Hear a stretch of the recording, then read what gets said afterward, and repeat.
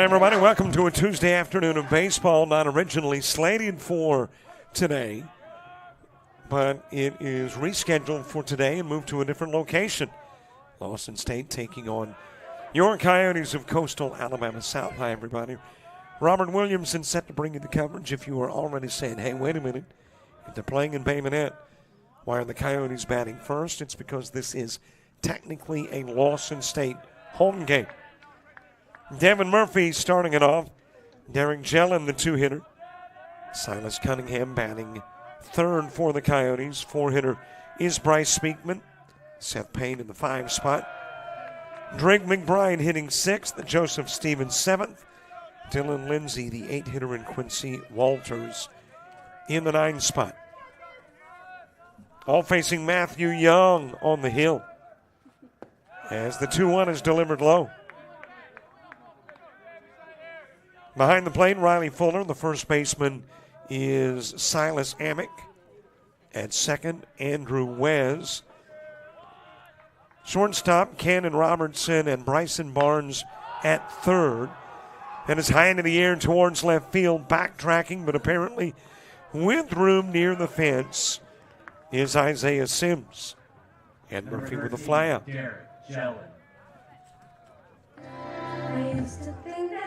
So there's one away. Derek Jellin coming to the plate. And right on cue as to where I was going to introduce Isaiah Sims. You were introduced to him as well in left field. Center fielder Jesus Mostig. And in right field, Devin Lee. One away, Derek Jellin, followed by Silas Cunningham. And a shot towards left. That'll be a base rip. Into the corner. Let's see if Jellin takes 2. He's on his way to second. He'll get there standing. So a 1-out double with a base runner on. Silas Cunningham coming to the plate. 2 big baseball and softball matchups going on simultaneously here. You got the Lady Coyotes in softball taking on Northeast Alabama. And obviously here in baseball, Coyotes and Cougars. Cunningham with an RBI chance. Low and away with the pitch. Bryce Speakman to the on-deck circle. Gorgeous day in Bay Minette. Not going to be that way the rest of the week necessarily. And as a matter of fact, already some changes for the weekend. A little bit inside with a pitch to Cunningham.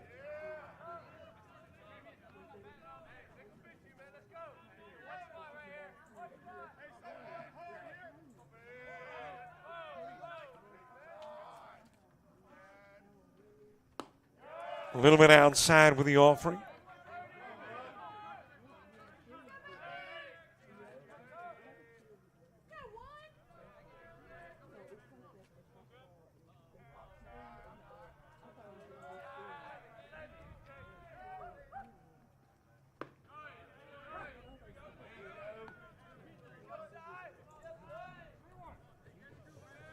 Three balls, 1 strike on Cunningham.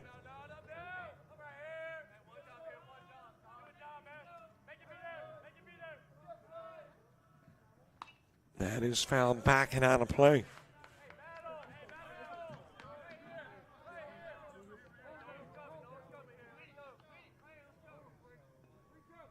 Got a base runner in scoring position, 1 away. Cunningham hitting. Speakman moving to the on-deck circle.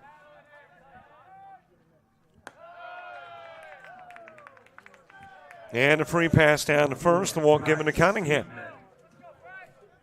And a couple of base runners are on.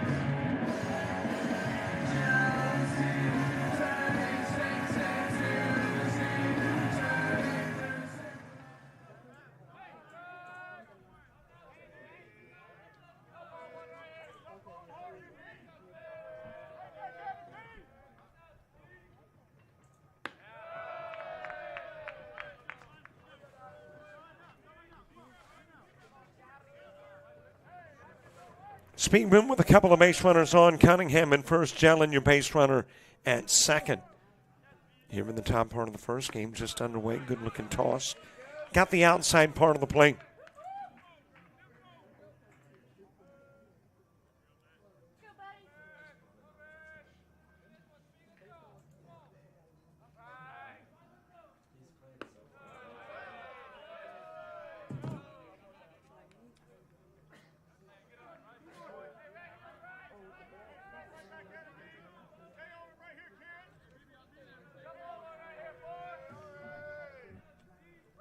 Two and offering. Speakman awaits. That pitch is just a little bit outside. And the count runs to 3-1. Young has already walked one. Cunningham, your base runner, over at first. Two aboard. Coastal trying to make a statement early in this one. In the top part of the inning. Safely back at second. Ahead of the throw is Jellin.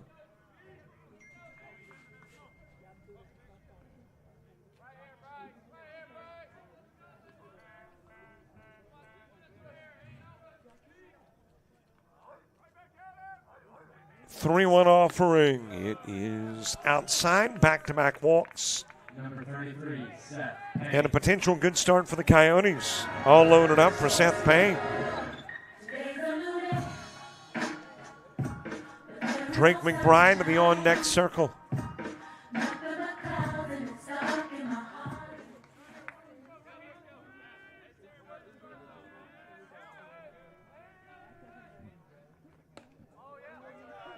A little bit outside of the zone with the opening pitch to Payne. Well, if Young is wanting to avoid an early game visit from the dugout, might want to get Payne. Of course, Payne is perfectly content with a free pass down to first. That would bring in Jellin over at third.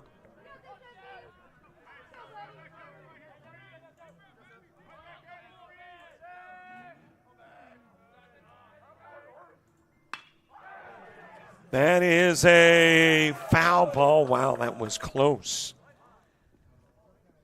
Down the line towards left field and just barely outside of the chalk.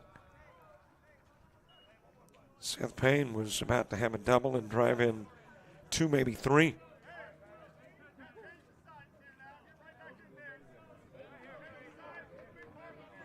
But instead, back to the plate with the 2-1 count. Drake McBride moving to the on-deck circle. That will be a base wrap, drops into left field. Jellin in to score. Cunningham given the green light. 2 RBIs, Seth Payne single. And the Coyotes get on the board early in this one.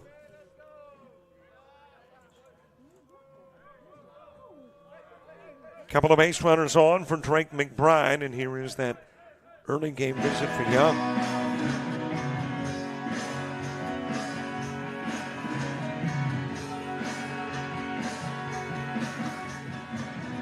So Young has faced 5, given up a double, a single, walked 2, and gotten 1 to fly out. And coach out of the dugout to come have a conversation.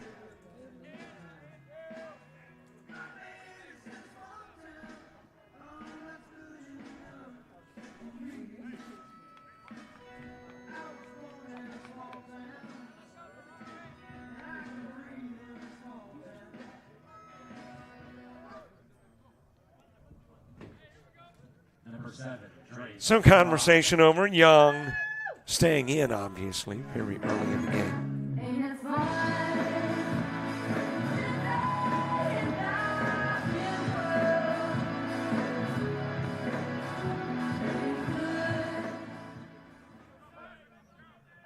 So Young's got a chore. It is to get a couple of outs before any more runs plate. And the Coyotes, well, they plan on scoring a lot of runs before going to the bottom part of the first. Stolen base by Payne. Couple of base runners in scoring position. Joseph Stevens to the plate.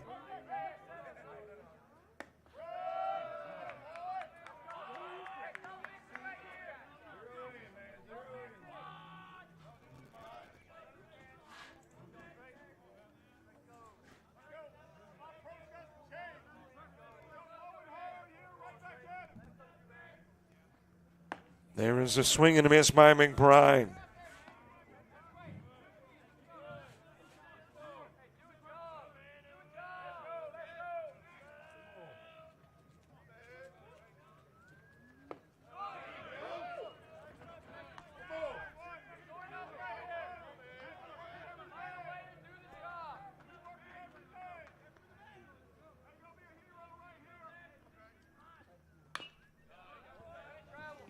Wrapped foul over in the direction of first. I make that third by Drake McBride. Joseph Stevens on deck, 2-2 count.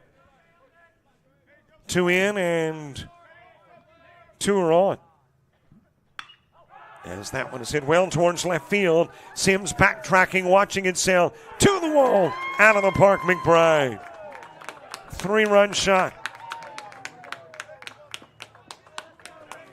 And the Coyotes making an early statement.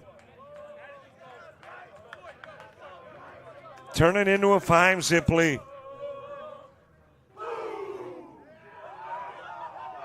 Number 3, Joseph Stevens.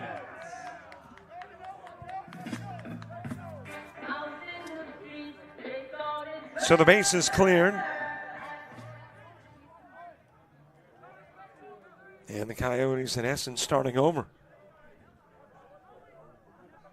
And Matthew Young realizing he's got to get Stevens or Lindsay to stay in the game.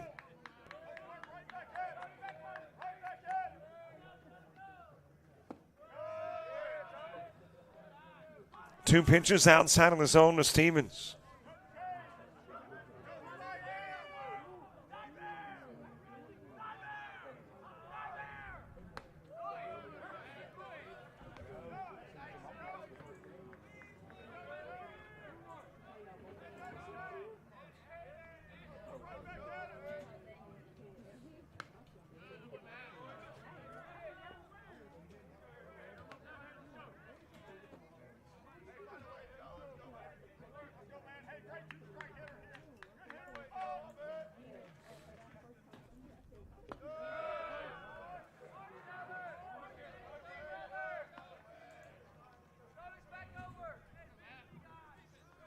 Three balls, couple of strikes.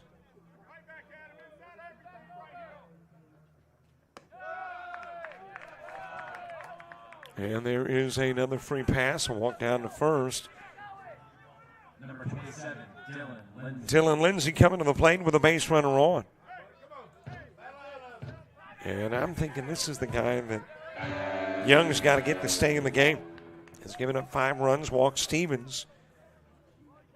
That is his third walk of the game. Has given up 3 extra base hits, a homer and a couple of doubles.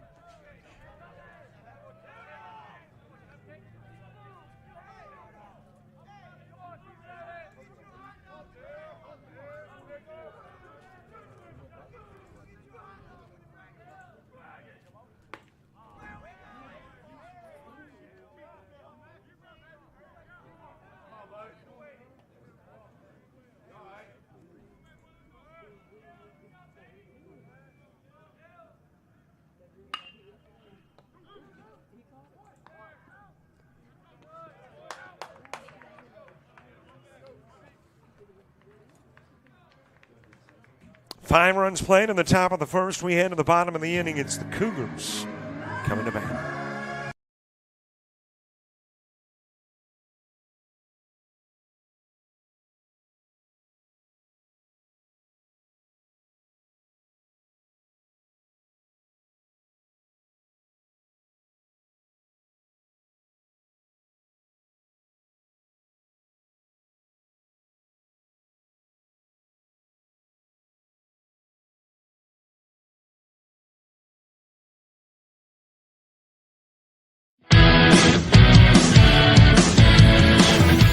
Frustrated. She's having trouble with her defensive player.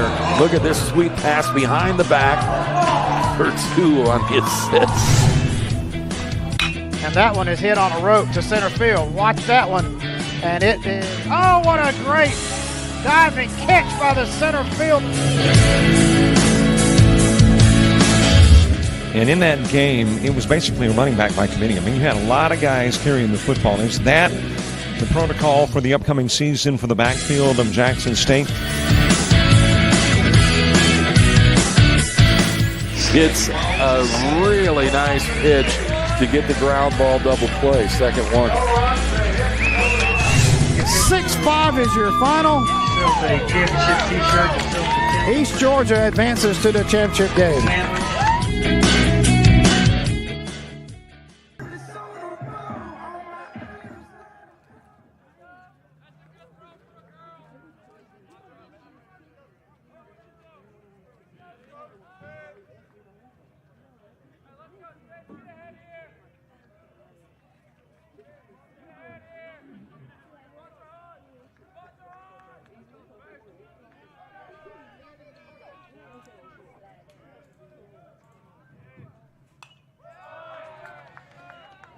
Nice top part of the inning. 5 runs played for the Coyotes, turn it into a 5-zip game.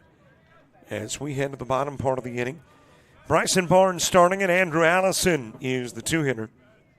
3-hitter Riley Fuller, Devin Lee in the 4 spot. Cannon Robertson hits 5th. Silas Amick is the 6-hitter. Isaiah Sims batting 7th. Andrew Wes is the 8-hitter. And Jesus Mostig is in the 9-hole. Spencer Nicholas getting the start on the hill for the Coyotes. His battery mate, Dylan Lindsay. At first, Seth Payne. Second baseman, Quincy Walters. At short, Derek Jellin. The third baseman is Joseph Stevens. Bryce Speakman in left. Drake McBride in center. And the right fielder is Devin Murphy. Shot foul over in the direction of left by Bryson Barnes. Couldn't help but think a little bit of Pete Rose with his stance at the plate. Kind of a little low crouch. As it is driven to short, Jalen Fields. And Barnes is out, number 1.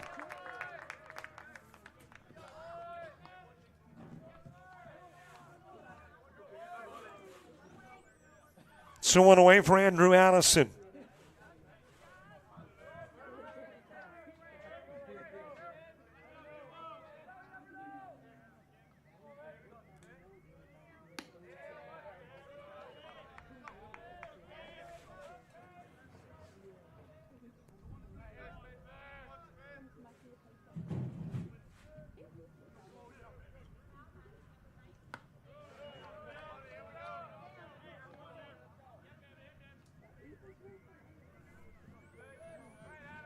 One out, nobody aboard. We're in the bottom of the first. 5 runs played in the top part of the inning. We'll play 7 unless it's a tie game in the end of 7, or if somebody's got a pretty big lead after 5. 2-1 pitch, swung on and missed, count evens.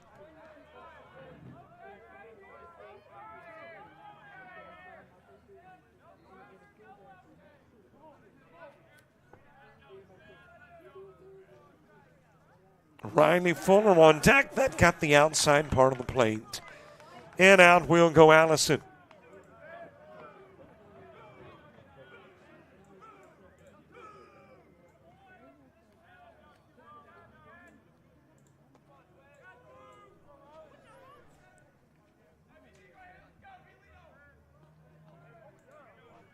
So 1 out. Riley Fuller to the plate.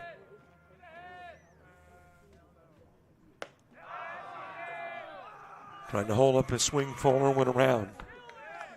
0-1, bottom of the order in the top of the second for the Coyotes. Quincy Walters, then 1 and 2, Devin Murphy and Derek Jellin, 2 up in the inning. A little inside with the offering to Fuller. Devin Lee on deck.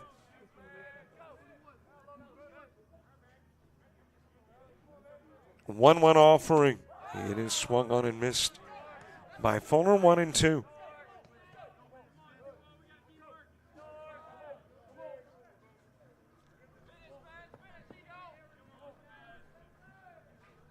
One-two offering from the lefty.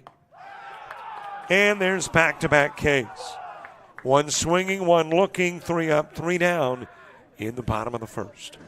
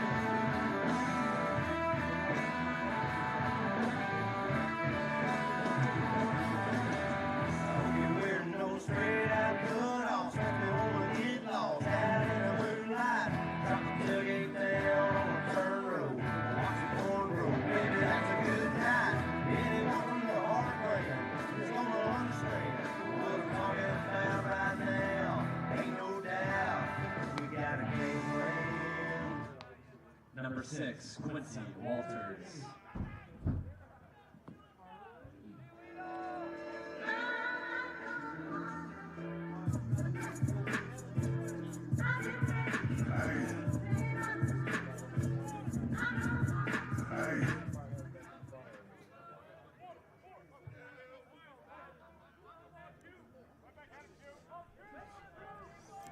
Top of the second, bottom of the order, Quincy Walters going after the first pitch. He will drive it towards the gap in left center.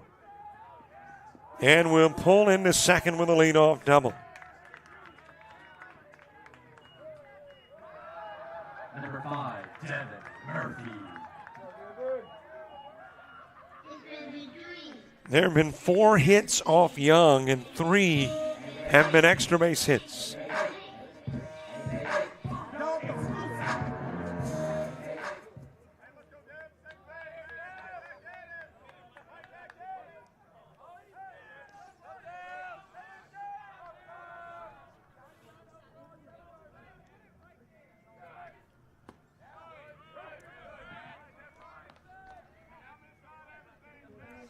Top of the order, Devin Murphy, who popped out to left field to the plate. Daring Jellin to the on-deck circle. Young's pitch a little bit outside, taking off for third, Walters, and there will not be a Riley Fuller throw.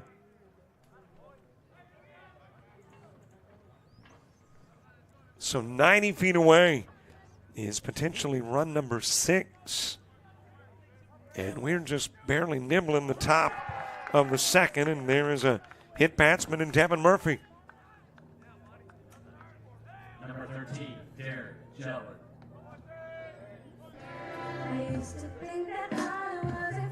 Runners on the corners. Matthew Young on the year, his 7th appearance. It's his first start. 0-1 with a save. 11 1/3 innings of work. 13 hits given up, 9 runs, 8 earned.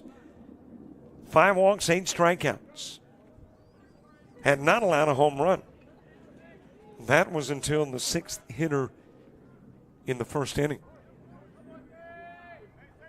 And Drake McBride sent a 2-run, make that a 3-run shot over the wall. That'll go to the screen. Here comes Walters from third. Murphy takes second.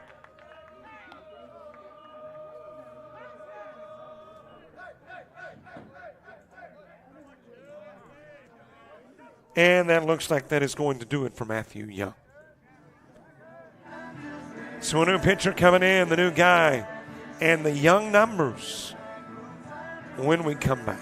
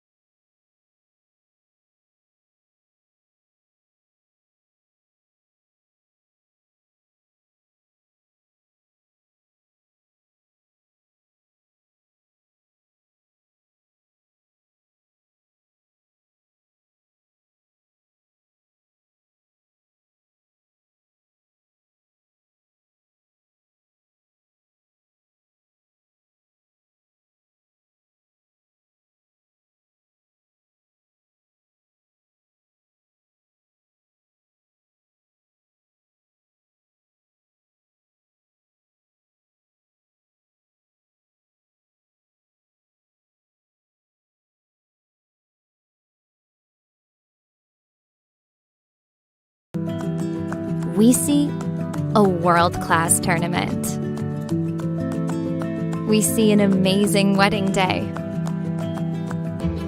An empty stadium becomes a music festival. We see a blank canvas. We're the people who bring the biggest events to life. Discover event planning at Coastal Alabama Community College.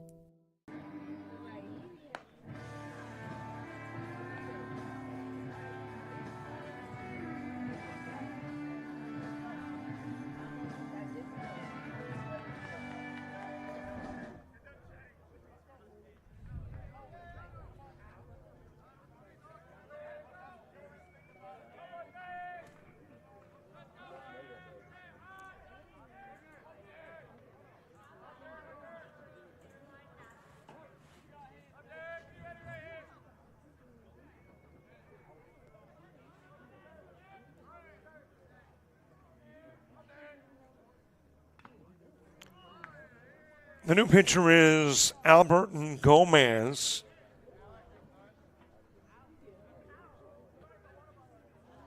Matthew Young will work a single inning, face 10, no strikeouts.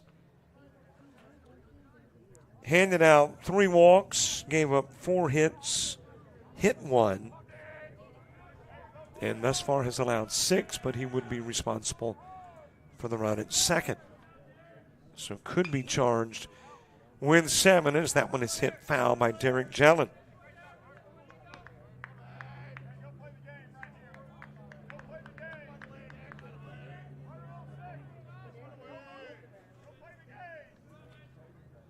One ball, couple of strikes on Jellin. Jellin with a double and a run scored in the first. Silas Cunningham is on deck. Well, I mentioned there's already a lot of changes for the week, including a game that was scheduled for Thursday, baseball-wise, moved to tomorrow. And that is the matchup with Coastal North, as that one is into center field, base hit for Jellin. And here comes Murphy Hall, RBI single for Jellin. Number 9, Silas Cunningham. Turns it into a 7-zip game and gives us the totals on Matthew Young.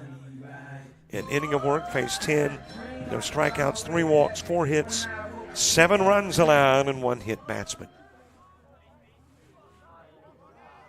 Silas Cunningham, who walked and scored in the first, back to the plate.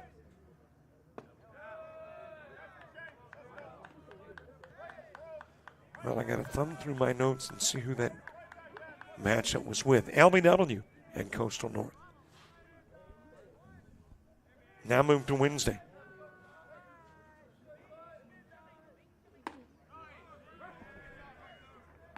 On the outside part of the plate with a pitch. And already the Southern Union Coastal South softball game on Thursday moved. It's been moved to Monday, the 17th.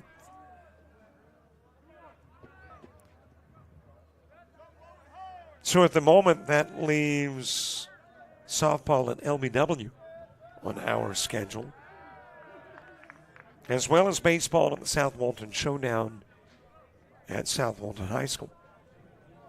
That one might go on because of the artificial turf.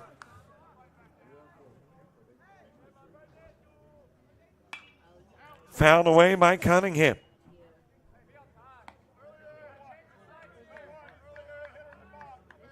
But a lot of changes.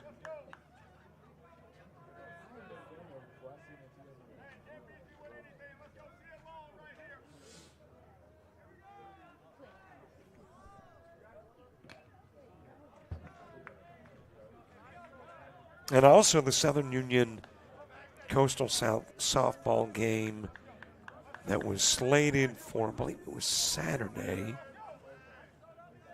But it's been moved too. So both the home and away dates for Coastal South softball has changed dates. Fouled away by Cunningham. And they are now playing on Friday and Saturday. Instead of, I think it was a Thursday, Saturday schedule, now a Friday, Monday. Friday, Monday instead of Thursday, Saturday. Pitch inside to Cunningham.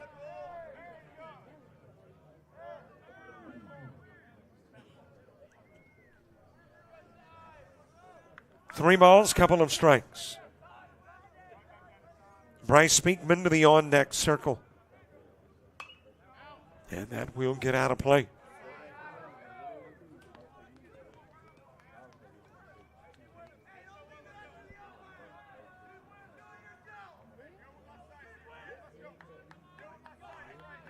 When you get to the bottom of the second, Lee Robertson and Amick for the Cougars, but the Coyotes in no hurry to move this game along into the bottom part of the inning. Wrapped toward short. Into field is Robertson. Gets the, well, doesn't get either out. Thought he might get the out at second. Didn't get it there, didn't get it at first.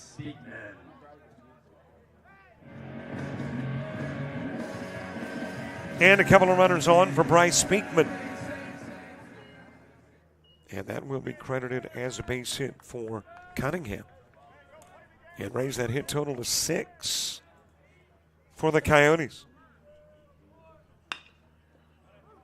Ground to Warren second. Wes is there. Gets it to first, just ahead of Speakman. And there's one away on the 4-3. 33, Seth Payne.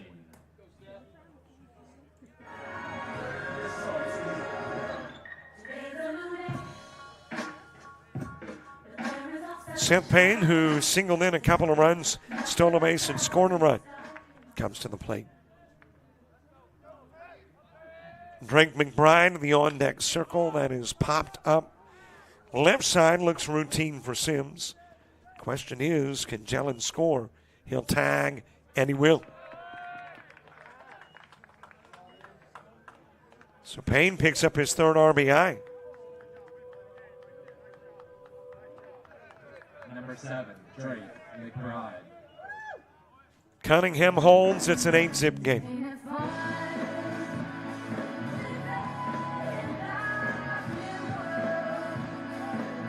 Drake McBride's had a pretty big day, too, a 3-run homer in his first at-bat, an inning back. Coming to the plate in the top of the second. A little high with the offering to McBride.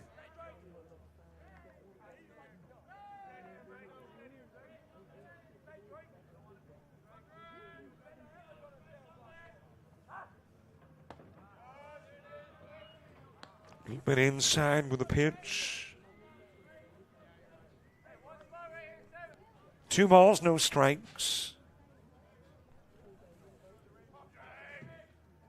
Alberton Gomez making his 6th appearance of the year. Has worked 7 innings, given up 4 hits, 3 runs, 2 earned. 2 walks, 6 strikeouts. ERA of 2.57. A little low in the Gomez pitch. 73 degrees in Bay Minette. Air quality 40 and good. The UV index 9 and very high. Winds out of the west-southwest at 5, gusting to 10. As McBride is given a walk.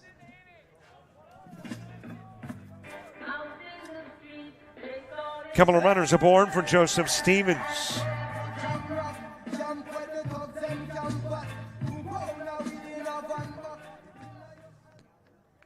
Dylan Lindsay to the on-deck circle. Visibility 25 miles, humidity 30%, sunsets just prior to 7. And the next significant rain on Thursday.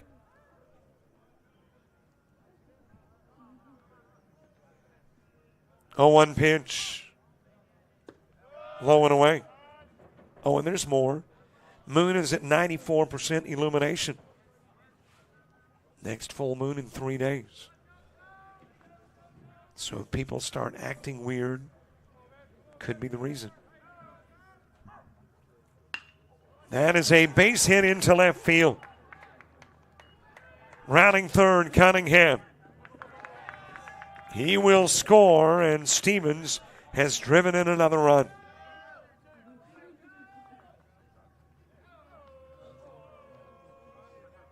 Number 27, Dylan Lindsay. RBI single for Stevens.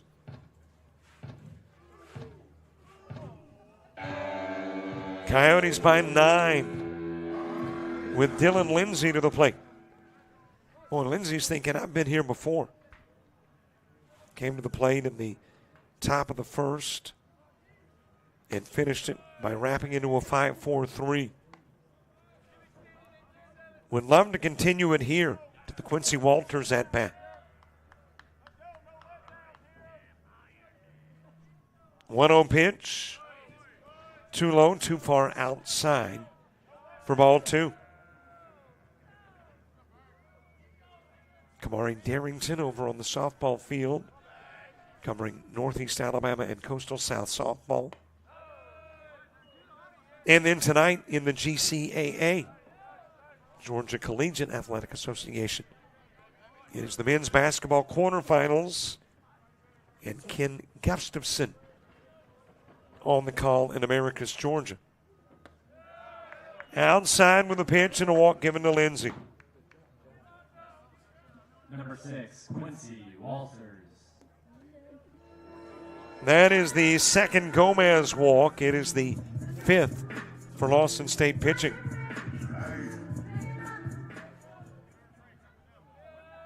And it is loaded for Quincy Walters.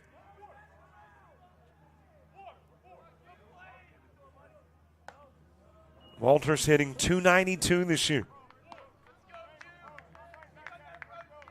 What a Coyote team as a squad hitting .248. Second consecutive inning, the Coyotes have loaded it. 2-0, big pitch coming from Gomez.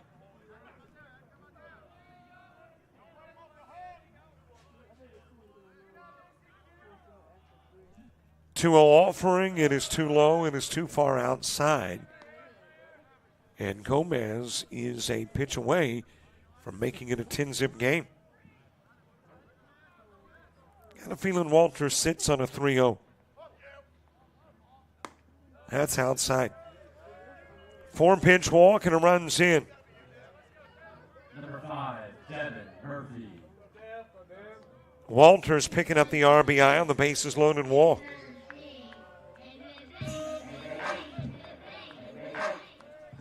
And it's got us back to the top of the order. A little bit outside with a pitch to Devin Murphy. That is 5 in a row now that have missed from Gomez.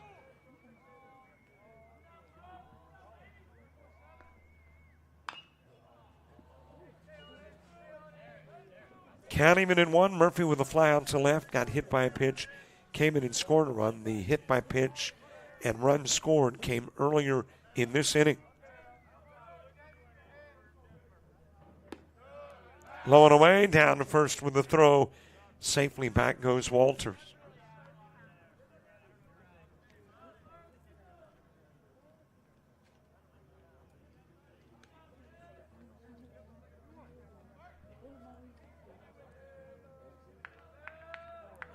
Two one pitch to Devin Murphy. Back to the screen to even the count up at 2.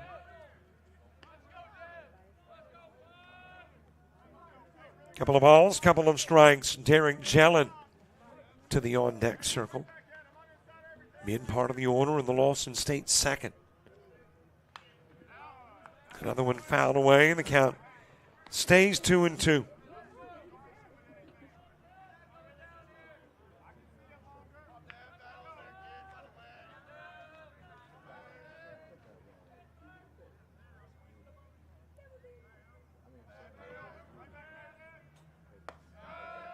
A little bit outside of the strike zone. Count is full.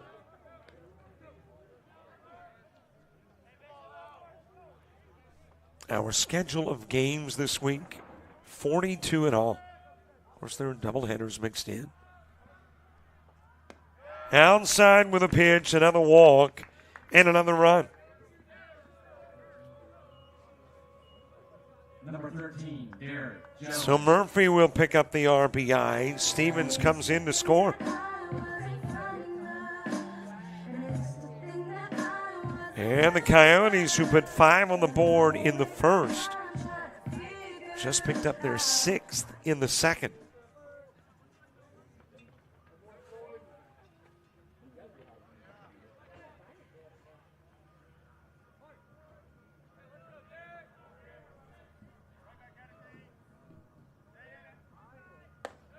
High and inside with the first pitch to Derek Jellin. Jellin has 2 of the Coyotes' 7 base hits.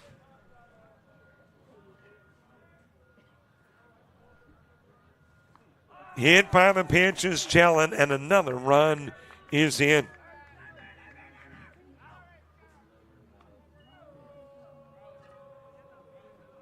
Number 9, Silas Cunningham. Still loaded for Silas Cunningham.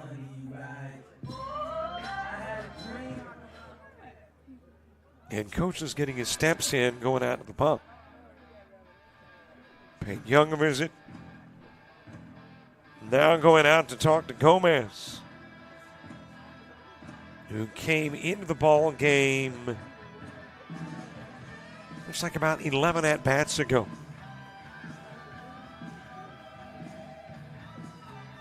And in those 11 at-bats has picked up 2 outs, 1 a sacrifice, the other the 4-3. The outs came back to back.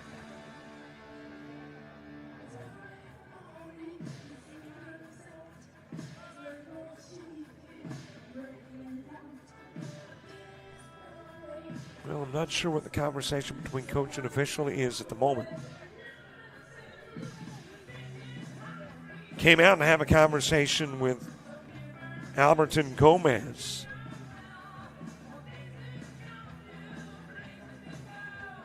And now is talking with the officials.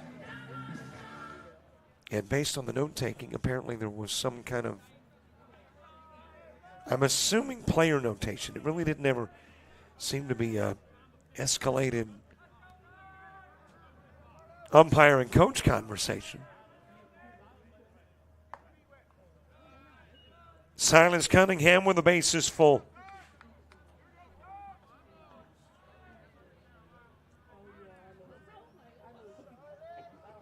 Cunningham a walk and a single. Bryce Speakman on deck.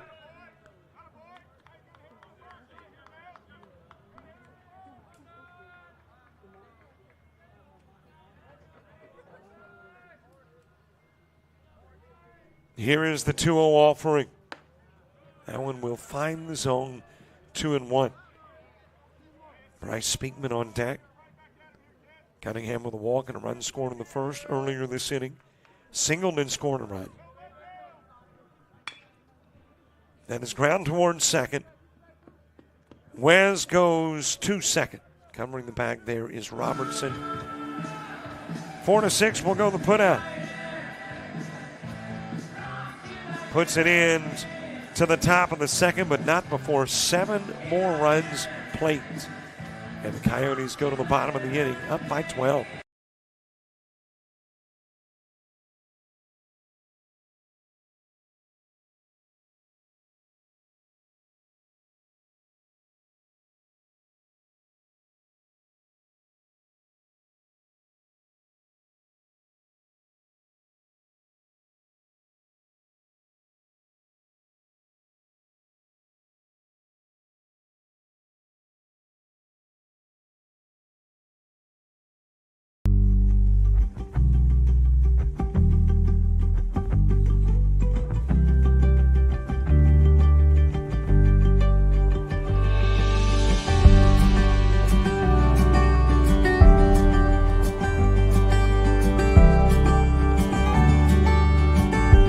Discover pastry baking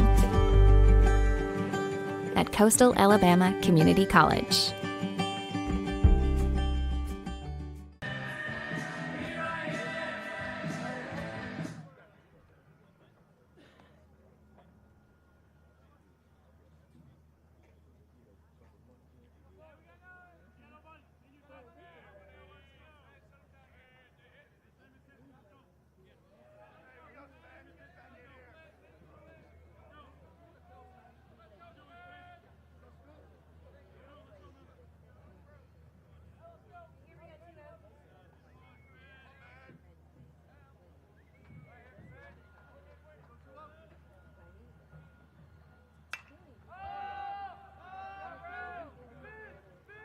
First pitch, bottom of the second, right side, in foul territory goes Murphy, and Devin Lee will fly out.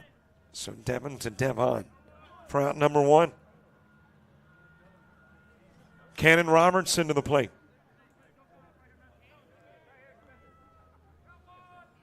Silas Amick to the on-deck circle.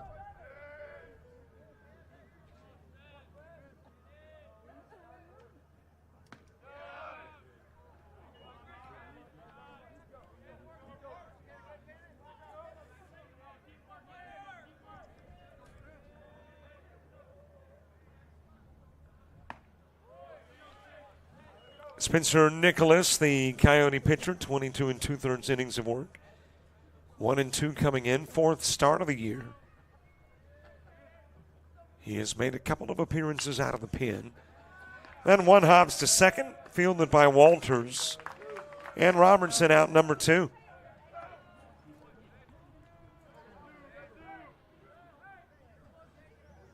Silas Amick next. 20 hits given up by Nicholas, 12 runs, 10 earned, 11 walks, 19 strikeouts. Has given up a couple of home runs. And the ERA just a nudge below 4.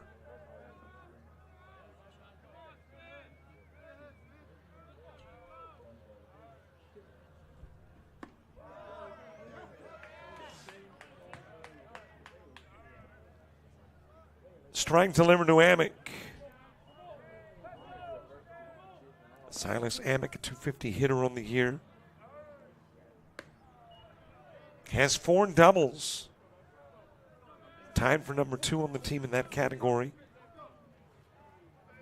Tied for the team lead in home runs.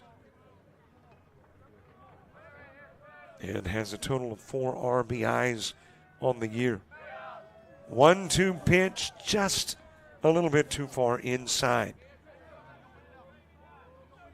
And the count will leave it up at 2.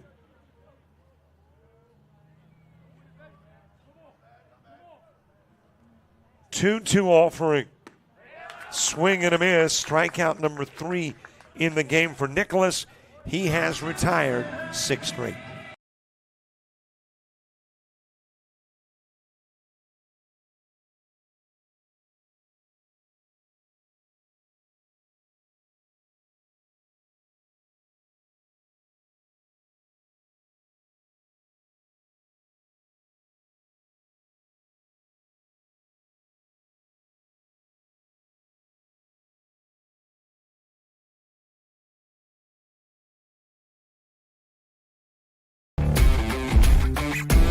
Think you need a 4-year degree to make good money?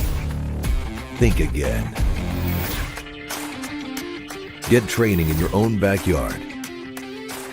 Master a skill to land a job fast. And start your path to a career that pays. So what are you waiting for? Discover aviation at Coastal Alabama Community College.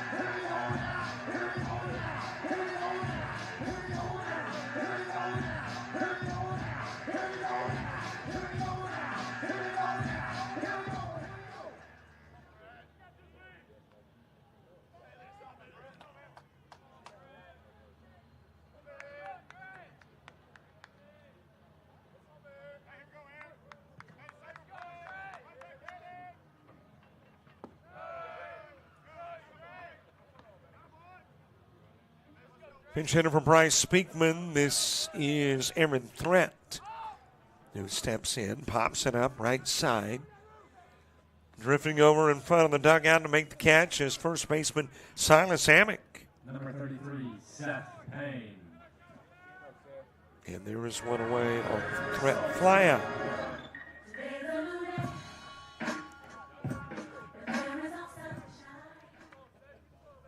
Got a new pitcher on the hill, by the way, for the Cougars. As this one is sent towards right field, but a nice catch made by Devin Lee.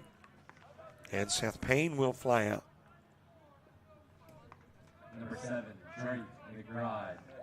Drake McBride to the plate. This Lawson State pitcher doesn't have any regular season numbers.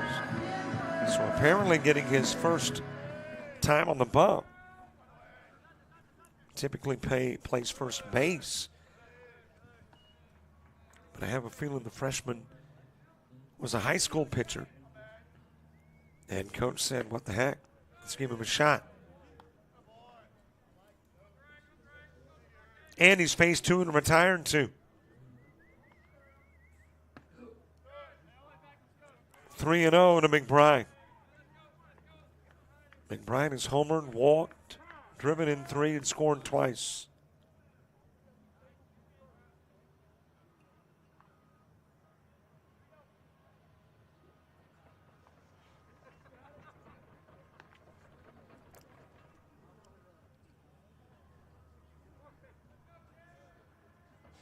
Here is the 3-0 offering. Got the inside part of the plate. I think maybe Gillian a little too fast with his delivery. As that high pitch will put McBride on. Number 3, Joseph Stevens. That is the 8th walk from Cougar pitchers. Numbers on Alberton Gomez. He worked an inning, faced 12. No strikeouts, 4 walks, 3 hits, 5 runs, and a hit batsman.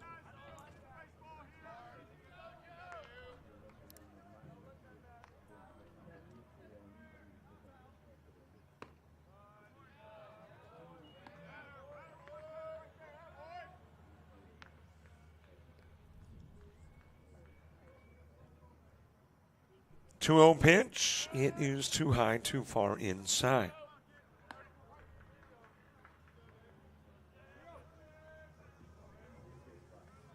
Baseball and softball this afternoon, basketball tonight here on JockJive. Off and running is McBride. The throw to try to get him winds up in center field, giving McBride another bag. Number 27, Dylan Lindsay. And to boot, you got the walk of Stevens. So back-to-back walks, runners on the corners. Dylan Lindsay to the plate.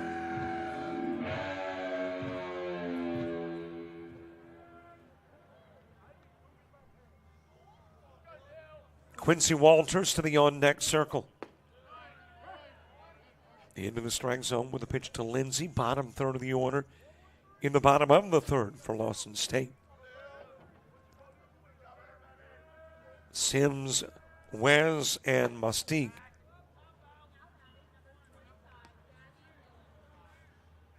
Count even in 1 on Lindsay, who was hit into a double play and walked.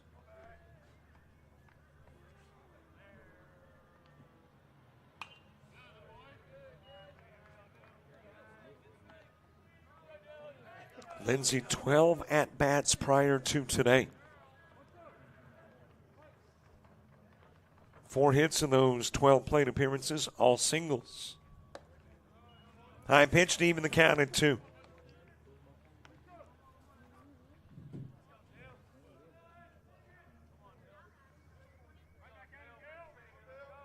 Two-two pitch, and that will pop Lindsay. Number 6, Quincy Walters. Third consecutive inning that a hitter's been hit, and the third consecutive inning that the bases have been loaded.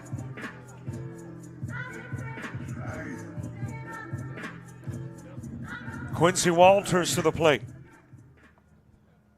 A .292 hitter with 8 RBIs. Picked up his 9th in the second inning with the bases loaded walk. And will roll back towards the screen. Coming in safely from third is McBride.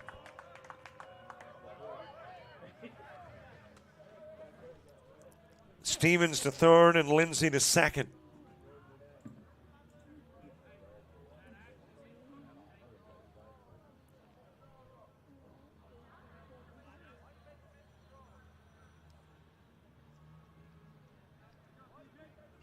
It is kind of unusual to see the umpire go out and talk to the pitcher. He's done it twice now in the inning with Carson Gillian.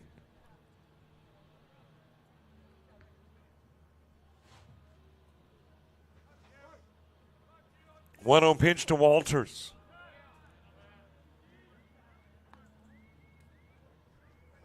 Coyotes have plated at least a run in every inning now. Right back up to Gillian. He'll flip it over to first. Get Walters on the 1-3, leave 2 on. 1 plates. We go to the bottom of the third. Coyotes by 13.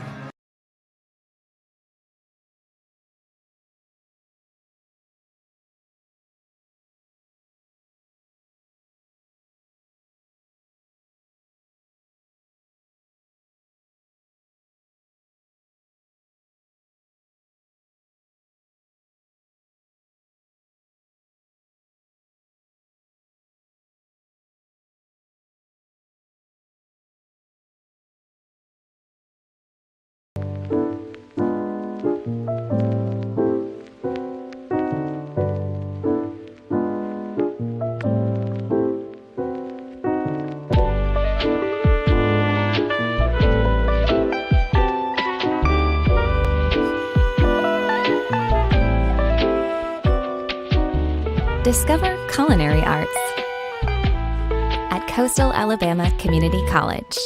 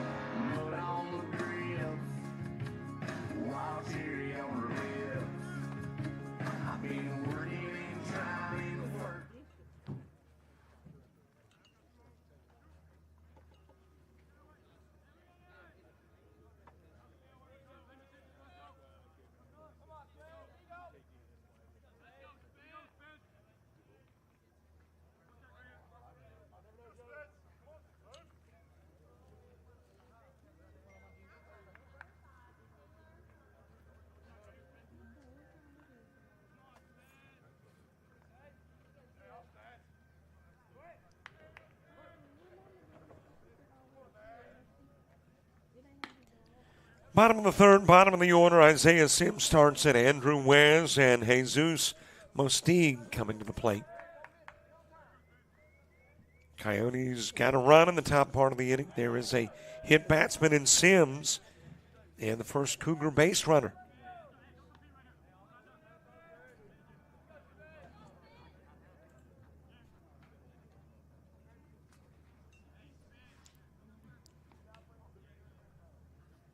So a runner on for Andrew Wes.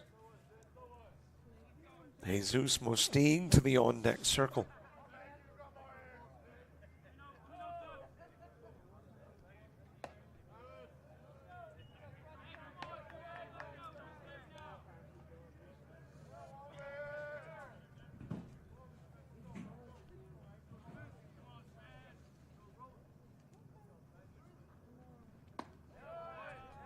On the outside part of the plate, Wes flexing that elbow, thinking about it, laid off the pitch.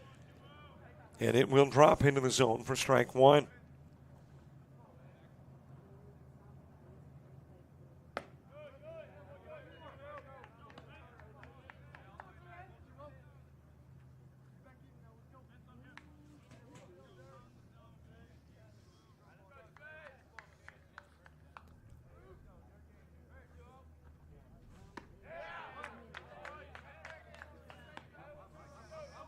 Count goes even at 2. Couple of balls, couple of strikes on Wes. Cougars with a base runner on, and that runner taking off for second. Got the swing, the miss, the stolen base, the strikeout of Wes. One away with a runner in scoring position.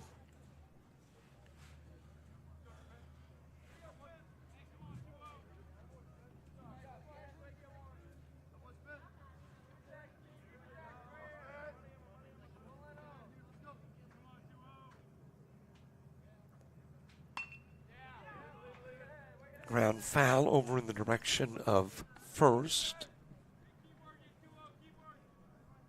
Jesus Mostig, top of the order, moving to the on-deck circle, Bryson Barnes.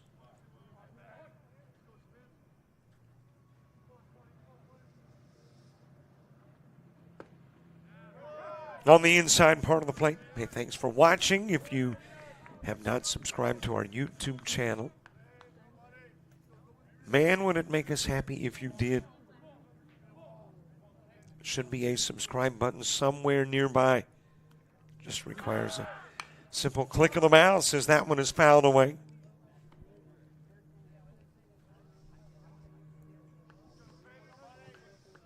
The goal by the end of the month is to get to 6,500. I think we are somewhere in the neighborhood of 61.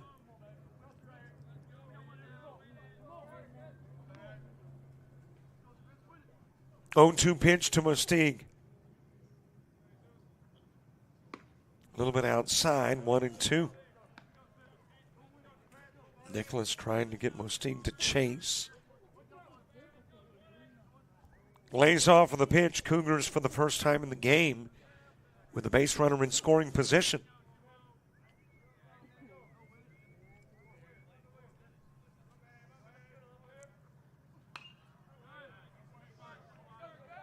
Bryson Barnes on deck. Top of the order coming to the plate when you begin the fourth inning for the Coyotes.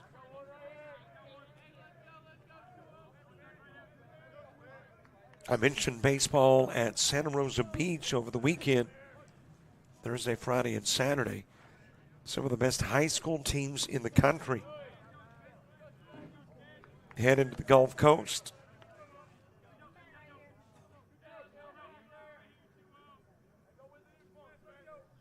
And we'll have coverage of 4 games Thursday, 4 Friday, 3 on Saturday. Headed towards third, Sims, a strikeout of Mostig. And a base runner 90 feet away with 2 gone.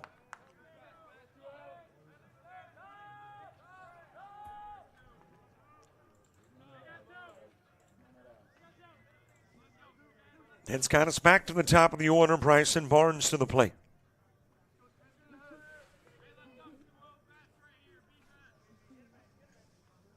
Barnes ground into a 6-3 in the first. On the inside part of the plate with the pitch to Barnes.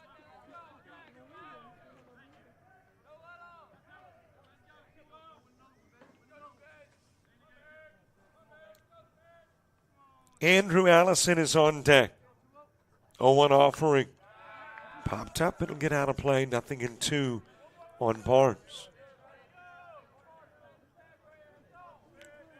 A little more pleasant today as compared to what was Sunday, I think. I was doing softball in Milledgeville, Georgia, and it was 57, felt like 50. Cloudy and rainy. Into the dirt, but it rolls towards third. So Sims wisely stays on the bag there. Today, temperatures into the 70s. Plenty of sunshine. Gorgeous afternoon in Bay Minette.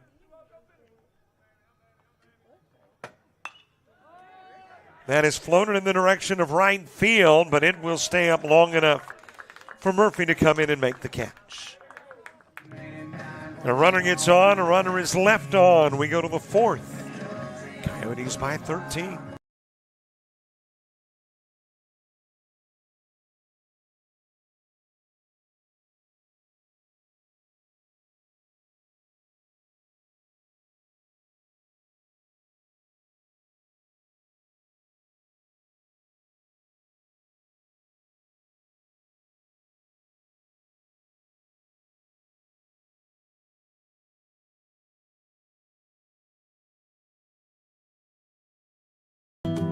You see an empty field. We see a world-class tournament. We see an amazing wedding day.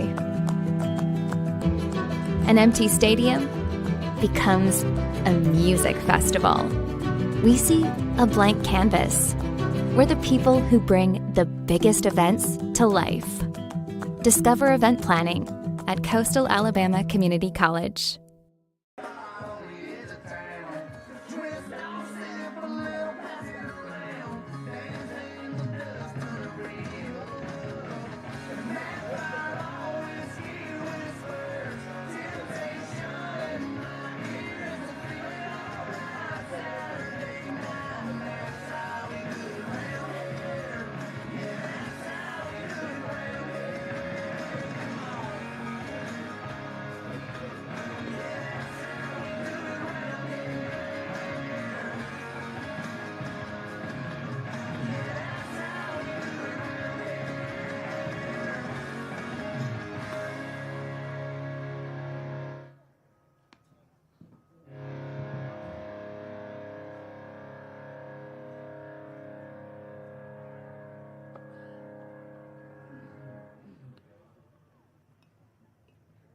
Number 18, Dom Negron.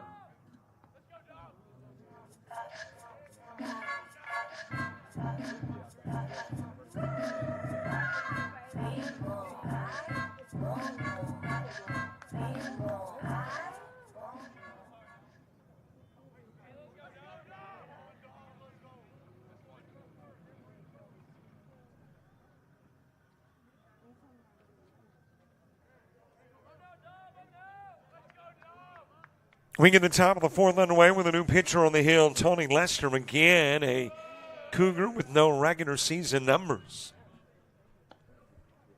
So apparently a first appearance for Lester. Facing a pinch hitter as well, Dominique Negron. Negron has appeared in 4 games.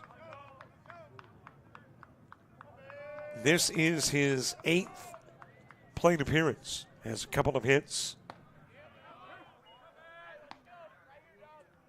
4 walks, 5 strikeouts. 286 hitter. 2-1 pitch. It is popped up left side. And that'll get into the pin, out of play.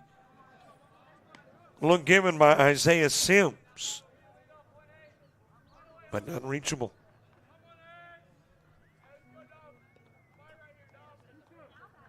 So Negrin back to the plate. The numbers on Carson Gillian, who worked the third inning on the hill for the Cougars. Phase 6, no strikeouts, 2 walks, no hits, 1 run, 1 hit batsman. That has been the common thread between Cougar pitchers today. They've hit 1. Popped up and out of play over towards the dugout at first. Young hit 1, Gomez hit 1, Gillian hit 1.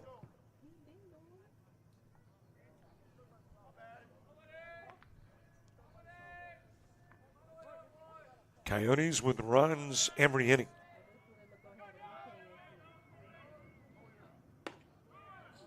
Well, that nearly got him. And it is 3-2.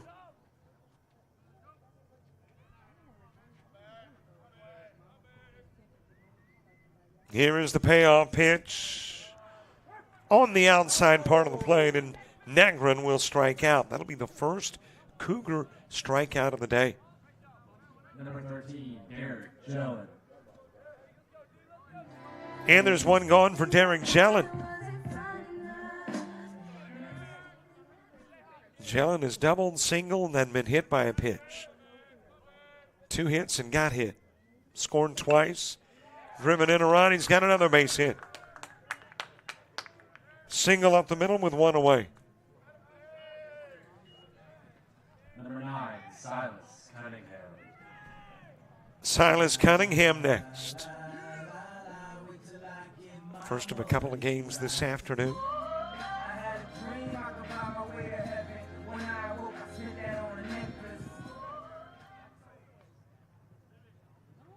Tomorrow's schedule, let's see, it's changed. At LBW Coastal North Baseball, Kamari Darrington will be on the call there. As that is hit well in the direction of left center field, all the way to the fence on the 1 hop. Cunningham on his way to second. Here comes Jellin. He will score, and it's a 14-zip game. Number 23, Aaron Brett.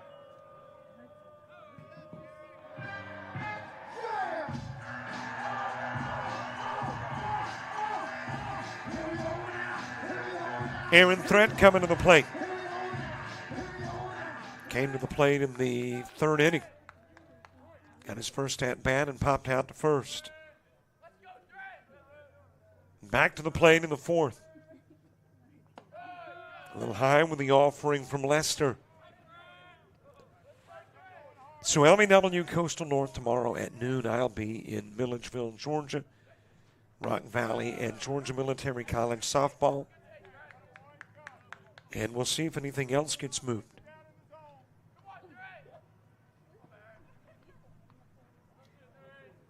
One pitch. And it is 2-1. Really the only thing left to move outdoors is the Coastal North LBW softball doubleheader. There is a walk to Threat. Cunningham tagged out trying to steal third.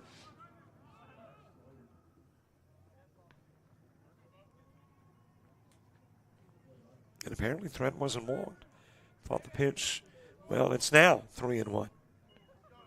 But we do know Cunningham was caught stealing.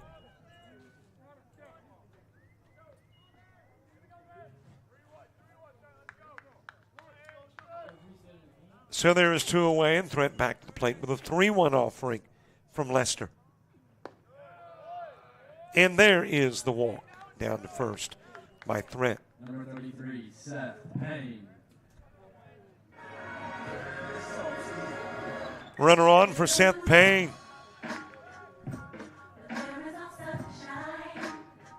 Payne with a single, a sacrifice, and a flyout. Coyotes looking to raise that conference mark to 3-0. And the overall record to 8-11. Ground to short, unassisted to the bag. At second goes Robertson. And there's a runner stranded and a runner in. We go to the bottom of the 4, 2, 3, and 4 in the Lawson State order coming up.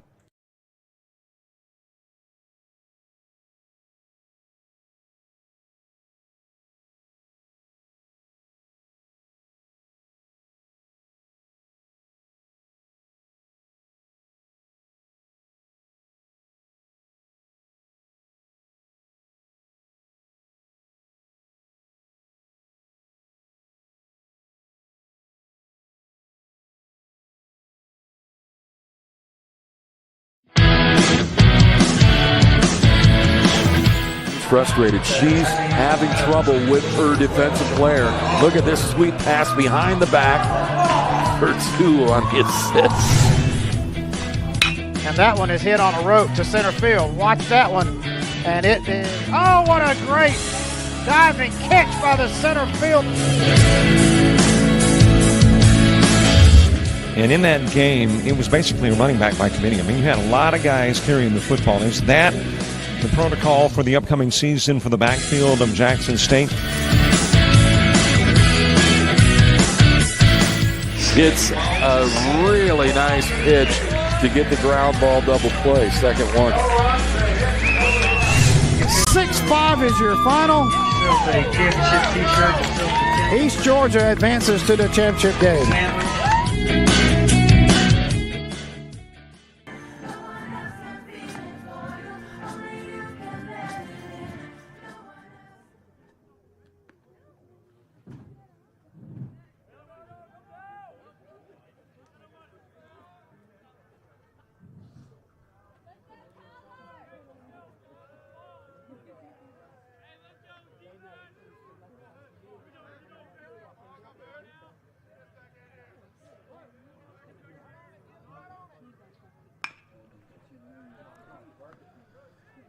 First pitch, bottom of the 4th. Andrew Allison sending it to short. And Jellin to first, a pitch in and out in the bottom part of the inning. The new pitcher is Tyler Zawacki. Spencer Nicholas will face 10 in 3 innings, as that one is fouled out of play by Fuller.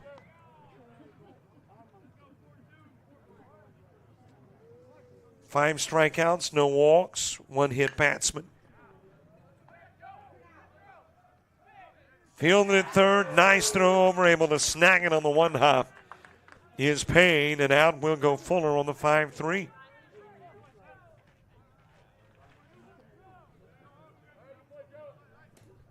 And there's 2 gone. 3 innings of work, 10 faced, 5 strikeouts, no walks, no hits, 1 hit batsman, no runs allowed. Pretty nice 3 innings of work for Spencer Nicholas.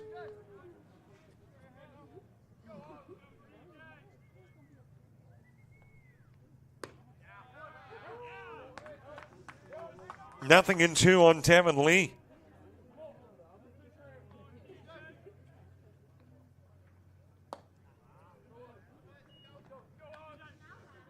Lee with a fly out to right field in the 2nd.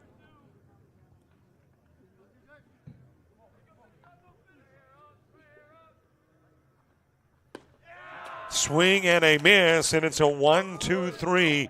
Zawacki, bottom of the 4th.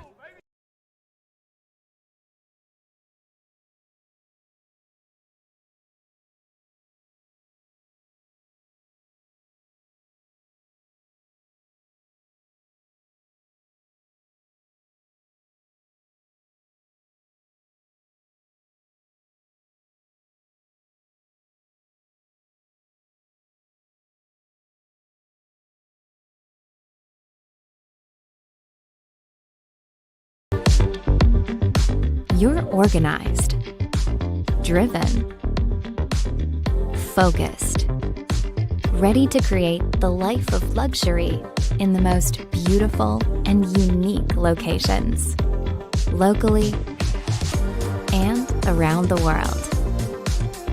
Discover hospitality management at Coastal Alabama Community College.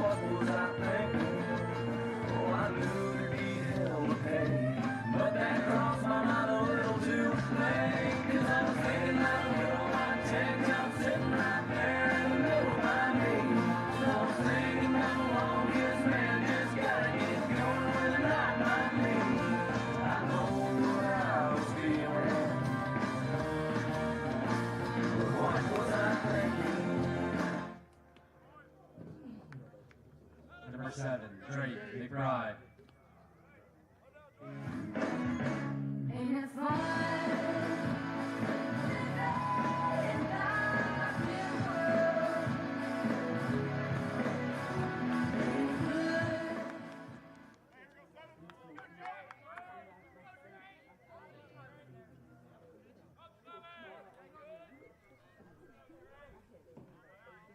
Top of the fifth gets underway. Drake McBride starts it. Joseph Stevens, Dylan Lindsay due up in the inning, too.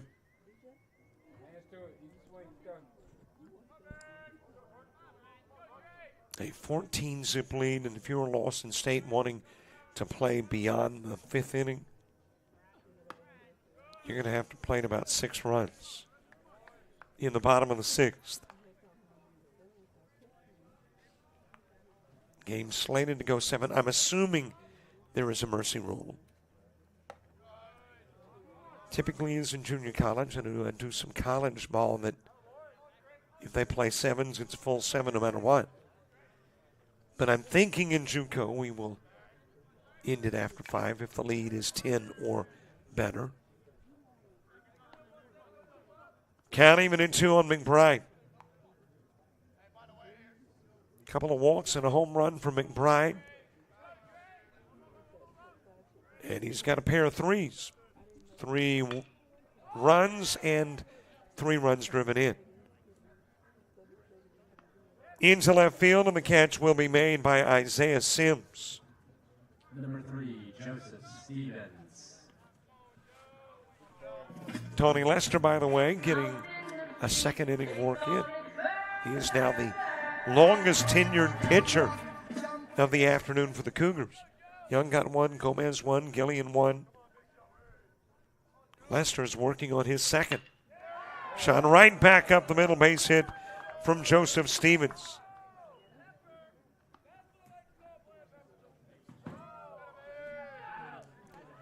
Tenth hit of the game for the Coyotes.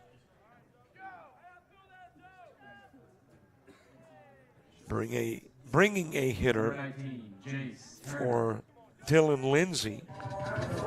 This is Jace Turner.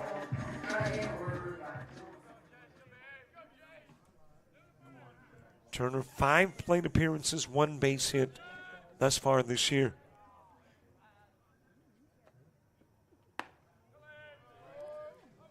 Outside with a pitch to Turner.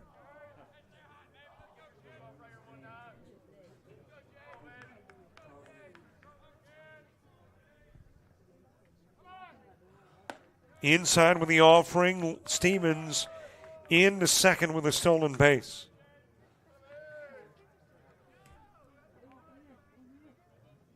And for Stevens, that is his 4th stolen base of the year.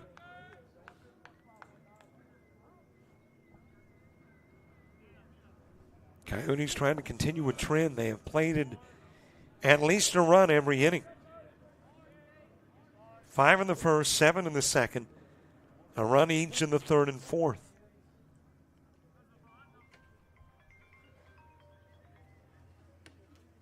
Three-0 pitch outside, and Turner is walked. That'll be the first time this year Turner has accepted the free pass.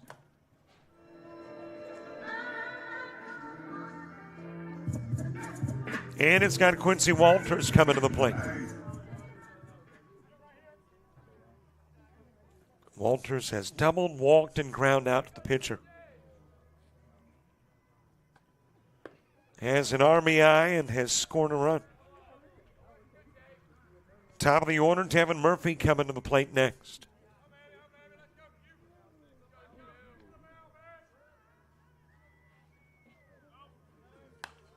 That will get out of play.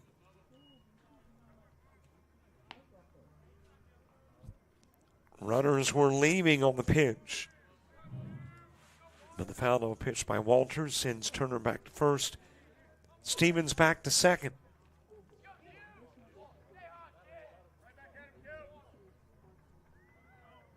Those runners go again. Throw going to second. In safely with a stolen base. Turner, obviously Stevens, safe at third.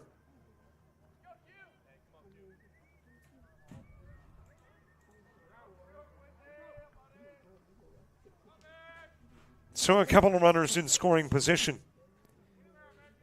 Quincy Walters, a double, a walk, a ground out. He'll ground out to Wes at second, but that will bring in Stevens. So a second RBI for Walters. Number 18, Dominic Negron.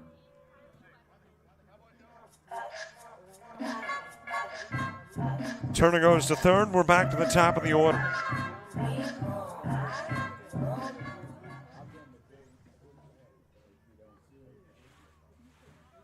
And back to the plate for a second appearance is Dominic Negron. Struck out looking in the fourth. And the Coyotes indeed putting a run across every inning.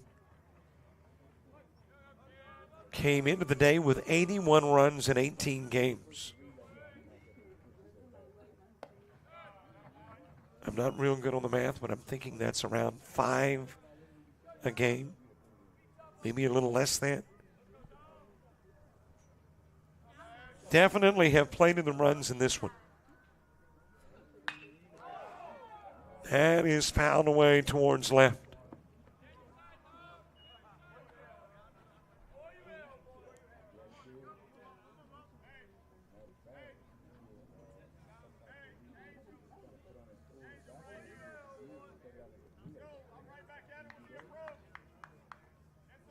Negron came into the ball game from Murphy in the fourth.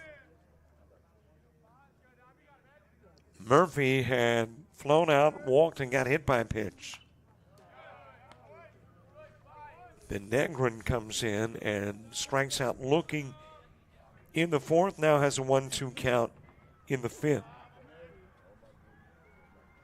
And both Murphy appearances have been against Leicester.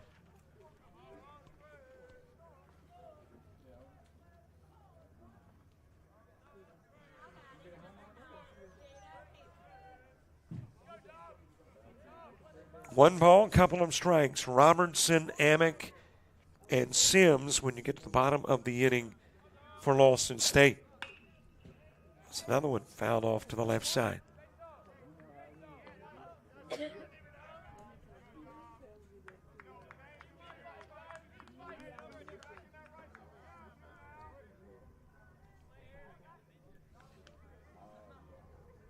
One ball, two strike offering. Just a little bit outside. Leicester trying to nibble the edges. Didn't miss it by a whole lot.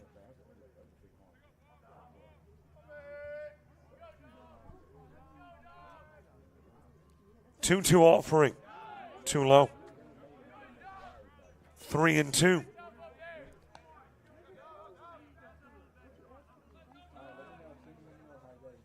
Derek Jellin is on deck.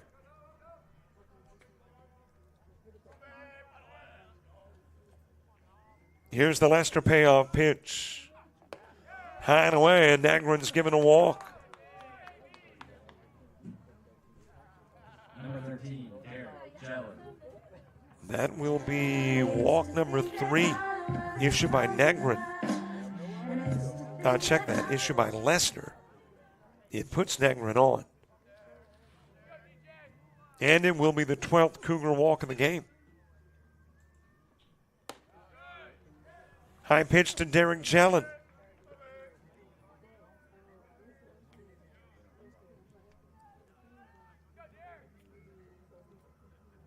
It's been a pretty nice day for Jellin.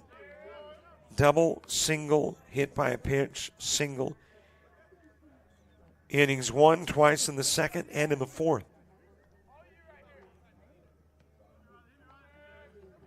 2-0 pitch to Jellin.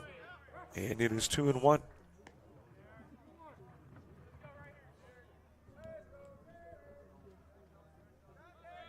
By the way, in between games, we leave the link live and the cameras up.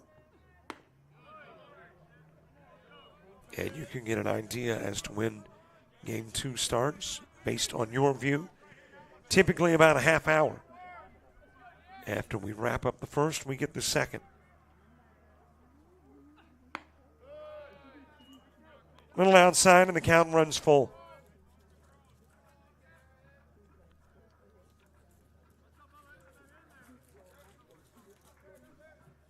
Here is your payoff pitch. That is sent towards right field. Back to the fence goes the shot that will drive in Turner. It will drive in Negrin. And Jellin with a couple of RBIs standing at second. Number 9, Silas Cunningham.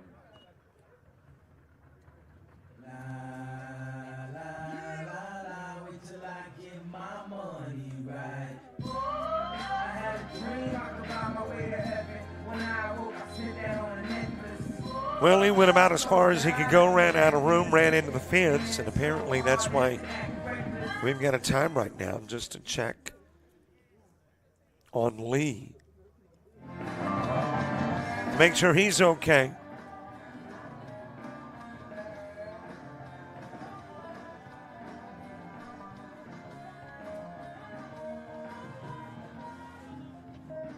And coach coming to check on his right fielder, and apparently he is coming out of the game.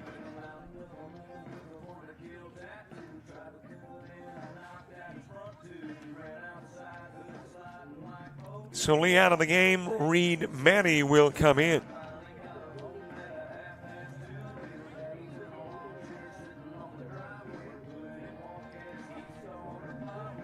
And Manny, your new right fielder.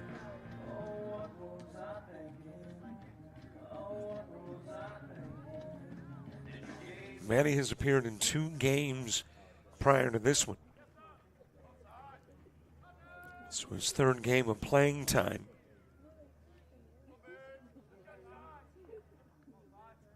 Silas Cunningham to the plate. Base runner at second is Jellin. And it's hit towards the gap, left center field. It will travel. Wow, what a great catch. Looked like it was going to make the gap and able to make up room. Was left fielder Isaiah Sims. Catches up with it, denies Cunningham extra bases, and denies Coyotes extra rights.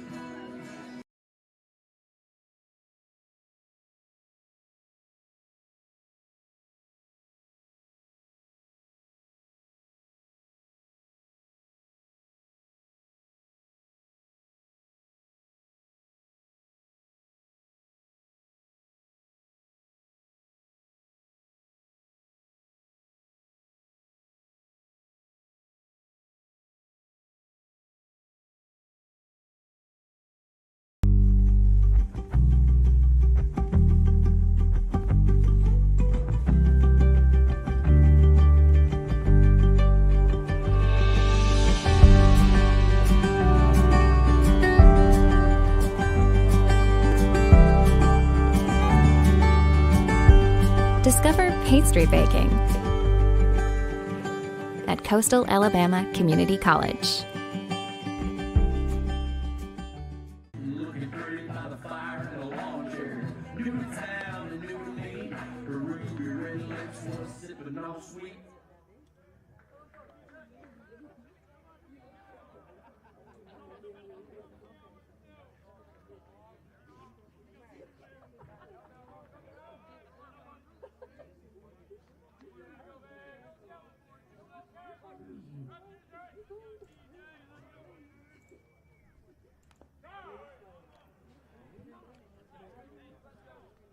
Bottom of the 5th gets underway, and Robertson gets hit by the Zawacki pitch.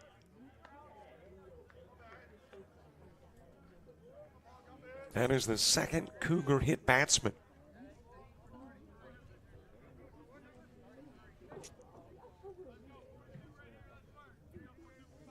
Nicholas hit the 7th he faced, and Zawacki will hit the 5th that he faces.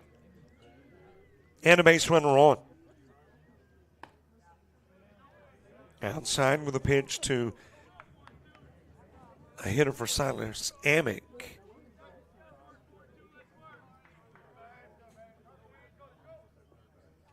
This is William Elrod. Grounds into short, only play at first. He'll get the out there.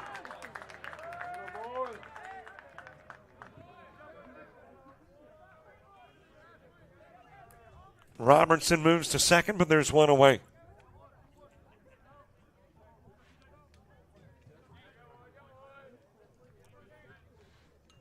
Isaiah Sims to the plate. He's the other base runner for the Cougars. Got hit by a pitch in the third. Stole second and third. A little inside with a pitch to Sims. Andrew Wes to the on-deck circle.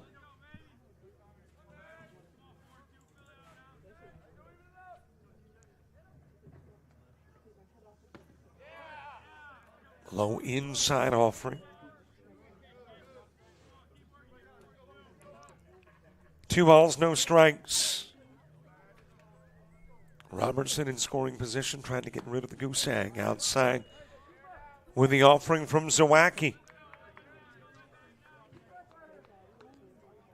Coyote pitching has not issued a walk yet. But Zawacki is running to 3-0. And there is a 4-pitch walk to Sims.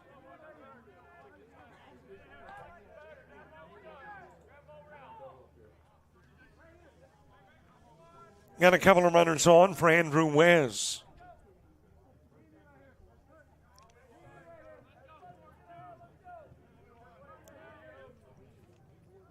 Wes, one of 5 Nicholas strikeouts.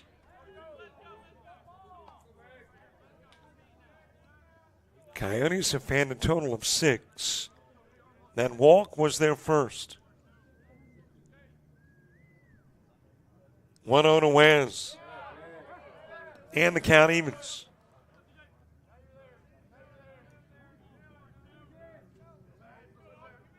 Well, again, unless there's no mercy rule, we're going to have a big bottom of the 5th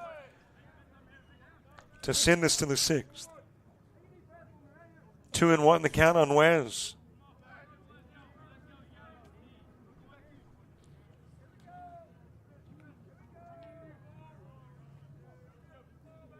Two-one pitch. It is ground to third. Got the out at third as Stevens steps on the bag and turns the double play.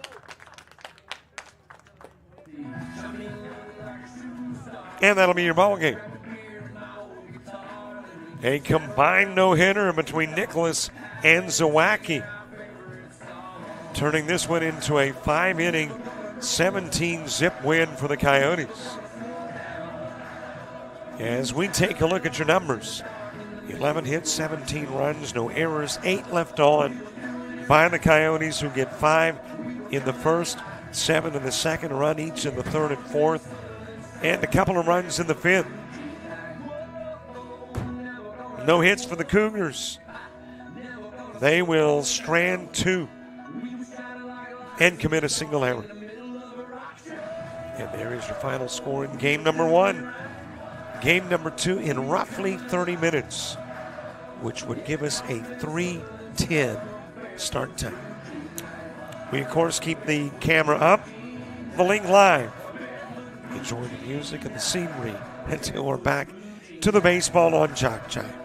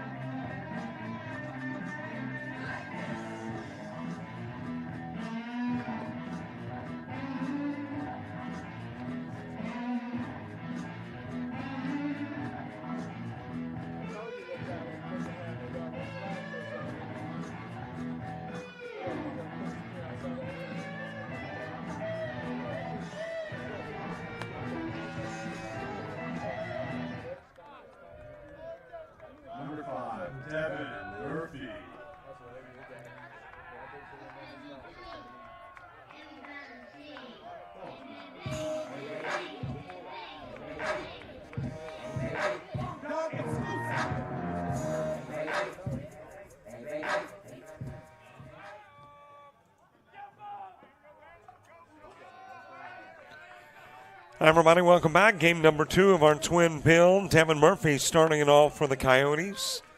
Big win in the opening game, 17-zip. Coyotes hogged all the hits, the runs, and didn't give out any hits. And you got a hit batsman, Devin Murphy, to start things off for the Coyotes in game number 3 of this series.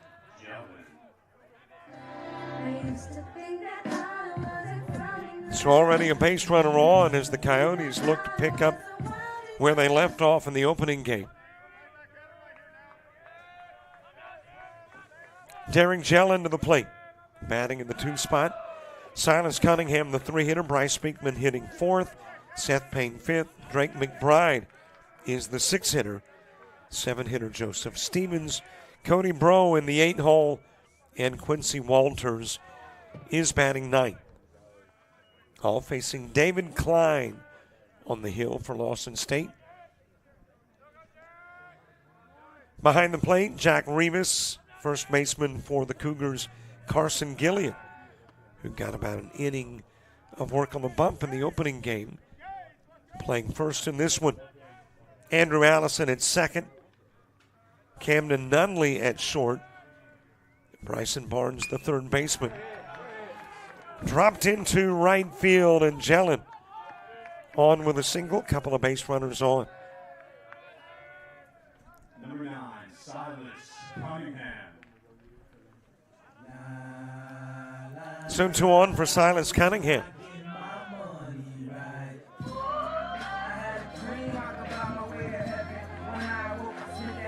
Bryce Speakman to the on-deck circle. Cougar outfield, Isaiah Sims in left. Jesus Mostig in center, and the right fielder is Riley Fuller.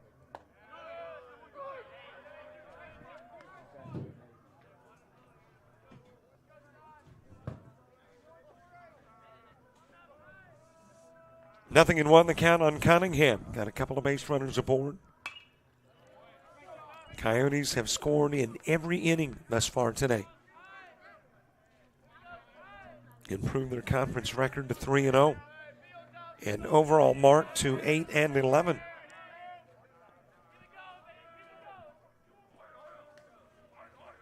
Oh, 2 pitch to Cunningham, fouled away. Well, another change in our schedule for this week. Thursday's LBW Coastal North softball moved to Friday. And of course, already LBW Coastal North baseball moved to tomorrow. And Southern Union, is that a slap towards left? But right to Isaiah Sims. Number 4, Bryce Speakman. Southern Union Coastal South softball already changed this week.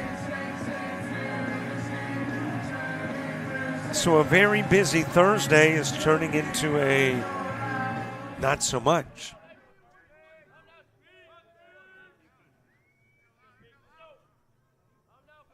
Bryce Speakman followed by Seth Payne.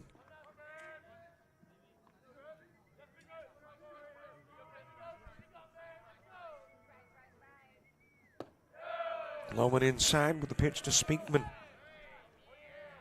Gorgeous afternoon here in Bay Minette.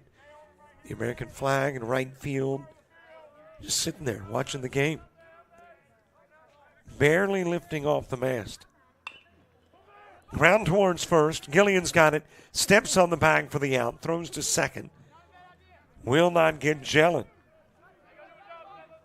Murphy, meanwhile, to third.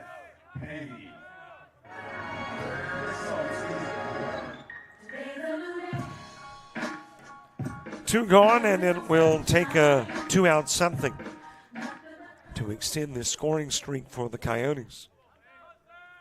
Got a runner in third, Seth Payne to the plate. Drake McBride to the on-deck circle.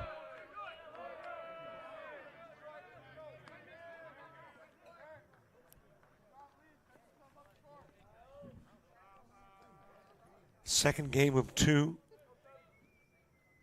And it is officially a home game for Lawson State. They'll play in Bay Minette.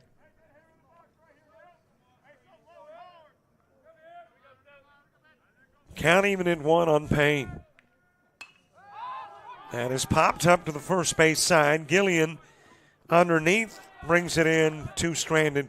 Nobody scores. A scoreless top part of the inning for the first time today. We go to the home half.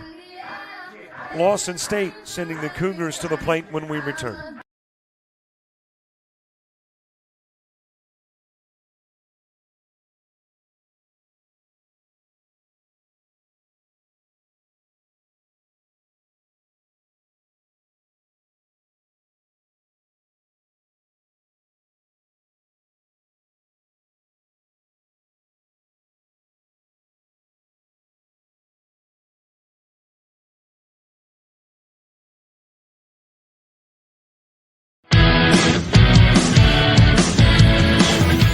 Frustrated. She's having trouble with her defensive player. Look at this sweet pass behind the back for 2 on the assist. And that one is hit on a rope to center field. Watch that one. And it is, oh, what a great diving catch by the center field.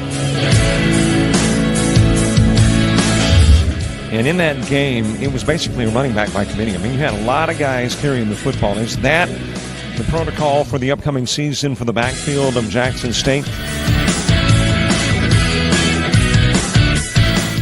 It's a really nice pitch to get the ground ball double play. Second one. 6-5 is your final. East Georgia advances to the championship game.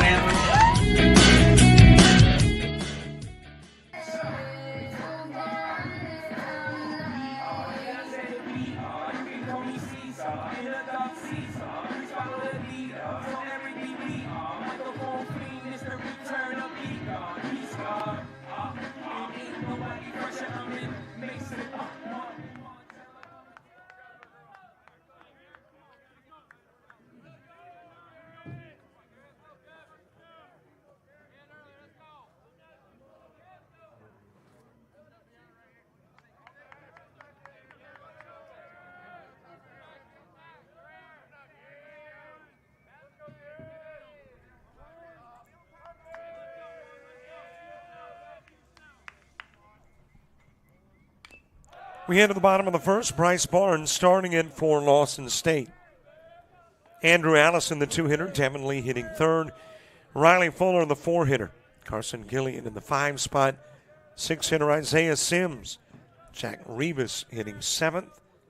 8-hitter Jesus Mostig. And Camden Nunley is batting 9th. Garrett Albright on the hill for the Coyotes. Behind the plate, Cody Bro. And first, Seth Payne. Second baseman, Quincy Walters. Derek Jellin at short, and the third baseman is Joseph Stevens. As that one is floated to left field. And there's plenty of room for Bryce Speakman. Barnes with the fly out for out number 1.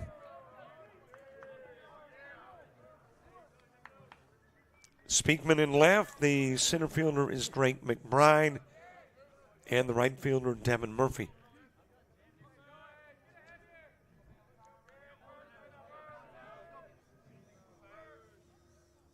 Andrew Allison. Another one towards Speakman. This time, not as far to run. 2 flyouts to left, and there's 2 gone.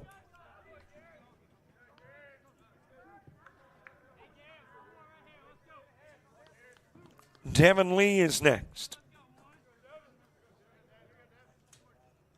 Riley Fuller moving to the on-deck circle. Bottom of the first. Second game of 2, opening game, a Coyotes win, 17-0. And the Coyotes won today in the opening game of the softball doubleheader, 6-4 over Northeast Alabama. And their game number 2 underway as well.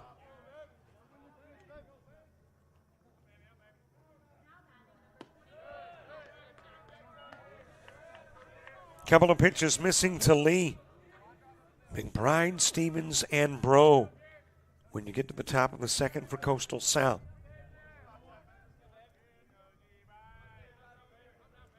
2-0 pitch. Ground foul in the direction of third.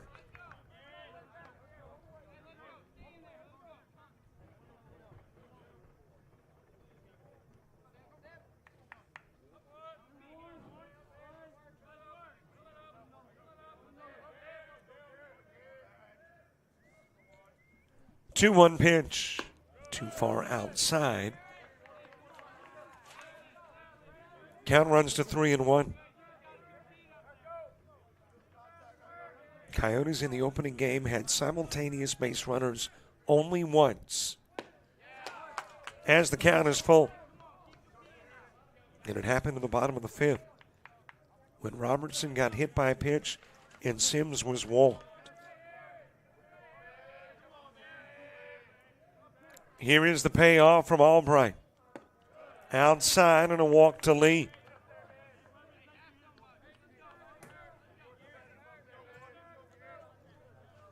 So the Cougars get a base runner. Riley Fuller coming to the plate. Fuller 0 for 2 in the opening game. Every Cougar was 0 for something. And Fuller 0 for 2. A little bit outside. Carson Gillian to the on-deck circle.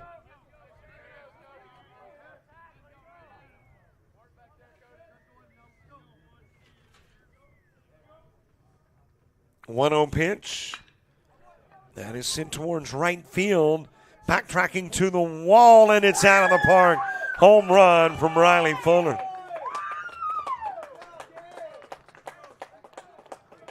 So the first Cougar base hit of the game. Pretty big one, 2-run shot. Slapped out of the park by Riley Fuller, who gets his first of the year.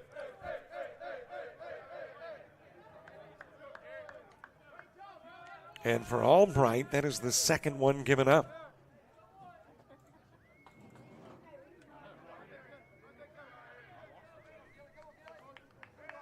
So a 2-zip lead. Cougars trying to turn the tables on the Coyotes. Albright trying to set down Gillian and go to the top of the second.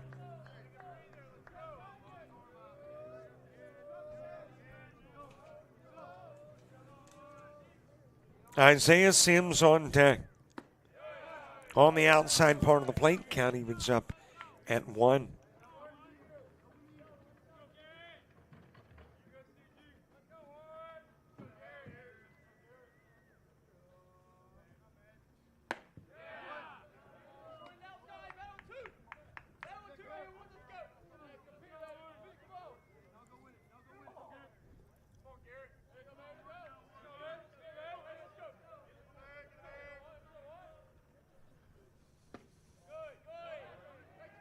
A little low, a little bit outside. Count evens 2 each on Gillian. I mentioned Gillian was a pitcher for an inning in the prior game.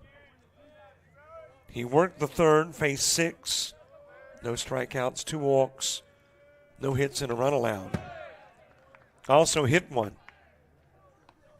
And that was his first pitching stats of the year. Back to a familiar spot, first base, in game number 2.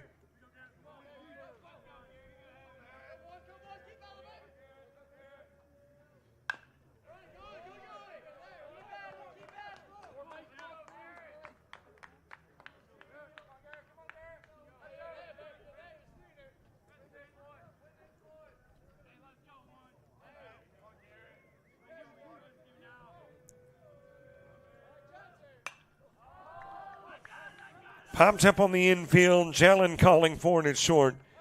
He'll make the catch. And Gillian will fly out for out number 3. But Fuller smacks a 2-run shot, and it's the Cougars that take a 2-zip lead into the second.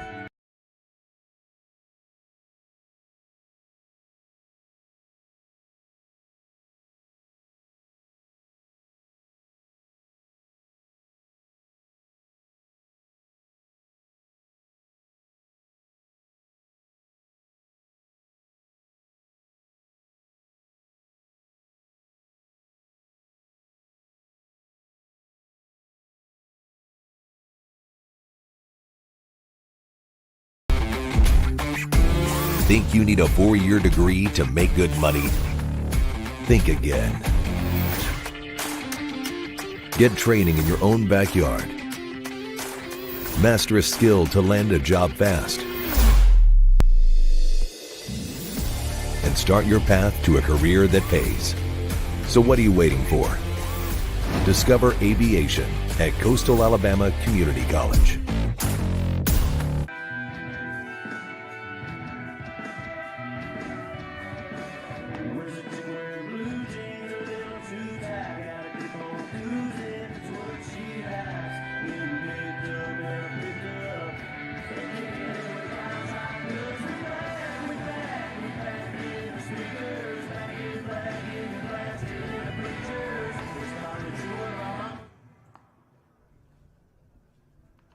Number 7, Drake McBride.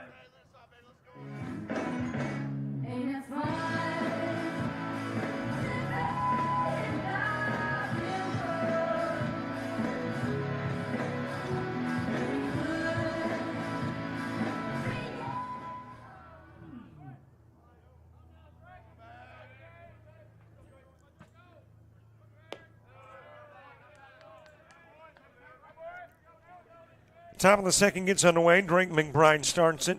Joseph Stevens and Cody Bro due up in the inning, too. Then a shot in the direction of center field, and a diving catch made on the shoelaces by center fielder Jesus Mostigue. Number 3, Joseph Stevens. And McBride denied an extra base hit. For out number 1, Joseph Stevens to the plate. Coyotes trying to sweep it. Have won 3 in a row over Lawson State. Trying to take the season series.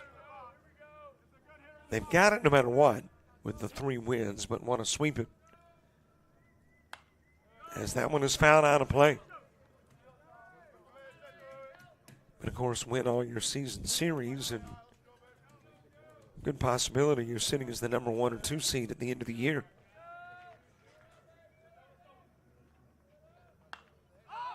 Popped up, but it'll get out of play. Giving it a chase is Rivas.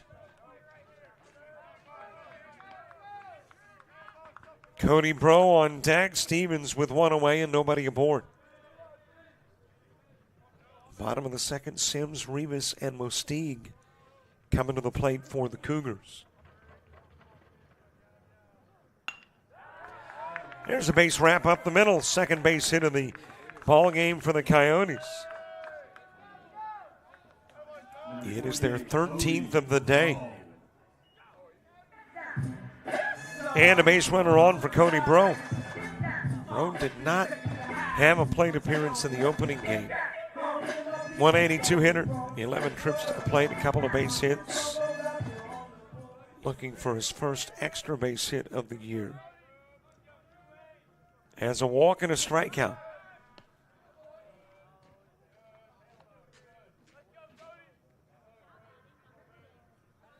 Meanwhile, the numbers on David Klein, the Cougar pitcher. More innings pitched than any other Cougar, 28. 2-0 on the year. 31 hits given up, 17 runs. 10 earned, 10 walks, 20 strikeouts. 3.21 ERA. And has not allowed the long ball this year.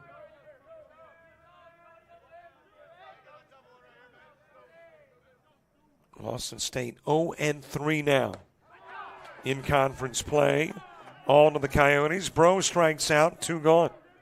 Number 6, Quincy Walters. And that'll be Klein's first strikeout of the game.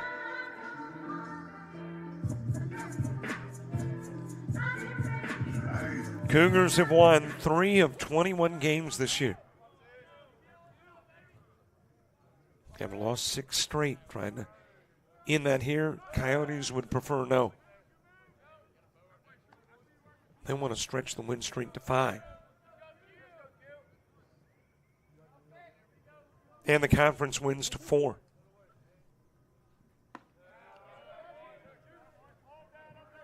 Outside with a pitch to Quincy Walters.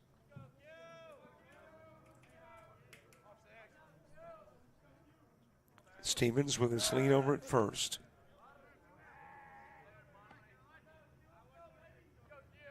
Stevens came into the day with 3 stolen bases.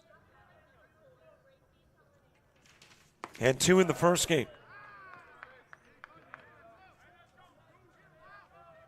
1-1 on Walters. So 5 stolen bases now for Stevens.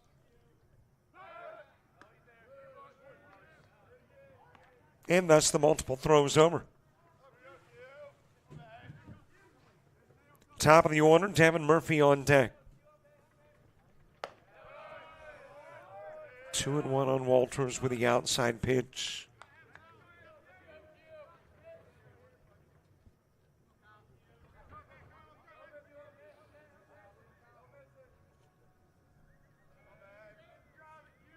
Two-one offering. It is slapped in the direction of Isaiah Sims in left. He'll drift a bit towards the foul line.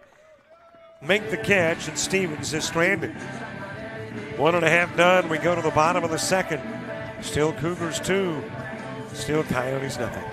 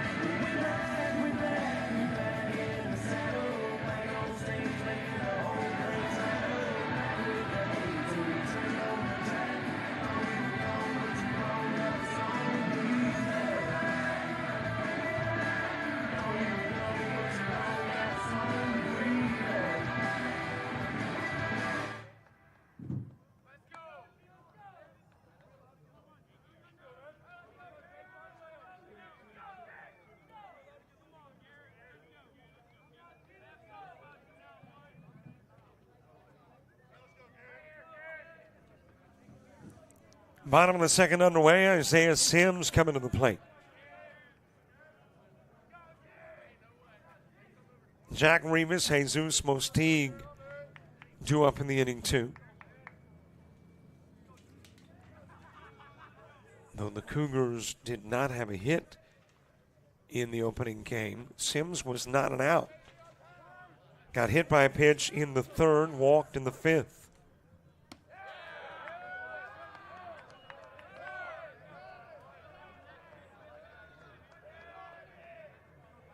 Coyotes get a 1-out base hit from Stevens in the top of the second, but leave Stevens on with Bro and Walters going down.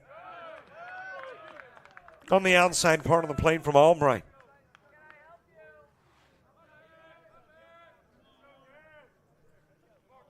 Even count at 1. 1 ball, 1 strike. Almost. Almost caught the inside part of the plate on Sims.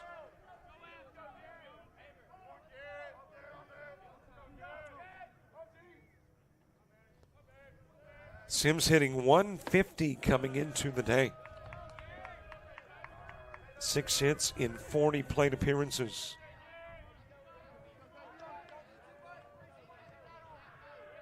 Got his 11th walk of the year in the prior game. And there is his 12th.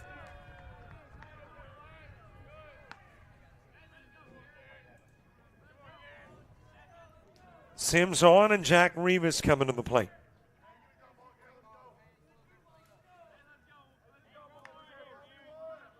Rivas with a base runner on. I don't recall seeing anybody squaring to bunt today. Let's see if this is a situation in which Rivas might try to move the runner over.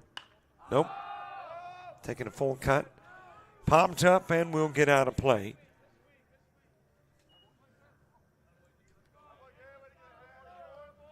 Chase given over at first.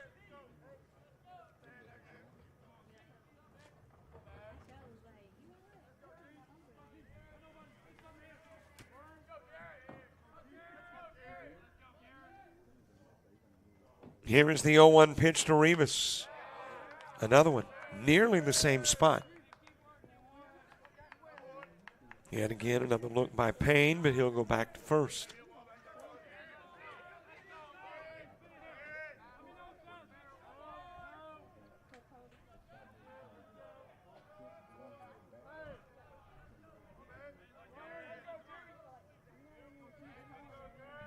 Here is the 0-2 Albright offering.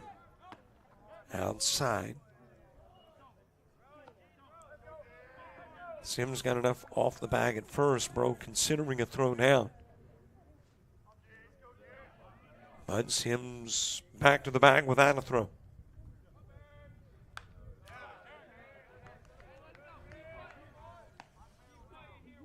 Well, despite the rain coming in on Thursday and Saturday, a lot of baseball on both days here on JockJive. Got an artificial turf down in Santa Rosa Beach at South Walton, hosting some of the top high school teams in the country. And we will have a 4-game Thursday and Friday slate and a 3-game Saturday.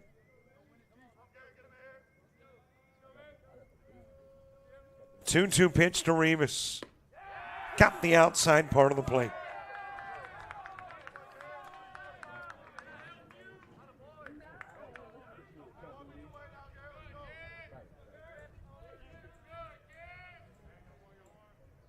So there is one away with a strikeout of Rivas.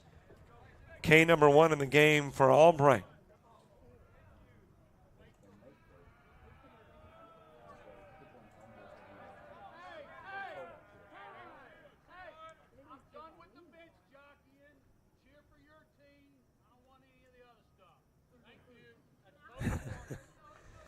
Well, you can hear the official. I think he referred to it as bench jockeying and basically said cheer for your team, otherwise shut up. There goes Sims down to second with a throw that goes to the screen.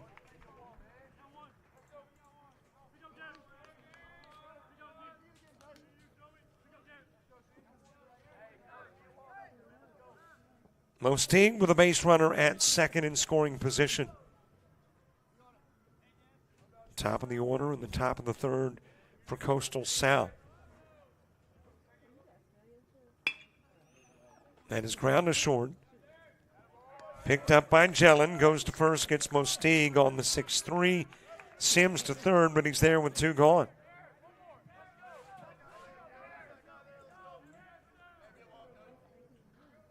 Well, in the first inning, this was the problem spot. There were 2 gone when Lee was walked and Fuller homered.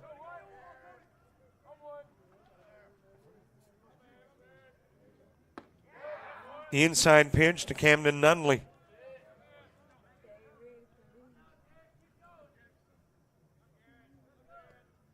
Top of the order, Bryson Barnes on deck. Another pitch too far inside.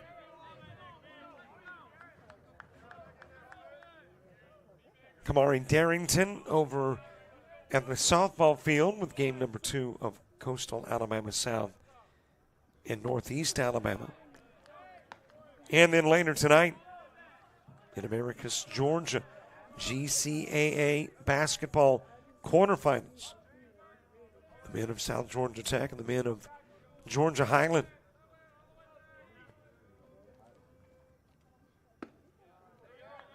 Down the middle with the 3-0. And that will start at 6:30 Central, 7:30 Eastern. Ground towards Jellin at short, slow roller, but able to get it to first in time to get Nunley on the 6-3. Sims walked but left on. 2-zip Cougars after 2.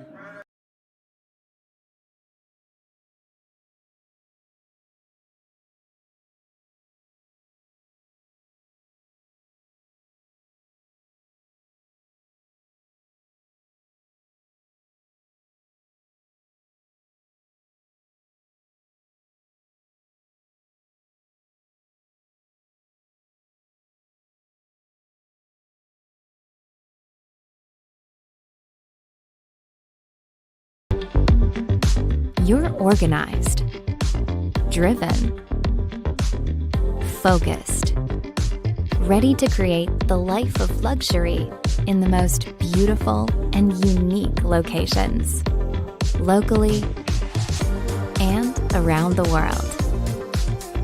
Discover hospitality management at Coastal Alabama Community College.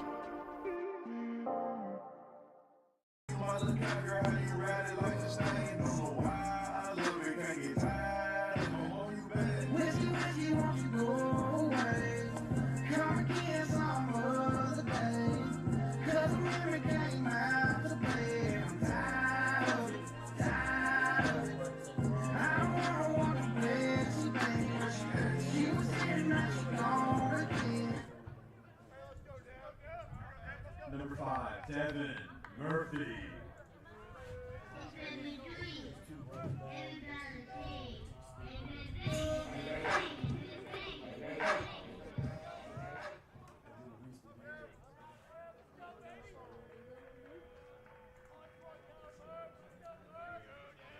Top of the order, top of the third. Devin Murphy starts it. Derek Jellin and Silas Cunningham due up in the inning, 2. First pitch popped up on the infield. And Gillian will come in from first to make the catch. Number 13, Derek Jellin. A pitch in and out for Derek Jellin.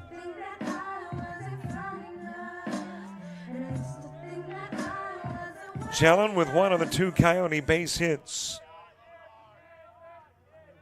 Had a single in the first. Silas Cunningham on deck.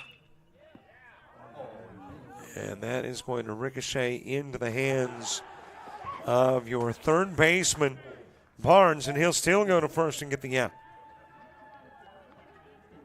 That'll be a 1-5-3 put out for out number 2.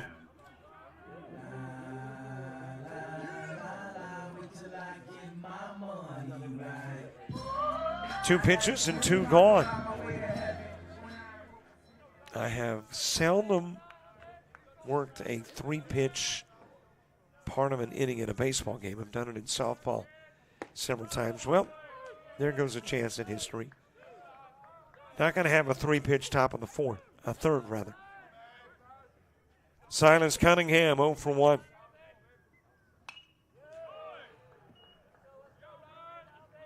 Flew out to left field in the first.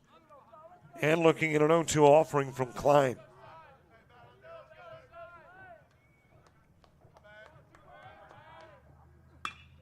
That's a base hit into left field. Number 4, Bryce Speakman. Coyotes with a base hit every inning. Jellin in the first, Stevens in the second, and now Cunningham in the third. That's got Bryce Speakman coming to the plate. Seth Payne to the on-deck circle. Bunt laid down towards third. It is going to travel foul. Almost. It was almost like the dirt made it take a turn to foul territory. If it had been all grass infield, might have been a bunt single. But hit the clay and turned left.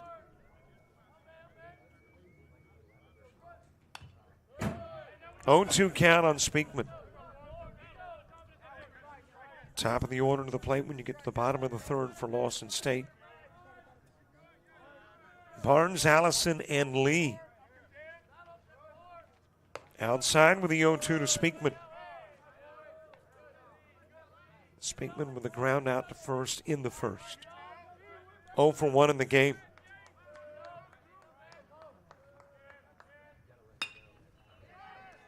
Swatting towards center field. Trotting in to make the catch is Jesus Mosti. Another 3 up. I make that 4 up, 3 down, 1 stranded inning. We go to the bottom of the third. Top of the order for Lawson State.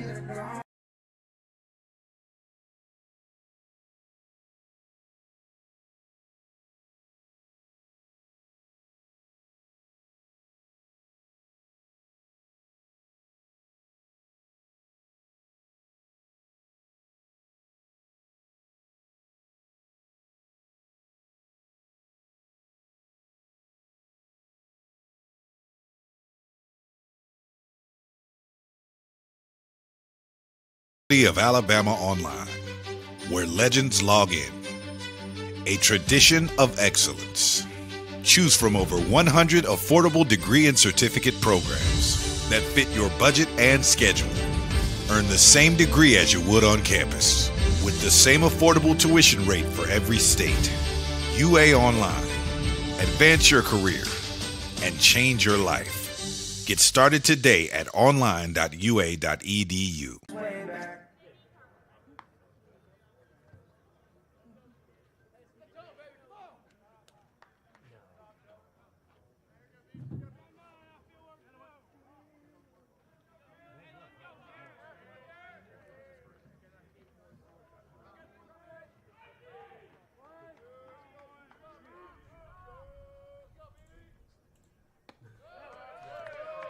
Top of the order starts the bottom of the third. Bryson Barnes begins it. Andrew Allison and Devin Lee 2 up in the inning, 2.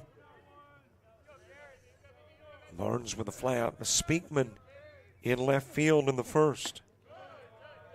High and away with the Albright pitch. A few minutes shy of 4 o'clock in the afternoon. Doubleheader that got a 1 p.m. start. Hit by the pitch is Barnes. That is the first hit in game number 2, but 3 got dinked in the opening game.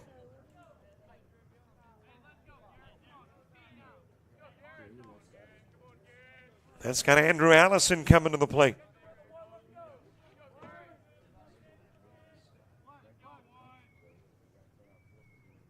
Allison with a fly out to left field that is flown out into foul territory.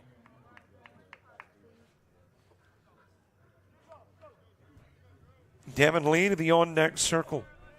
Middle of the Coyote order in the 4th. The inside with a pitch to Allison. Hey, don't forget to subscribe to our YouTube channel.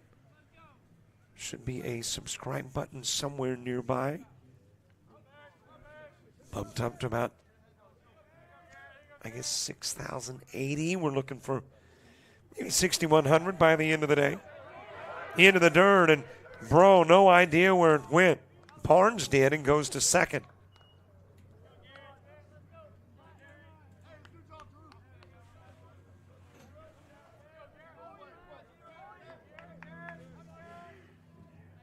Barnes in scoring position for Allison.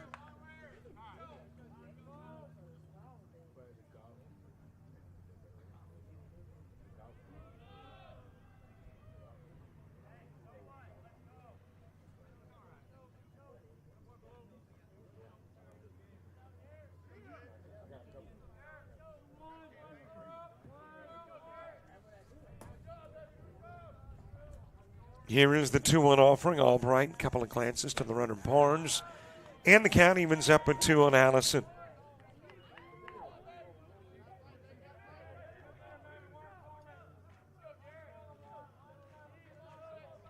Allison hitting .250 this year.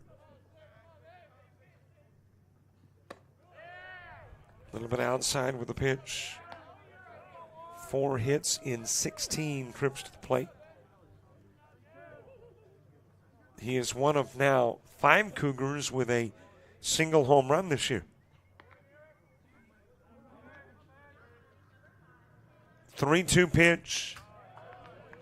And we'll get another payoff.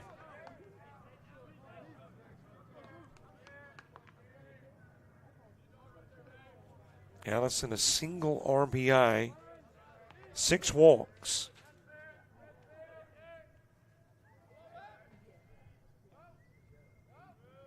Three-2 pitch from Albright.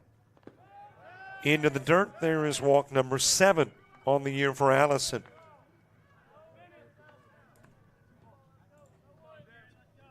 And a couple of base runners on. One hit by a pitch, the other walked.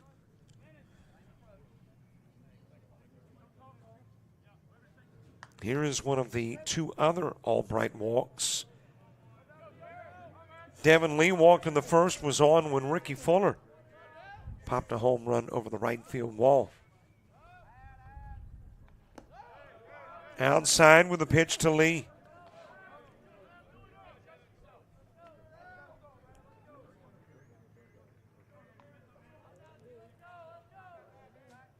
Couple of base runners on, nobody gone. Bottom of the third, Albright. Again outside with a pitch.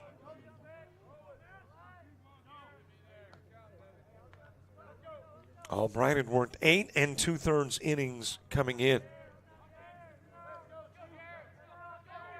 Appeared in 3 games with 2 starts, 1-1. 4 hits given up, 8 runs all earned, 4 walks, 6 strikeouts, and a home run allowed coming into the day. And is a pitch outside of the strike zone from loading it up and probably getting a dugout visitor.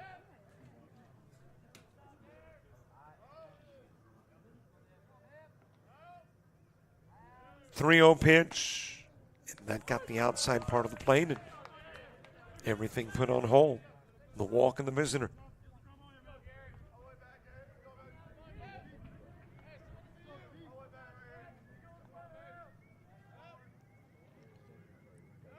.3-1 pitch. Got the inside part of the plate. And the count runs full, 3-2. Albright with 1 strikeout and 3 walks in the game. Here's the payoff to Lee. Fouled away and the count stays 3-2.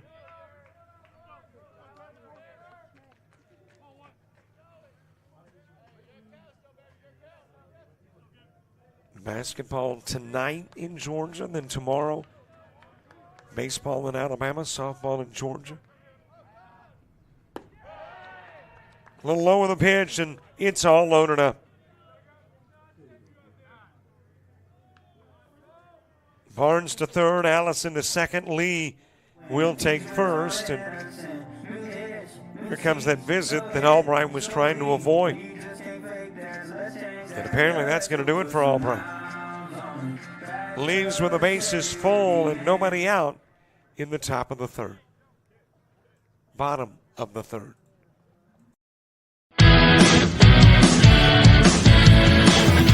Frustrated. She's having trouble with her defensive player. Look at this sweet pass behind the back for 2 on the assist. And that one is hit on a rope to center field. Watch that one. And it is, oh, what a great diving catch by the center field. And in that game, it was basically a running back by committee. I mean, you had a lot of guys carrying the football. Is that the protocol for the upcoming season for the backfield of Jackson State? It's a really nice pitch to get the ground ball double play. Second one. 6-5 is your final. East Georgia advances to the championship game.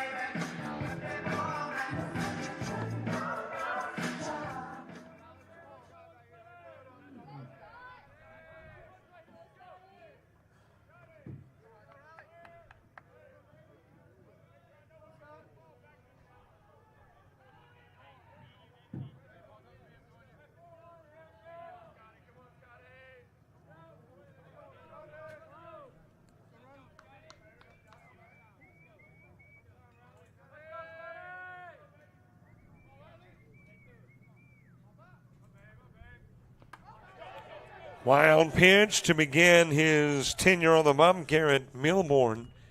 And that will bring in the runner from third, Barnes.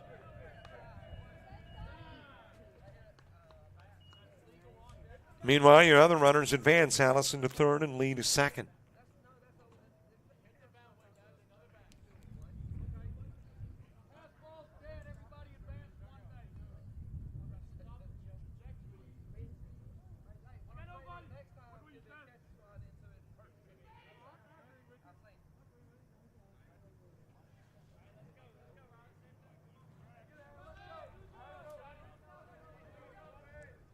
Riley Fuller, with a couple of base runners on. Allison and Lee is the fellow who popped that shot over the right field wall in his first plate appearance in the first inning.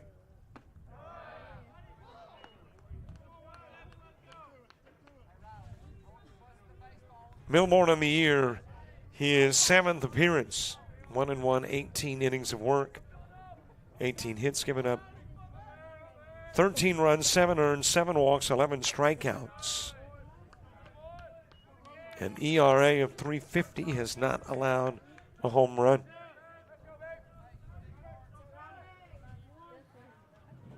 Comes in for Albright, who officially worked a couple of innings. Faced 12, 1 strikeout, 4 walks, a hit batsman. Thus far responsible for 3 runs. And the 2 runners on would be charged to him as well if they come in. Milborn trying to keep that from happening. 2-2 count on Fuller. It is ground towards Jelly and it's short. Goes to first with a throw. Gets the out. Allison will score. Fuller picks up his 3rd RBI in the game. Lee goes to third, and it's a 4-zip contest.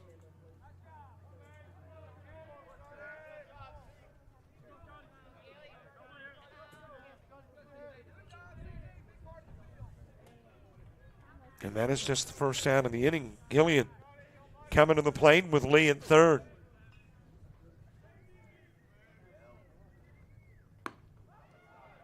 Outside with a pitch to Gillian, who popped out to short.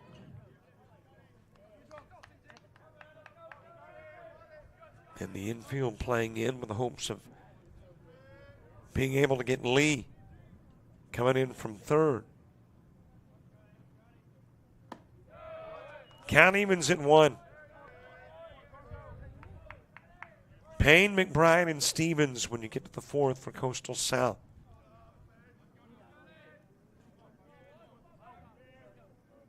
One pitch, and it is 1-2.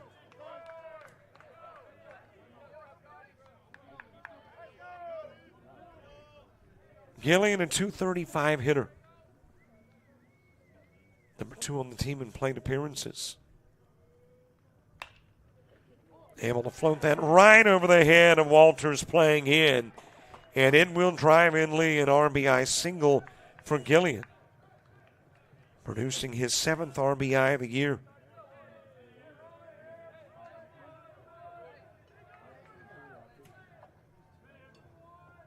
And turning it into a 5-zip game.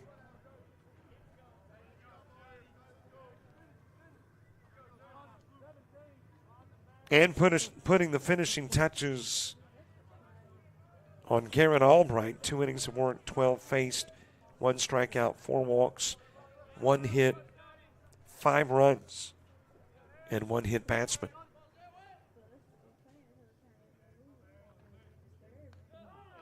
Hit by the pitch, Sims, and he'll go to first.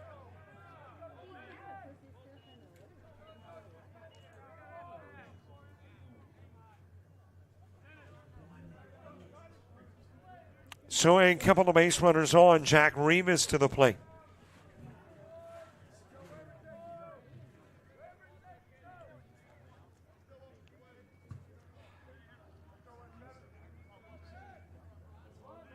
Coyotes trying to get out of the 3rd, bring it to the 4th in a 5-zip game.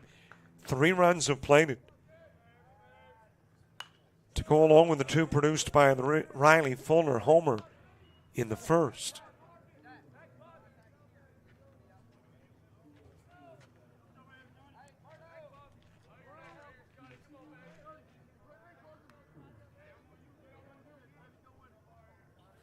0-1 pitch. Ground towards Jellin and short. He'll go to second for one. Throw to first. Gets two. And the double play puts it into the inning. Leaves a single runner stranded. But 3 runs plate. Cougars by 5 going to the 4th.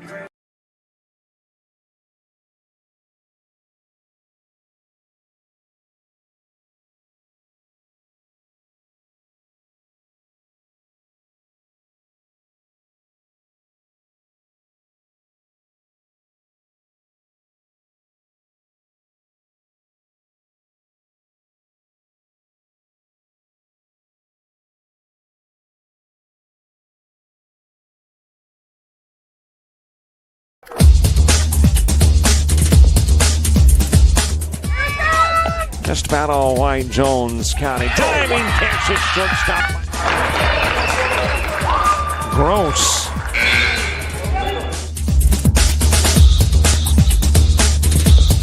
Towards the gap. Diving catch in center field by Ben Aklinski. There is a shot towards deep short. Kraft's got it. Long throw over, and he got it.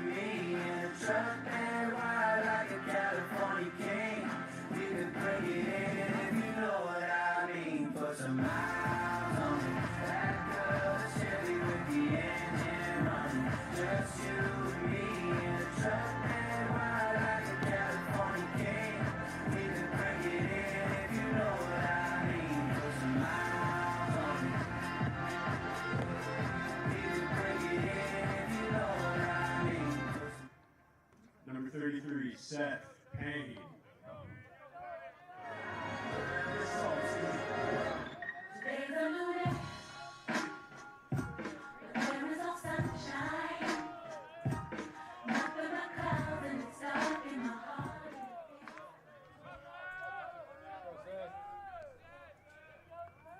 Top of the 4th gets underway. Mid part of the order for the Coyotes. Seth Payne starts it. Drake McBride and Joseph Stevens due up in the inning 2. That Cougar lead has grown a bit. 3 runs in the bottom of the 3rd.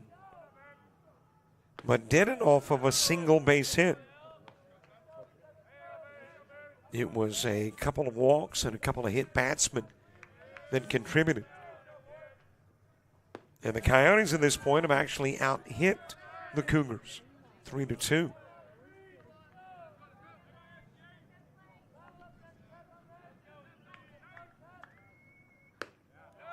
A little outside with a 1-2.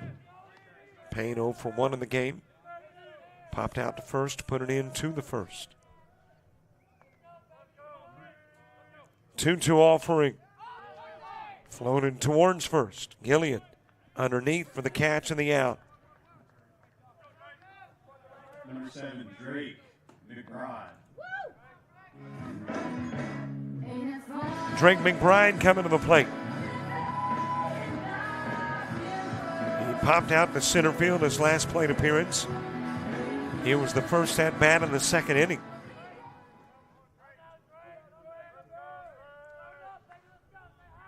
Joseph Stevens to the on-deck circle. Well, I won't go down the list of games this week on JockJive. 42 in all. But plenty of baseball, softball, basketball, the GCAA men's and women's semifinals and championship this week. South Walton Showdown at Santa Rosa Beach, featuring some of the top high school baseball teams in the country.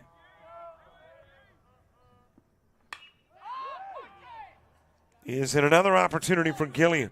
He'll come in from first and make the catch for out number 2.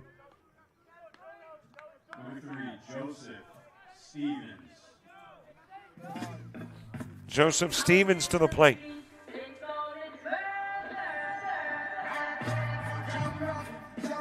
And of course, Coastal Alabama North and South baseball and softball. And even some away games this week. We've collaborated with iSchool Sports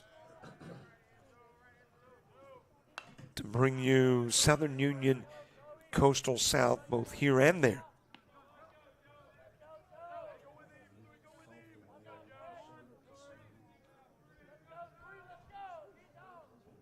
One ball, one strike. Popped up right side. It will be caught. A nice over-the-shoulder catch by Gillian. And all the Cougars needed was a pitcher-catcher and a first baseman in the top of the fourth. We go to the bottom of the inning. 8, 9, and 1 coming to the plate for the Cougars.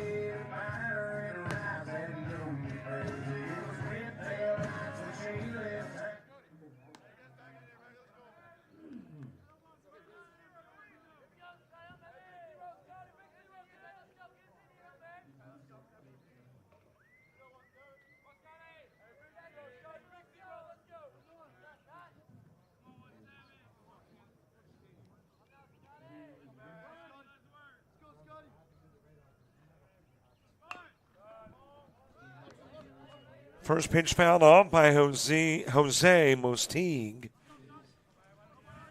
As we get the bottom of the fourth underway, Camden Nunley and Bryson Barnes due up in the inning too. Top of the first represented, top of the fourth represented a first in the ball game, and that was a 1-2-3 inning. Coyotes had not been retired in order all day long until the top of the fourth.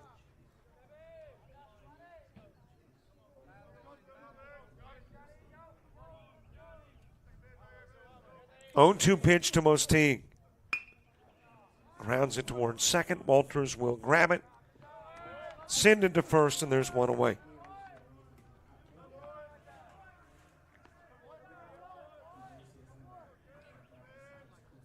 So one out for Camden Nunley. Nunley 0 for 1 in the game. Ground out to short in the second. Bryson Barnes moving to the on-deck circle. On the outside part of the plate to Nunley.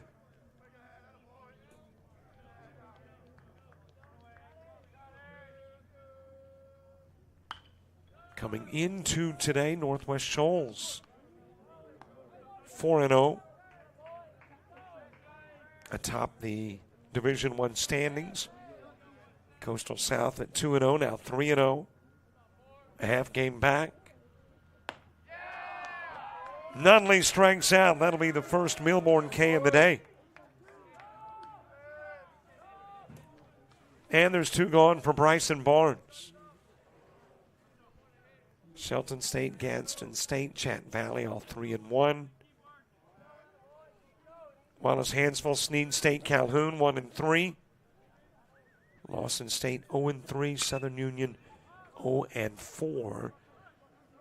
As that has popped up to center field, and there to make the catch is McBride. So the Coyotes return the favor, 1, 2, 3 in the top part. They'll do it 1, 2, 3 in the bottom part.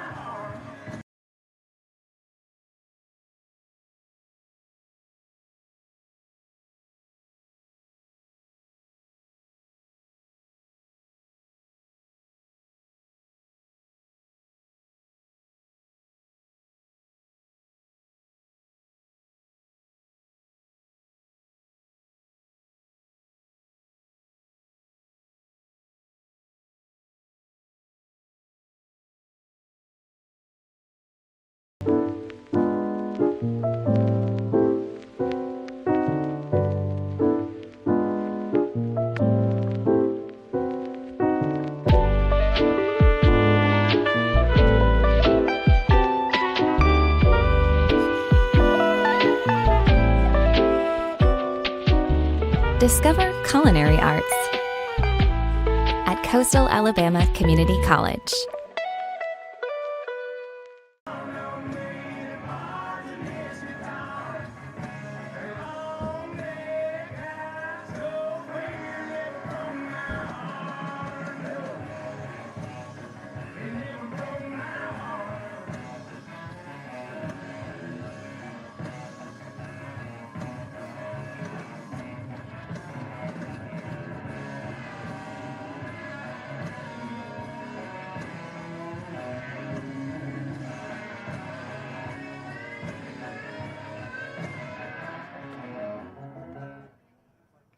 Number 28, Cody Grove.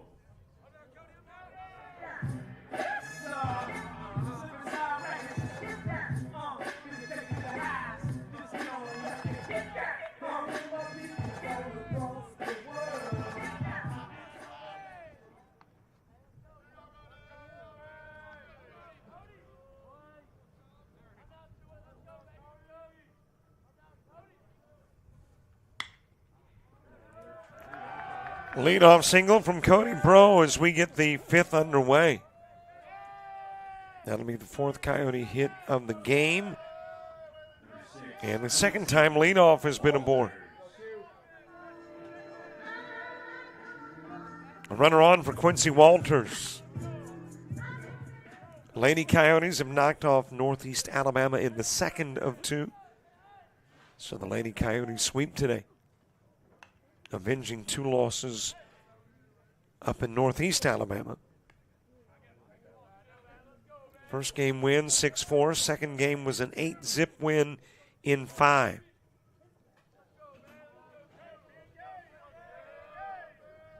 And that'll be 4 in a row now for the Coyotes after the 2 wins over Carl Sandburg yesterday. Popped up to Isaiah Sims in left. Number 5, Devin Murphy. And there is one away for Devin Murphy. Murphy got hit by a pitch in the first. Then he flew out to first in the third. Running is Bro. And he is safely into second with a stolen base.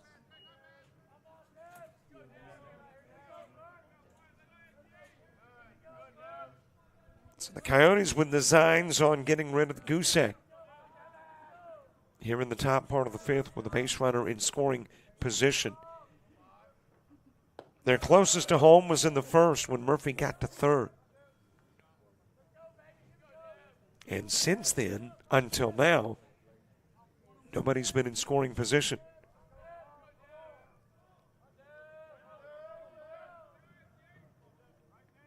Two-0 pitch to Devin Murphy. And he'll wrap a base hit into left field. Given the green line to come on home, Bro. No throw to the plate. Instead to first, back safely. Murphy, and he's got an RBI single. Number 13, Derek Jellin. So a runner in and the Coyotes on the board.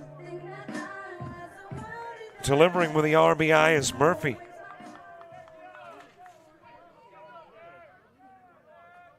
That is his second RBI of the day, 9th of the year.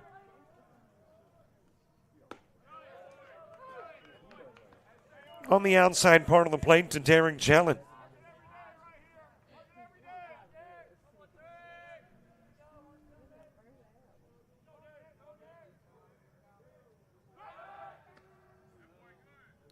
Safely back at first is Jellin. 1 for 2 in the game. Had a single in the first and then ground into a 1-5-3 put out in the third. The inside with a pitch, and caught stealing is Murphy.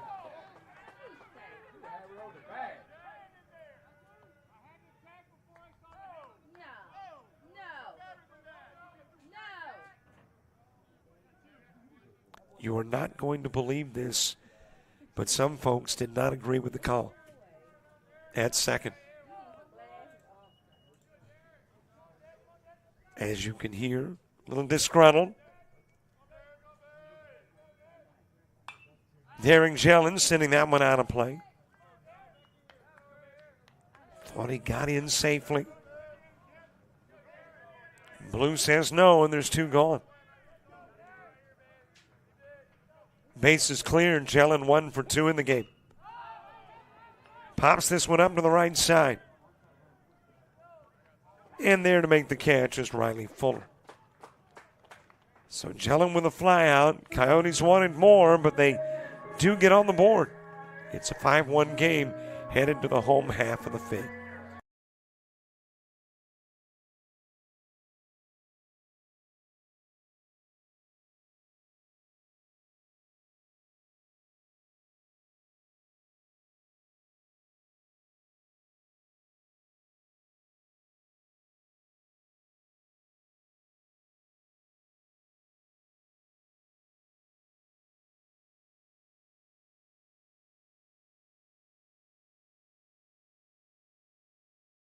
You see an empty field. We see a world-class tournament. We see an amazing wedding day. An empty stadium becomes a music festival. We see a blank canvas. We're the people who bring the biggest events to life. Discover event planning at Coastal Alabama Community College.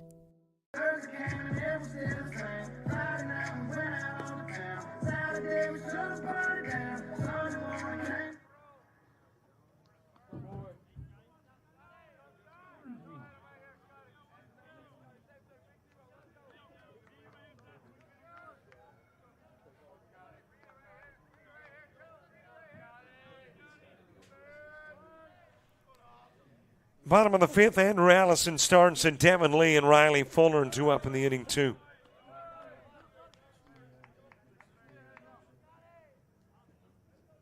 Milbourne, who has retired 5 in a row, taking on Allison, who has flown out to left and walked.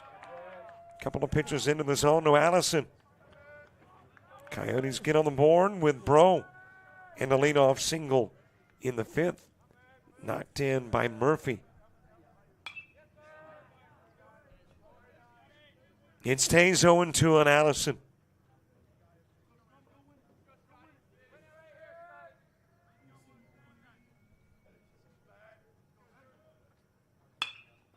Ground to second. Walters will get it. There is one away.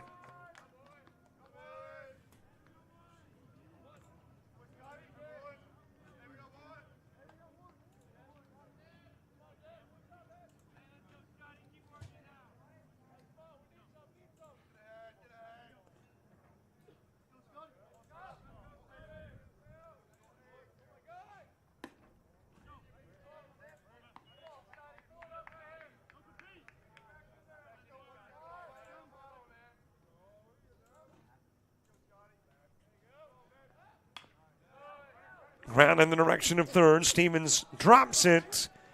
And that'll be the first Coyote error of the game and the day. And Lee will get on. Compliments of the E5.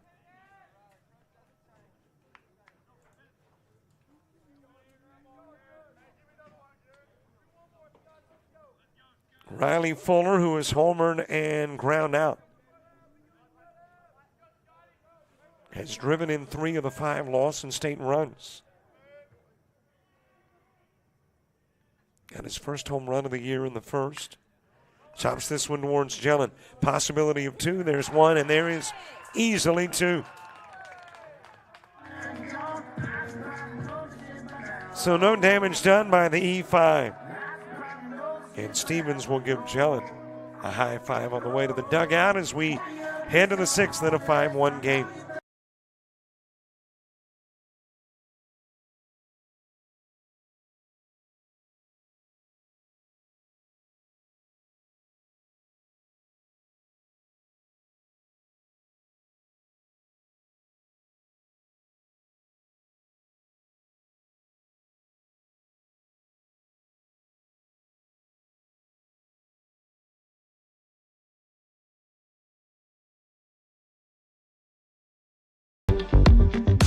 You're organized, driven, focused, ready to create the life of luxury in the most beautiful and unique locations, locally and around the world.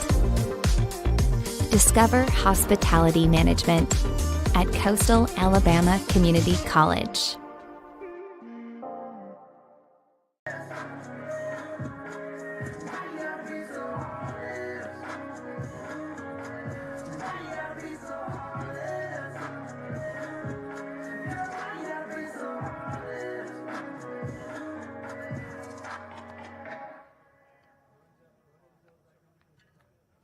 Number 9, Silas Cunningham. Wait till I get my money right. I had a dream I could find my way to heaven. When I woke, I slid that on a necklace. I told God I'll be back in a second. Man,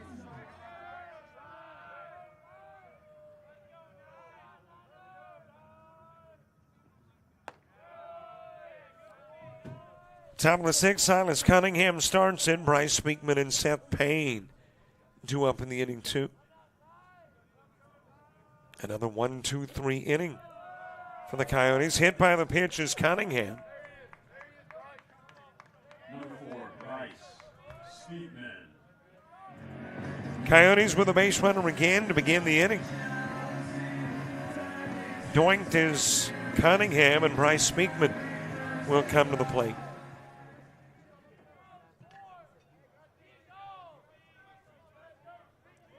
Speakman 0 for 2 in the game. Ground out to first and a fly out to center field.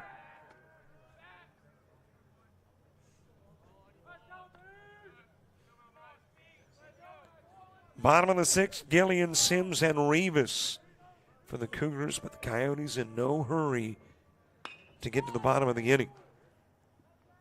That is hit towards center field, and Mostig will make the catch. Back to first goes Cunningham.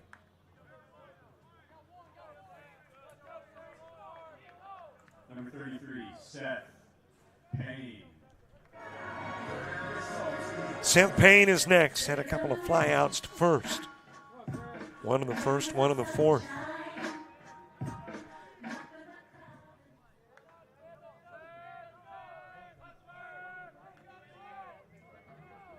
Drake McBride on deck outside with the pitch. Revis able to keep it from going to the screen, which kept Cunningham from going to second.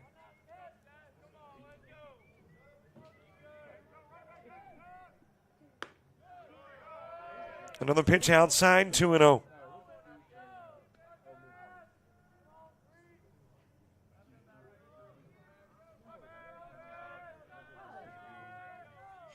Offering 3-0 down to first and back safely Cunningham.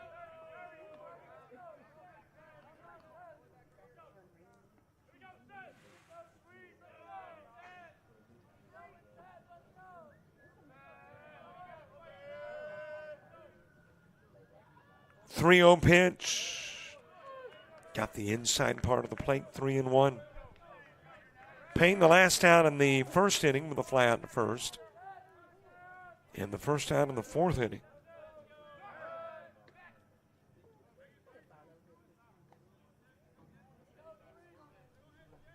Well, coming up this summer, the baseball continues working again for about the 5th summer in a row with the Showcase Series. 10 weeks of baseball this summer. Also again with the ALA BCA, their showcase events in June. Back to Jamestown, New York for their Babe Ruth World Series in August. Inside pitch and a walk given to Payne. Number 7, Drake McBride. Couple of runners on if you're the Coyotes. Yeah, you'd prefer to get more than one an inning, but right now you take it. Keep chipping away at the lead.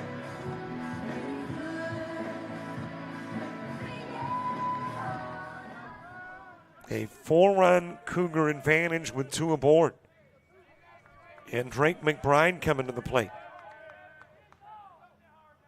McBride, a .229 hitter on the year. A couple of home runs. As that one is sent foul.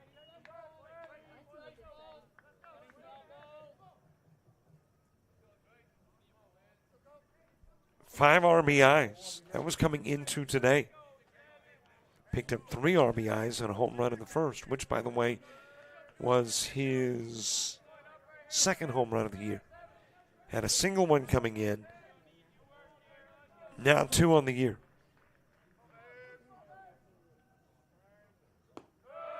And Coyotes thinking, this will be a pretty good day for a multi-homer event. Couple of flyouts, so for 2 in the game. 1 to center, 1 to first. Outside with a pitch, 2-1.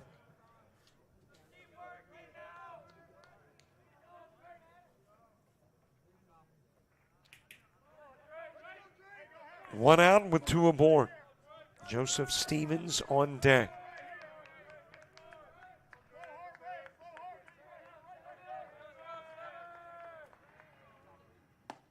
And the count evens at 2.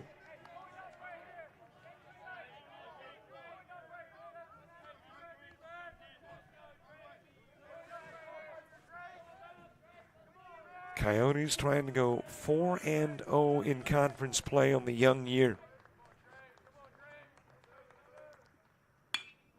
That is swatted in the direction of left field. It will drop in. Able to get over and cut it off Sims, but in to score is Cunningham. 2-3 goes Payne.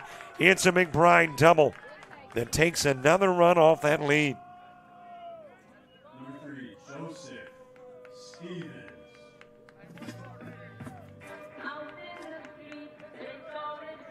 So McBride delivers.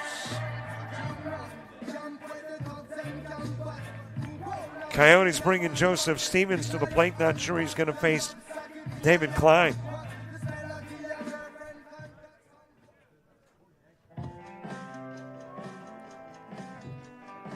Klein being paid a visit. And he's going to come out of the game. So a new pitcher coming in. Let's see who the new guy is and get you the Klein numbers when we return.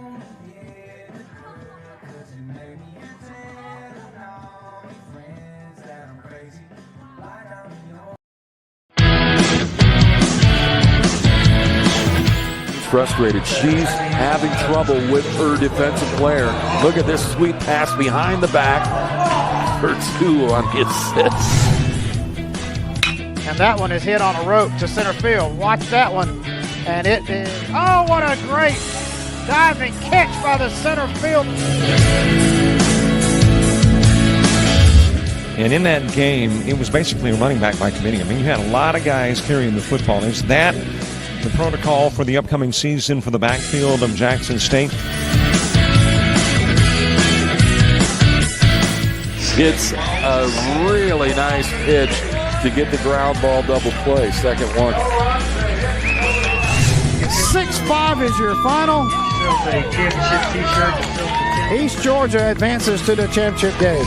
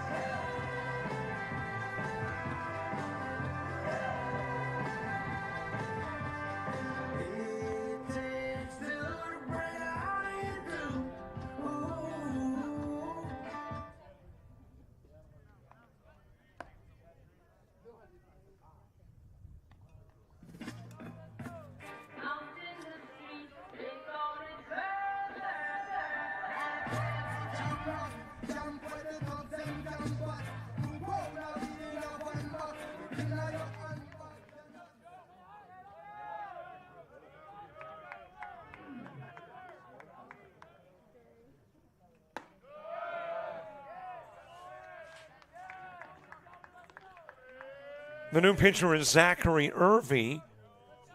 I always speculate when I see somebody wearing 99. Are they a big Toto fan?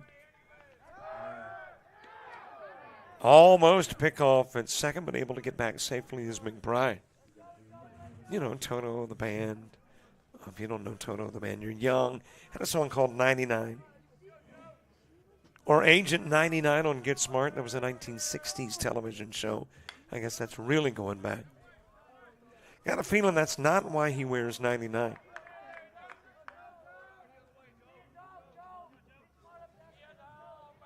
Joseph Stevens with a chance to really take a bite out of this lead. Inside pitch, 2-1. Couple of base runners in scoring position. Irvy, 17 innings of work. 0-1 with a save on the year. 19 hits given up. 8 runs, 7 earned.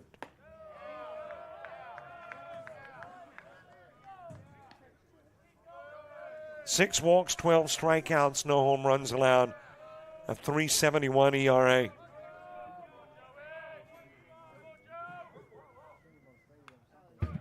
Off the end of the stick, foul. And the count runs full. David Klein will work 5 1/3. Face 24, strikeout 1, walk 1, hit 2, and give up 6 hits. Popped up right side. That could be problematic. It drops in. In will come Payne. McBride rounding third, coming in to score 2. It is a Stevens double that narrows the lead to 1. Number 28, Cody Brawl. That was just the perfect spot. Gillian couldn't get to it from first. Allison couldn't get to it from second. Fuller couldn't get there from right.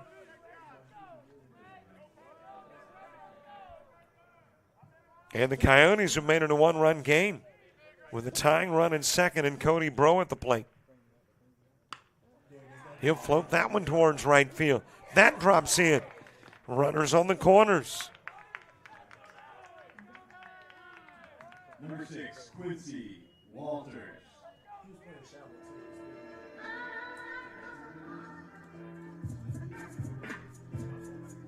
And now Quincy Walters with an opportunity to give the Coyotes a 5-5 game, or if you could bring Bro around from first, the lead.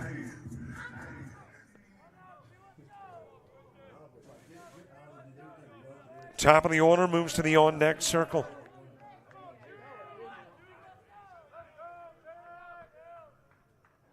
Coyotes trying to save their best for last. Went scoreless through 4, got a run in the 5th. But here in the latter stages of the game have drawn to within 1. That will get out of play. I think no, it will not. Able to go over at third and make the catch was Barnes. That is a big out of Quincy Walters.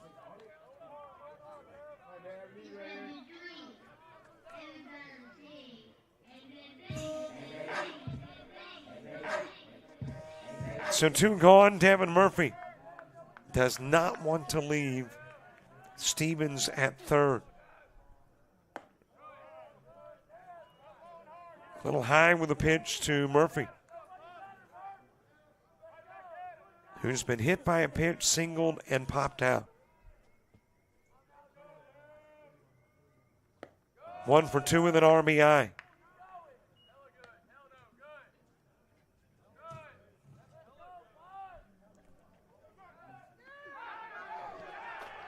Over to first and picked off is Bro. A runner stranded, but the Coyotes, though again wanted more, they've gotten as close as you can get. 5-4 game as we head to the bottom of the 6th.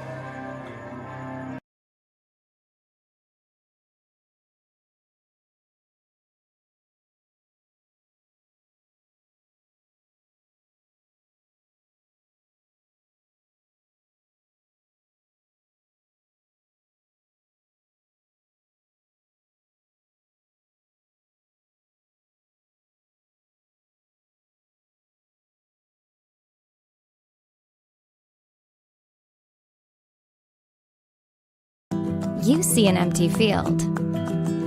We see a world-class tournament. We see an amazing wedding day. An empty stadium becomes a music festival.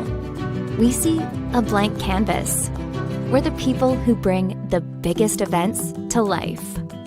Discover event planning at Coastal Alabama Community College.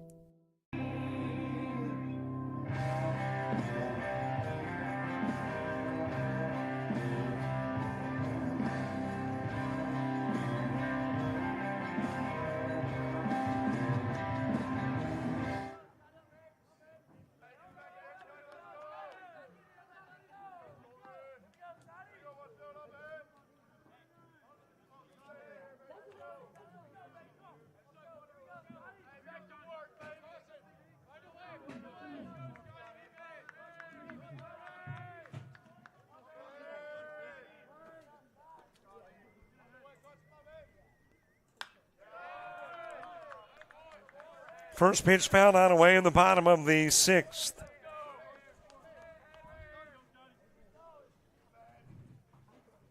Milborn trying to shut down the Cougars and take it to the top of the seventh and plate at least a run.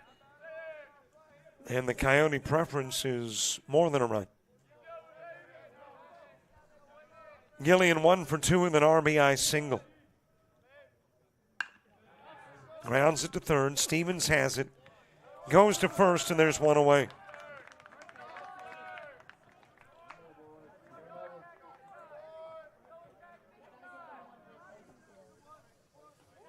One out for Isaiah Sims, who still has not been an out today. In the first game, got hit by a pitch and walked. In this game, has been hit by a pitch and walked.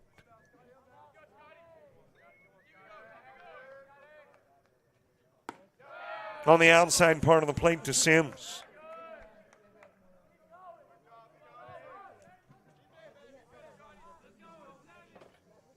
Jack Rivas on deck.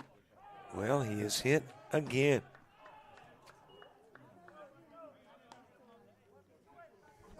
On-base percentage for Sims has been perfect.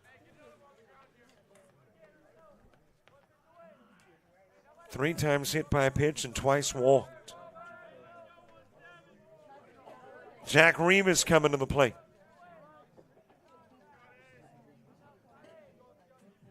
Rivas 0 for 2 with a strikeout. Ground into a double play.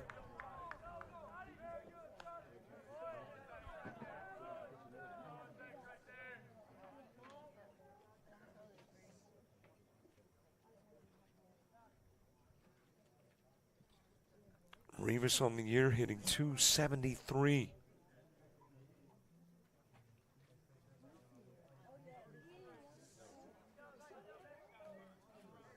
Six hits and 22 plate appearances.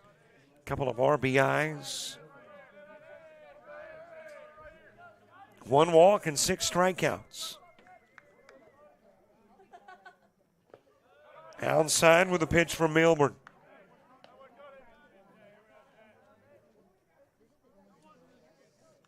Coyotes trying to keep it at 1. Go to the 7th when the top of the order will come to the plate.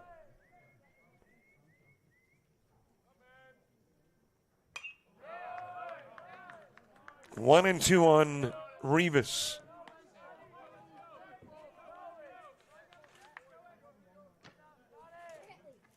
Interesting that Sims, who has never been an out, the runner over at first, has never come home. 4 times on, but 4 times stranded. He'll get the stolen base on the strikeout of Rivas.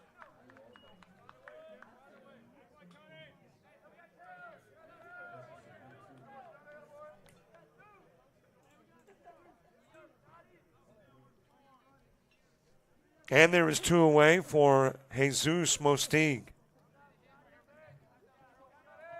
who is 0 for 2 with the ground out to short and second.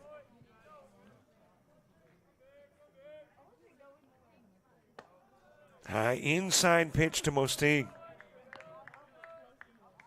Camden Nunley to the on-deck circle. Coyotes with Murphy, Jellin, and Cunningham coming to the plate in the 7th.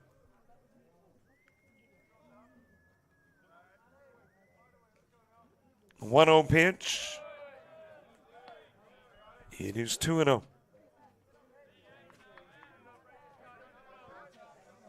Milbourne has not allowed a run since coming into the game in the 3rd.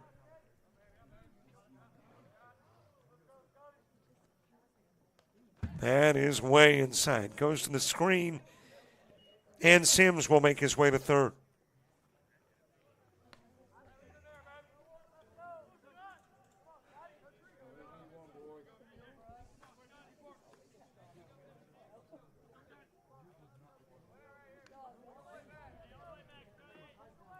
Well, let's see what the decision making is here with a 3-0 count and a runner at 3rd.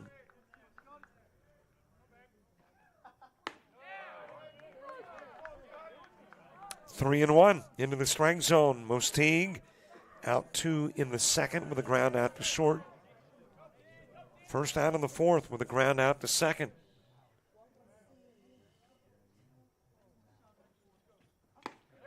And the count runs full. So Milbourne, who fell behind on the count 3-0, with an additional run 90 feet away, just challenges Mosteague. Here's the payoff. And he got him. What a comeback from Milbourne. Sims left aboard. We go to the 7th. Coyotes needing 1. Their preference is 2 or more.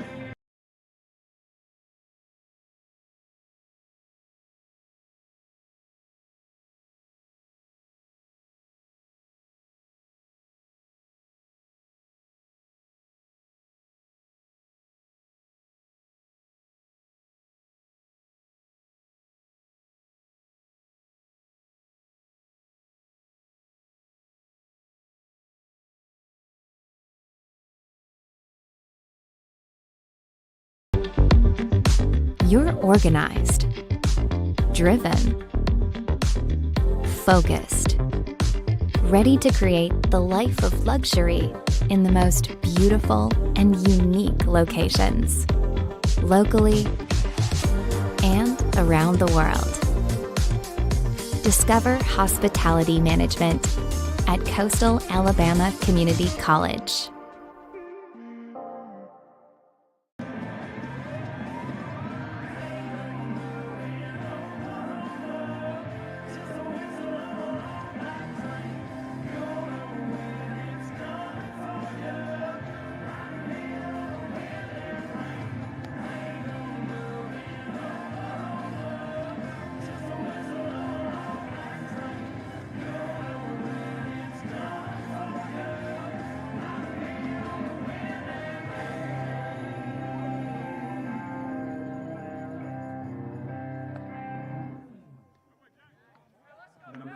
Devin Murphy.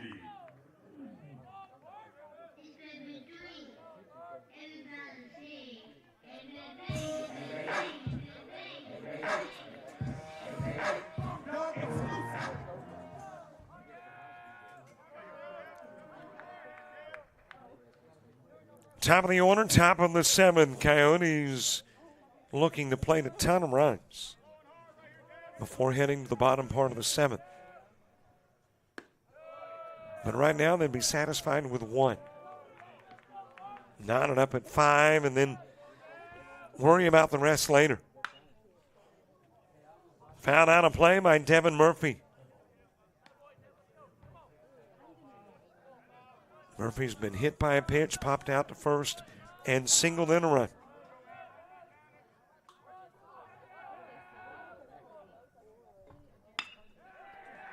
That's a base hit to begin things. Good start for the Coyotes. 9th hit of the game and a runner aboard to begin the 7th. Number 13, Derek Jellin.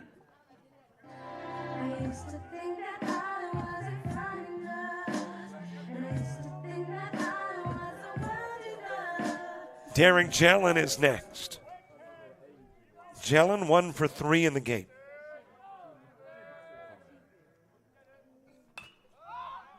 lift this one foul and out of play.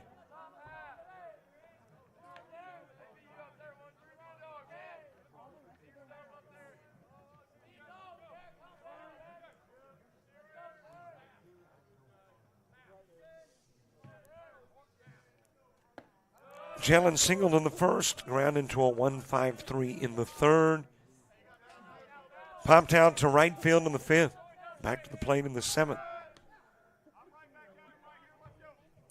Murphy able to get back over at first. Hervey trying to pull off the same stunt he did in the sixth to put it into the inning. Fouled off towards third.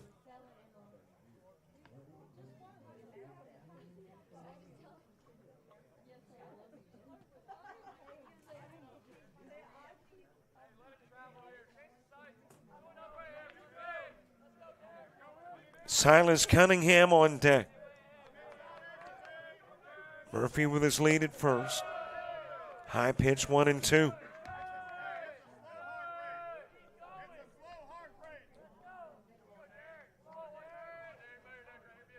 One-two pitch from Murphy.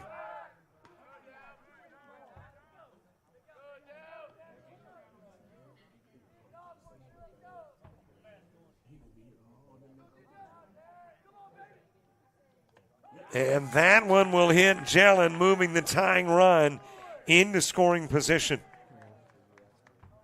Number 9, Silas Cunningham.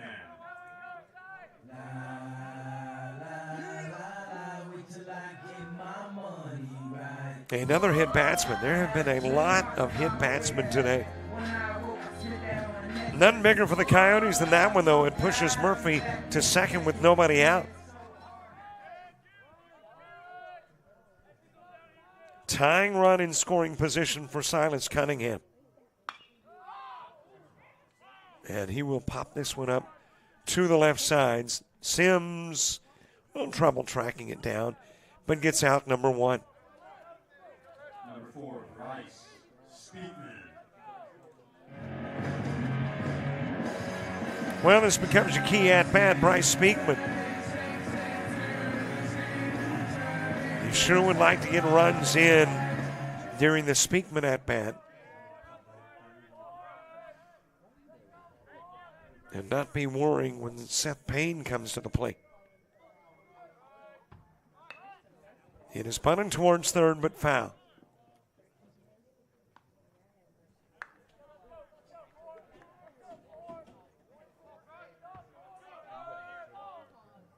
Speakman 0 for 3. Couple of flyouts to center field and a ground out to first.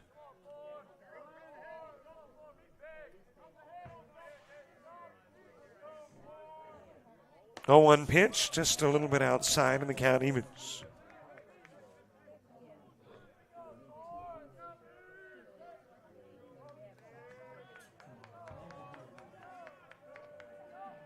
One offering.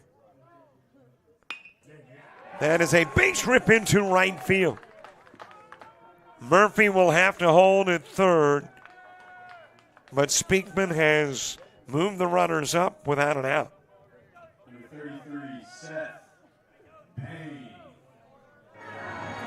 It is all loaded up for Seth Payne.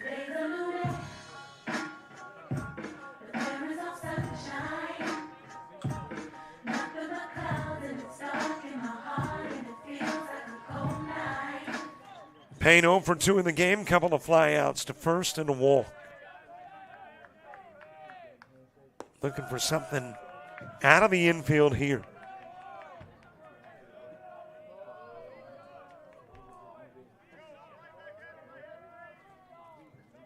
Drake McBride is on deck. A little bit high. Payne would not complain about a free trip down to first.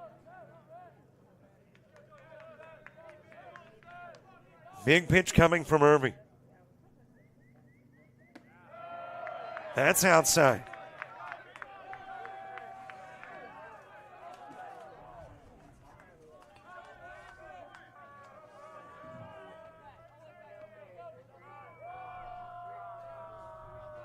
Here is the 3-0. Payne will sit on it. Irving knew it, delivers on the outside part of the plate. Now here's the one you don't know whether Payne sits on it. The 3-1. That is popped up left side, out of play.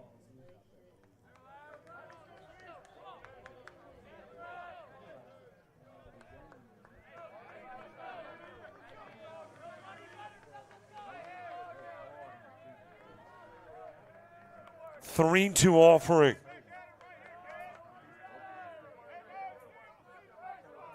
The payoff from Irving. And the battle continues.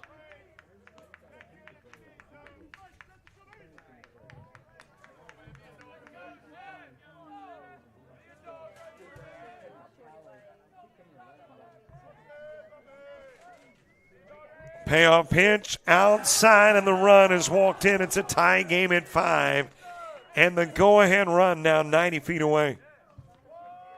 Number 7, Drake McBride.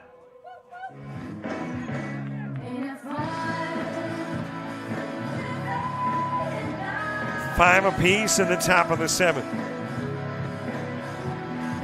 Coyotes not satisfied. They want more. They want to take the lead before going to the bottom half of the 7th. Drake McBride says, heck, I'm the guy to do it. Double that's driven in a run, a home run in the opening game. Strike delivered to McBride. 1 for 3 in this one. Couple of flyouts, 1 to center, 1 to first.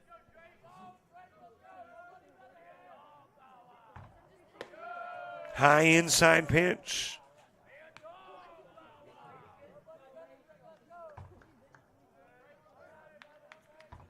I somehow have the feeling that Irving will only be allowed to hand the lead to the Coyotes. He won't go any further.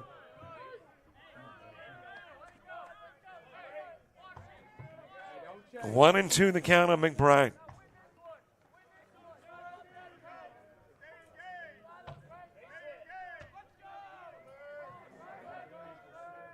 One-two offering. That is knocked down at third. Throw coming to the plate, and we'll get the out. So hanging with it is Barnes. Comes home with the throw, and out is Jelen. Number 3, Joseph Stevens.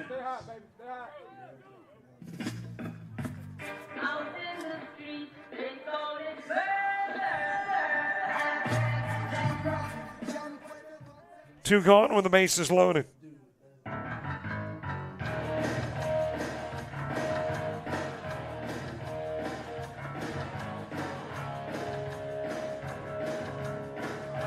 Well, I'm not sure what the conversation coach and umpire is related to. There was a miniature collision at the plate between Jelen and Rivas. Well, whatever it is, the umpire is like, hey, let's get the game going.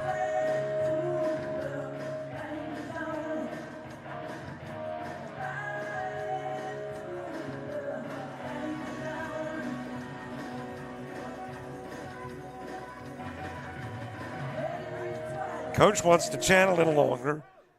Blue doesn't.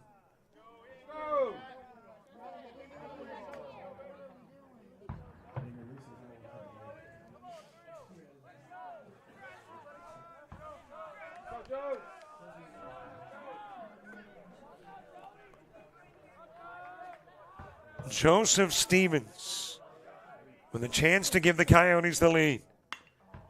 Chops it over towards right field. That is a base hit. It'll bring in Speakman. Everybody else put on hold. Wait a minute. Got trouble in second and tagged out is McBride. But the run will plate, and the Coyotes take the lead headed into the home half of the 7th.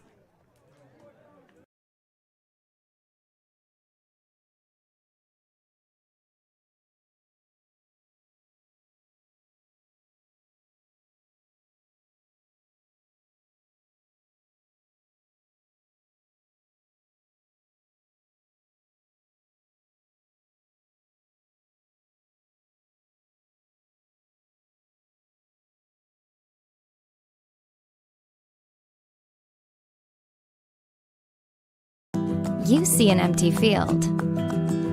We see a world-class tournament.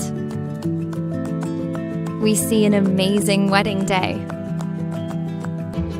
An empty stadium becomes a music festival. We see a blank canvas. We're the people who bring the biggest events to life. Discover event planning at Coastal Alabama Community College.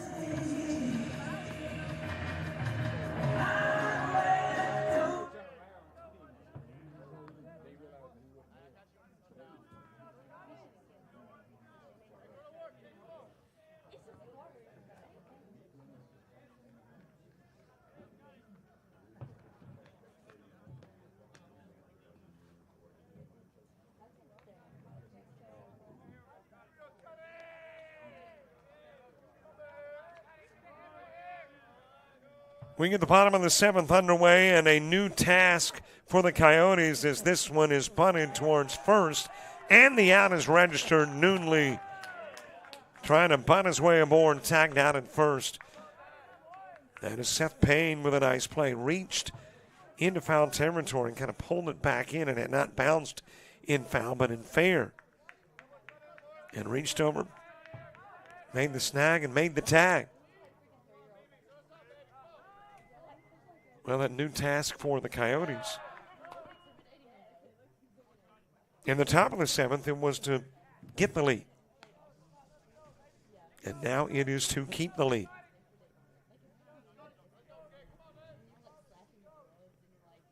Top of the order, Bryson Barnes with one away.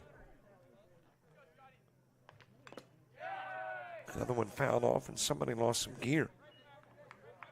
That's the umpire looking around going, where did it go?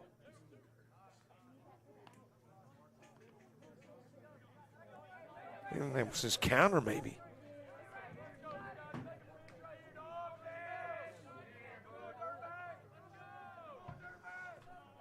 Nothing in 2 on Barnes, who is 0 for 2 in the game.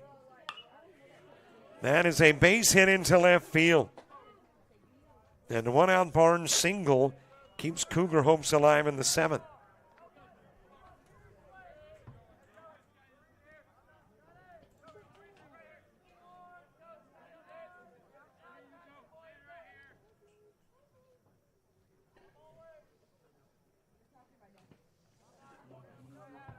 Andrew Allison is 0 for 2.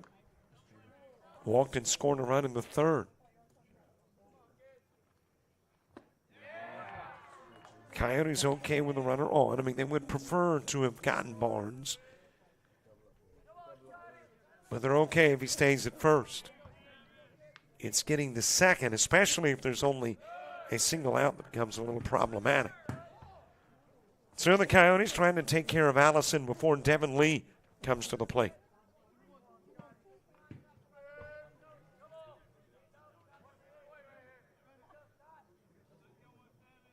One offering to Allison.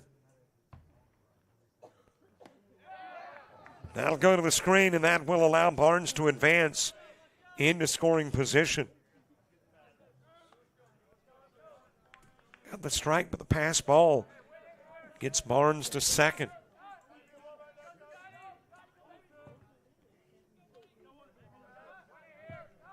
And the count 1-2.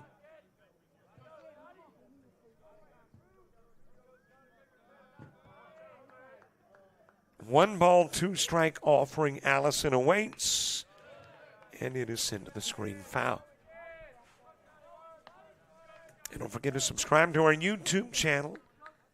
We'd love to be at 6,100 subscribers by the end of the day.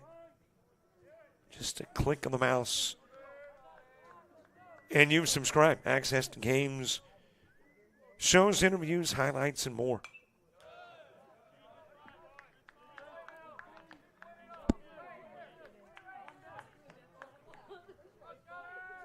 And tonight on YouTube, in about an hour 20,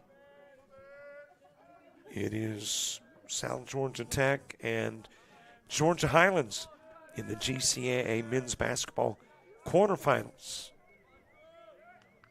1-2 pitch. Down the middle, out goes Allison. Big strikeout.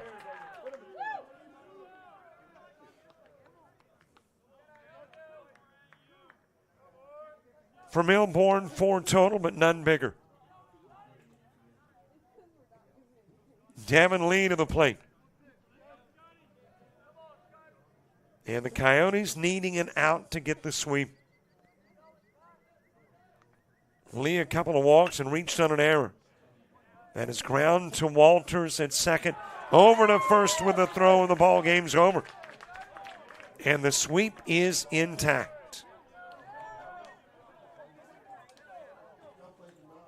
Coyotes taking a total of 4 games from Lawson State. And they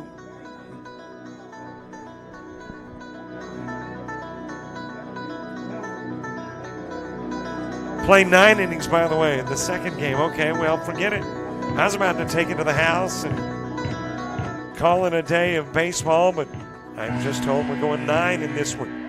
So 7 in the first, 9 in the second. So all the drama that was building, forget about it. More baseball coming.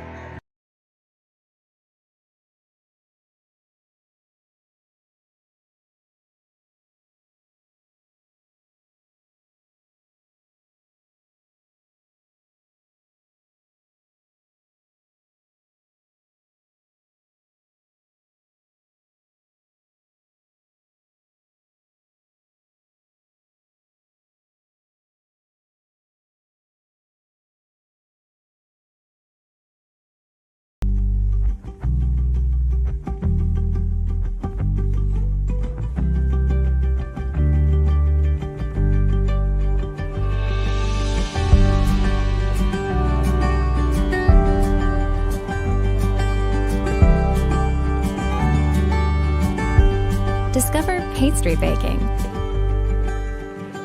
at Coastal Alabama Community College.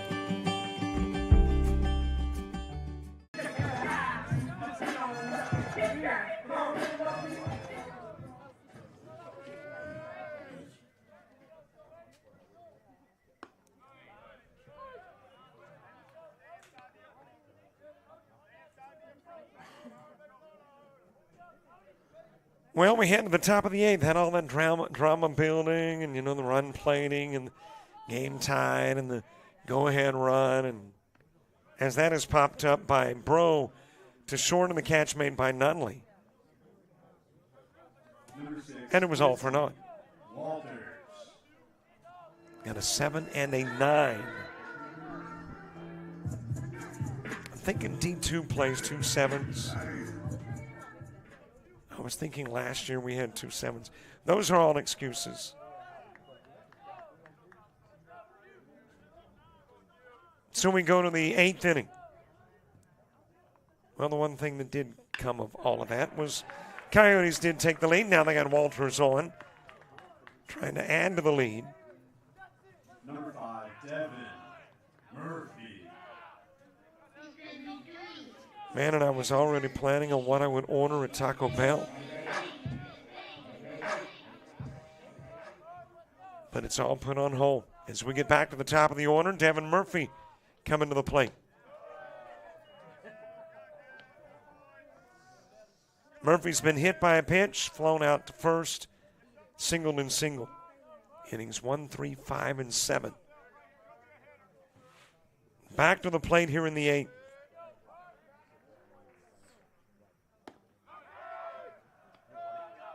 Good job by Gillian to keep that one from going to right field.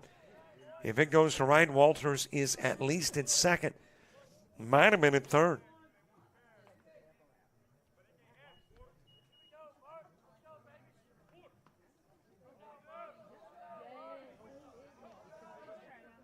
Tarek Jellin on deck on the outside part of the plate. 1 and 2.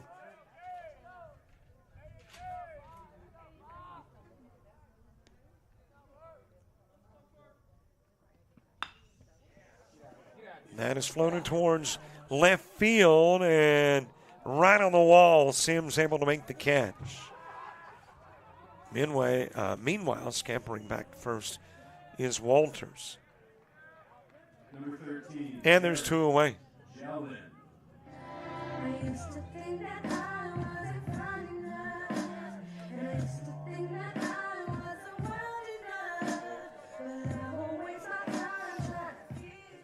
Derek Jellin to the plate.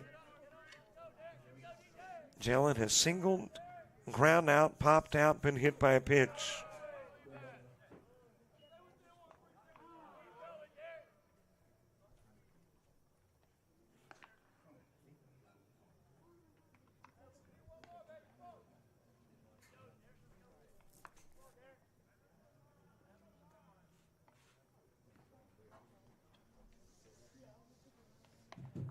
Silas Cunningham to the on-deck circle. Bottom of the eighth, Fuller, Gillian, and Sims. All two up. Strike delivered on the outside part.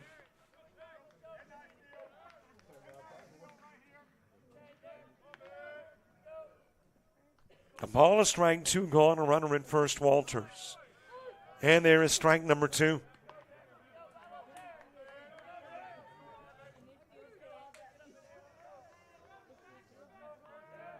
Lawson State getting all of their runs in the first part of the game, innings 1 and 3.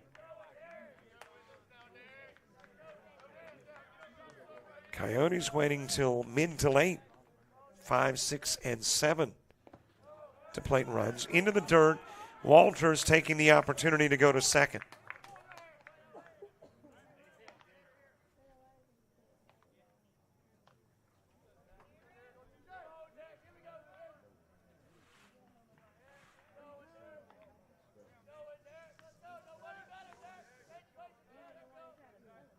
Here's the payoff pitch to Jellin.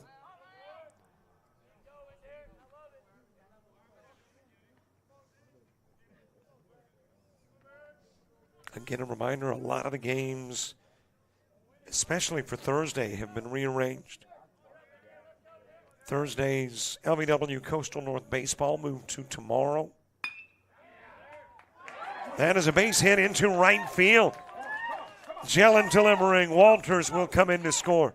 Jellin making his way to second. And the Coyote lead goes to 2. Number 9, Silas Cunningham.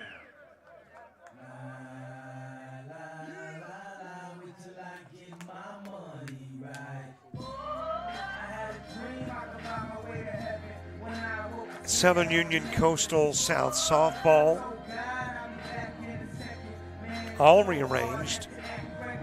The softball in Wadley will now be on Friday. The softball in Bay Minette will now happen on Monday.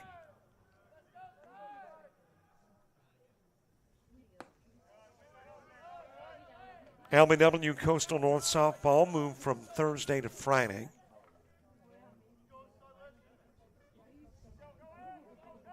So now everything that we were doing outdoors, as there is another base hit into right field by Cunningham.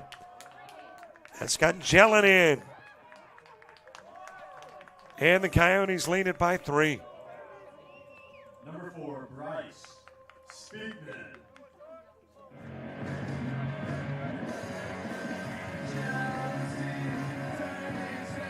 And apparently that's going to do it for Irby.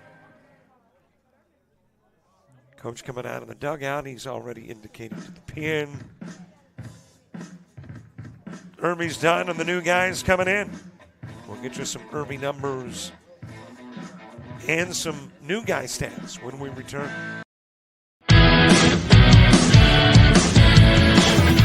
Frustrated. She's having trouble with her defensive player. Look at this sweet pass behind the back. Her 2 on the assist. And that one is hit on a rope to center field. Watch that one. And it is, oh, what a great diving catch by the center field. And in that game, it was basically a running back by committee. I mean, you had a lot of guys carrying the football. Is that the protocol for the upcoming season for the backfield of Jackson State? It's a really nice pitch to get the ground ball double play. Second one. 6-5 is your final. East Georgia advances to the championship game.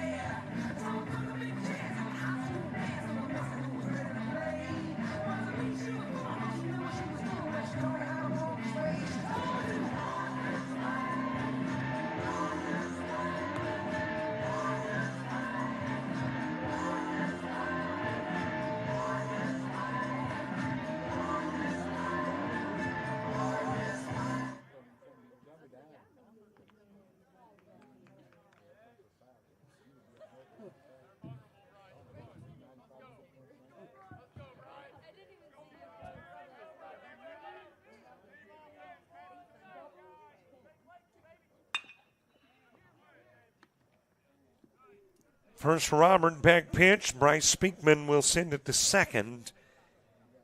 And that will do it for the inning. But a couple of runs played. And the Coyotes add to the lead as we go to the bottom of the eighth.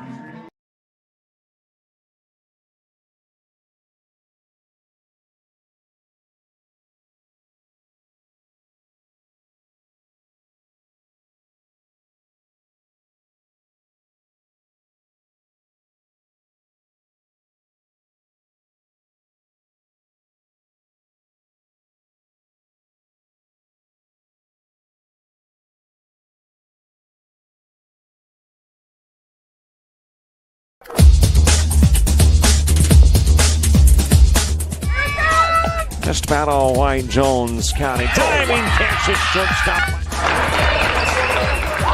Gross.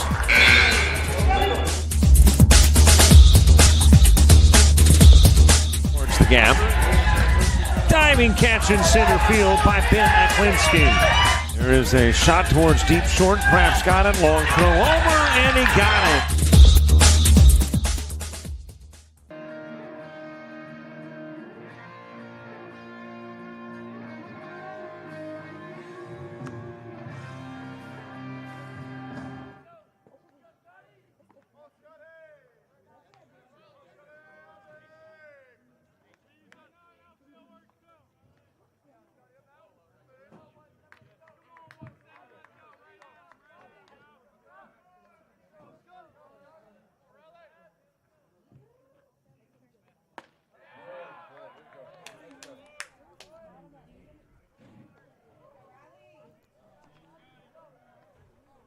Bottom of the eighth, Riley Fuller starts it. Carson Gillian and Isaiah Sims, 2 up in the inning, too. And Milborn just continues to work, coming into the game in the third inning, now into the eighth.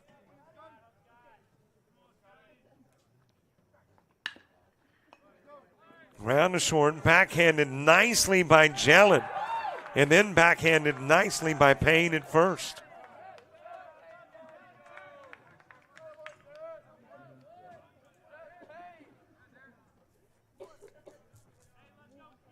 And there's 2 away for Carson Gillian. Gillian 1 for 3. He's popped out to short. Single, drove in a run, and ground out to third. Into the strike zone with the opening pitch to Gillian.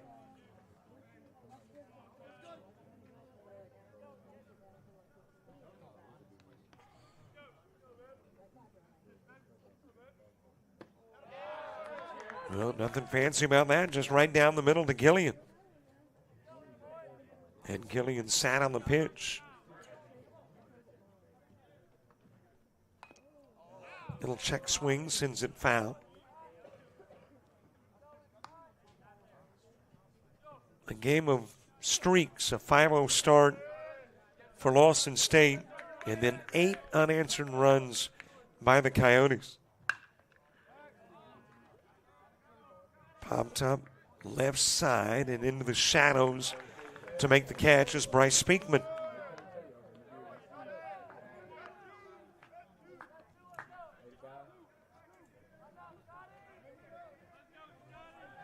Two outs for Isaiah Sims.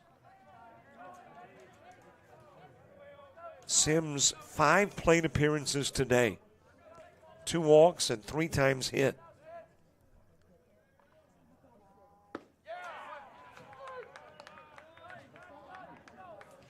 He has also stolen 3 bases. And he is going to deliver with a base hit. Towards the gap, Sims on his way to second. He will get there standing. It is a 2-out Sims double and the 4th Lawson State hit of the game.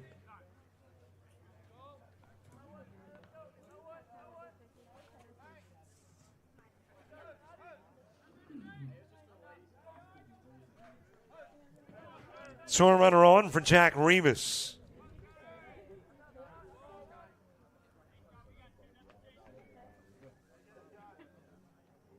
Rivas 0 for 3 in the game, and looks like he's been called back to the dugout.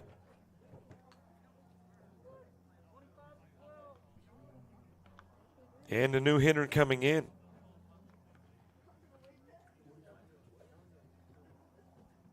That new hitter is Daniel Posey.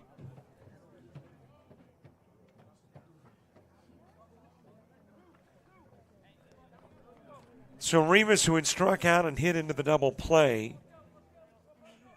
lifted for a 250 hitter. Posey 3 of 12. Does have a couple of doubles. 1 RBI, 4 walks, 5 strikeouts.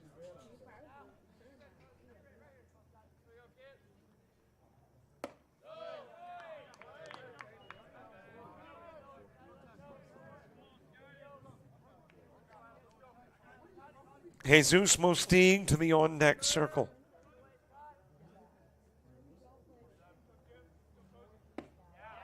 Count evens in 1 on Posey.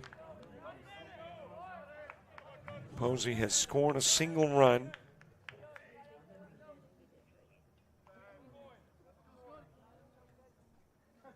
Struck out 5 times. 1-1 pitch. High and inside.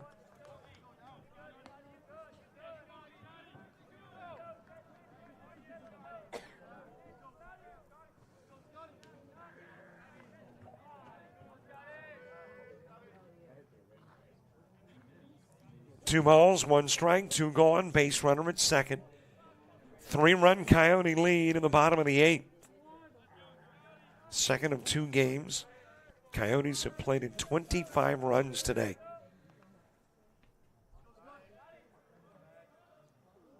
Came in with 81 runs in 18 games.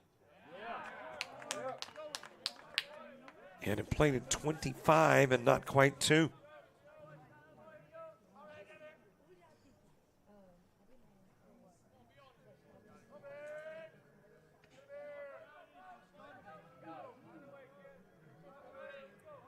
Two offering to Posey.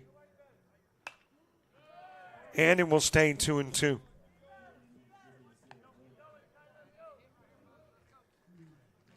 As I mentioned, Milborn came into the game in the 3rd.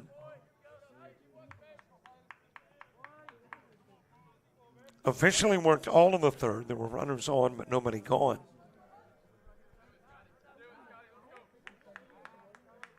Was not charged with any of the runs that plated there, and he's not going to be charged with any runs here. 2-out double, Sims left on. We go to the 9th in an 8-5 game.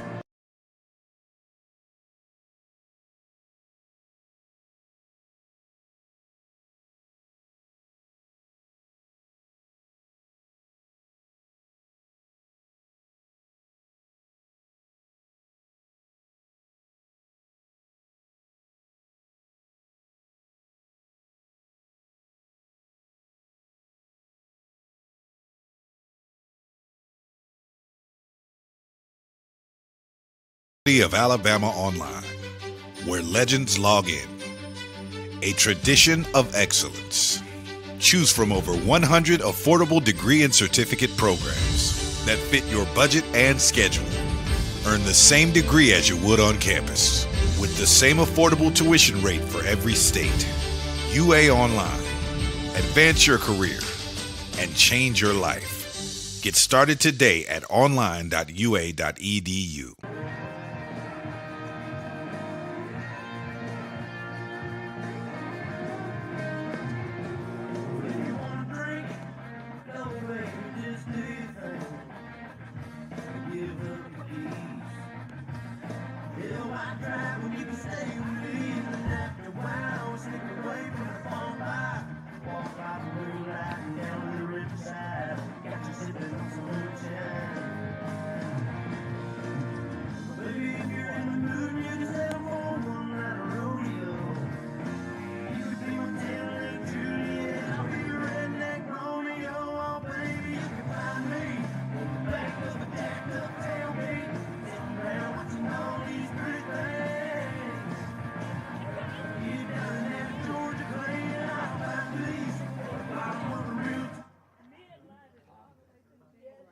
Number 33, Seth Payne.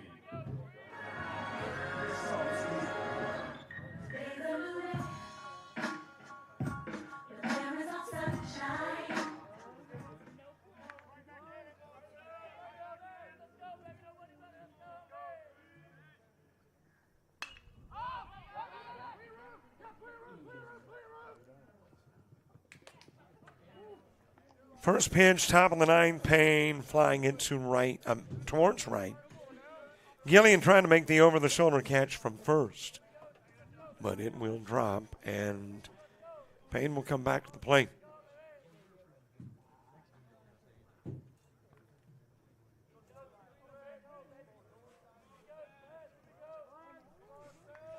Coyotes trying to pad the lead before going to the bottom part of the ninth.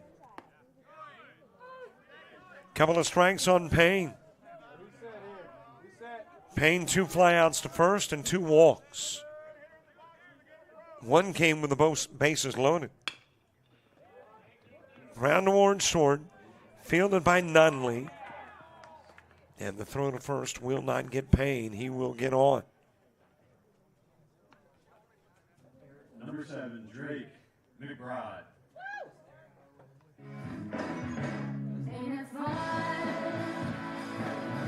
Going to be scored as an error and a base runner on.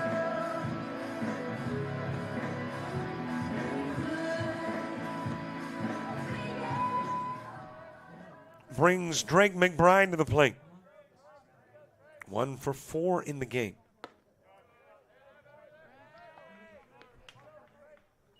A fly out the center in first and double that drove in a run.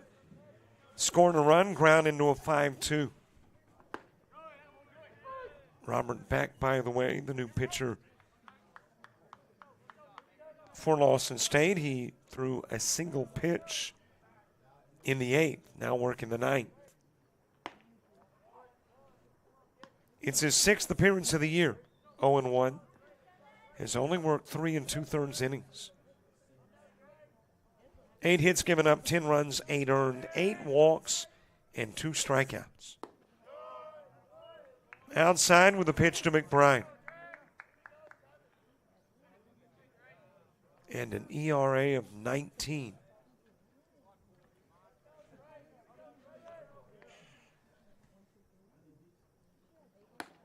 Inside with a pitch and a walk given to McBride. Number 3, Joseph Stevens. So a couple of base runners on for Joseph Stevens.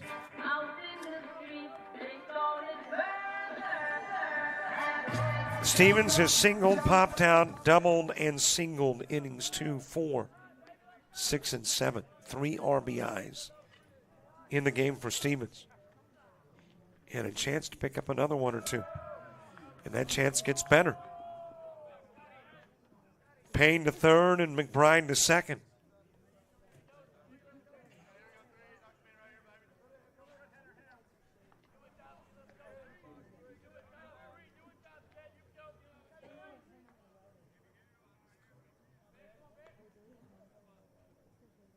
Here is the 1-0 pitch to Stevens. Got the outside part of the plate. Stevens 3 for 4.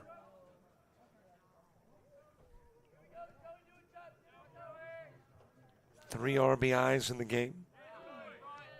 Came into the day a 200 hitter with 5 RBIs, but he has sent his stats northward today.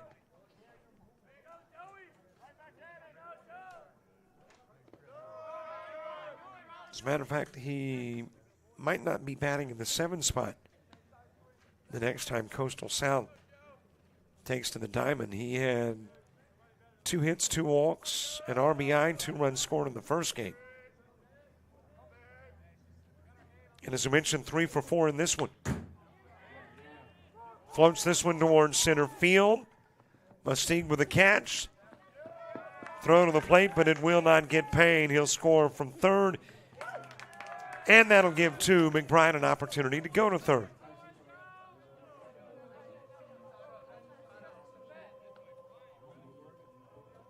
Number 28. So, yeah, it's been a really nice day for Stevens. 5 RBIs coming into the day, and he's got 5 RBIs today.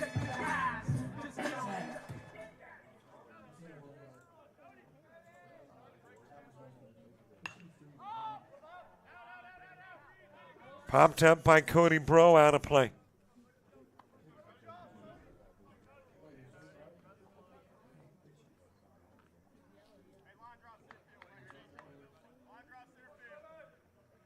Bro 2 for 4. A couple of singles, a strikeout, and a fly out to short.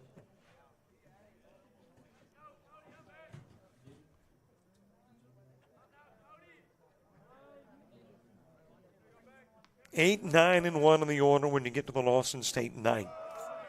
Low and away with a pitch to Bro.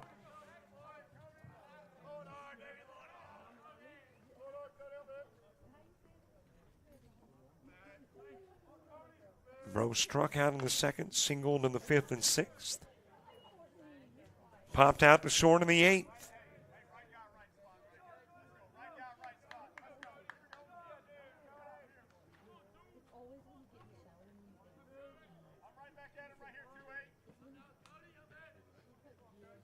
One-two pitch. High chopper towards third. Fielded there by Barnes. Goes to first, gets the out. The runner holds at third, McBride. Number 6, Quincy Walters.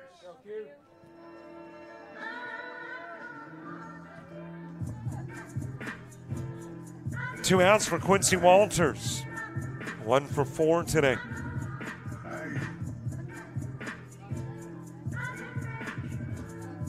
Well, let's see how many Coyotes have not had a hit.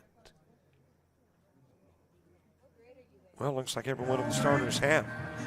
From top to bottom, 1 through 9 have all had at least a single hit.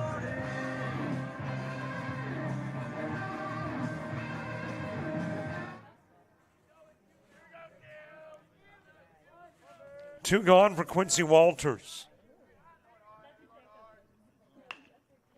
Right up the middle, that will ricochet off back, and there won't be a throw, there will be a run. Walters picking up the RBI with his 2nd hit of the game. Number 5, Devin Murphy. And that is 10 in a row now, scored by the Coyotes. Matching the Lawson State lead from earlier. Top of the order, Devin Murphy to the plate.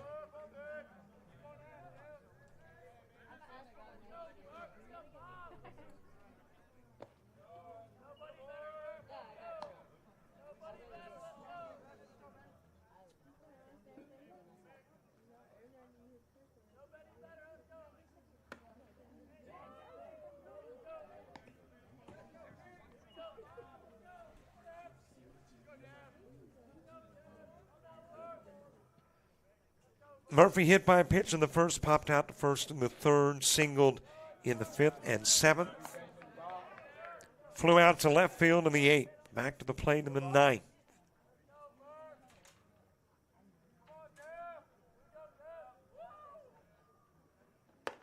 High inside pitch, and Murphy's given a walk. Number 13, Derek Jellin. So a couple of base runners on. Derek Jellin coming to the plate. Jellin with a couple of base hits, a single, a double. Has driven in a run, scored a run. Got hit by a pitch. Popped out and ground out.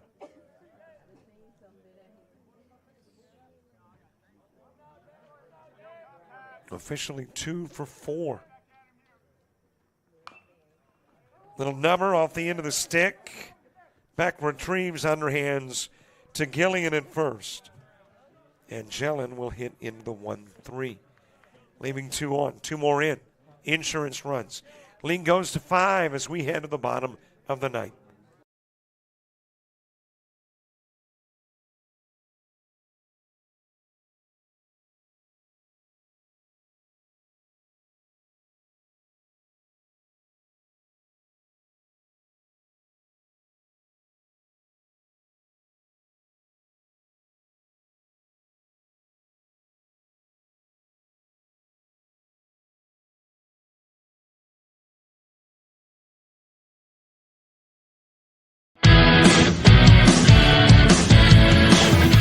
Frustrated. She's having trouble with her defensive player.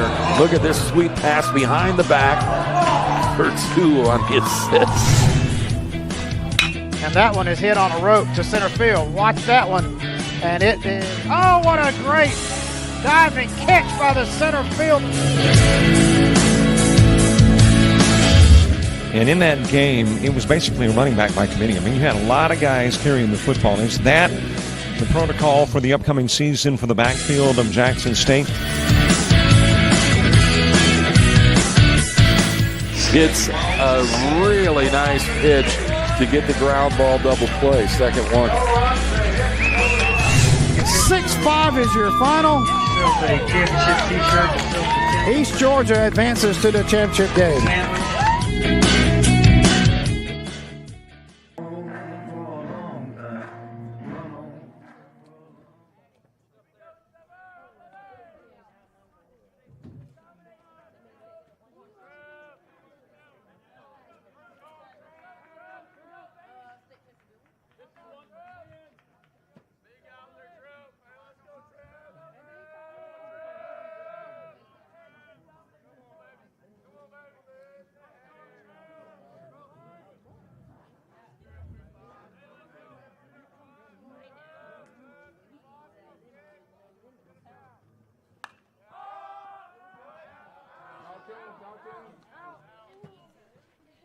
First pitch fouled out of play. A pinch hitter coming in for Jesus Mostig. It is Wiley Walker.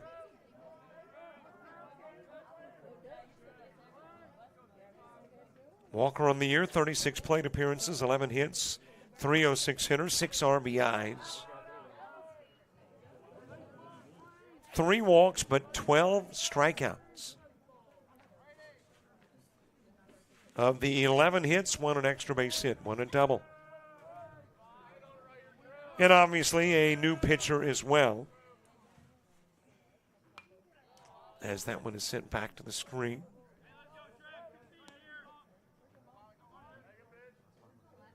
And your new pitcher is Trevor Ferris.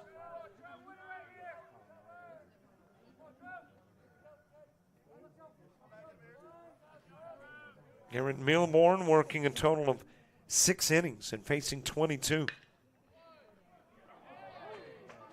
That'll be a base hit. Into left field, leadoff single for Walker.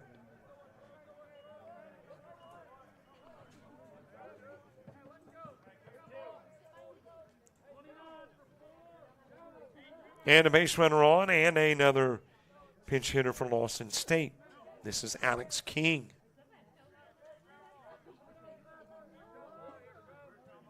Only his 4th plate appearance of the year, still looking for his first base hit. Chops that one to third. Got the out at second and first. 5-4-3 goes the double play.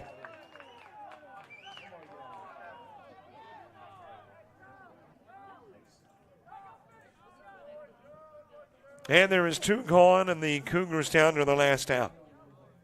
Bryson Barnes coming to the plate.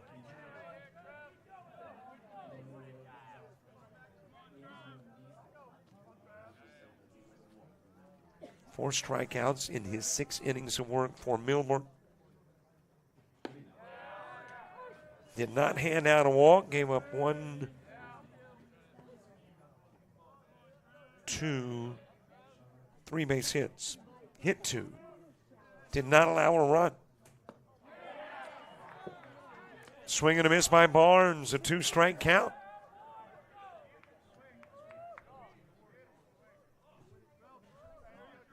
Nothing in 2 on Barnes.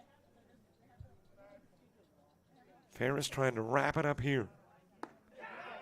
Wow, that was close. That was really close. A lot of folks, with the exception of one, thought it was into the strike zone, and that one is calling the balls and strikes behind the plate. 1-2 offering. Into third, fielded there by Stevens, goes to first. That's your ball game, and there's your sweep.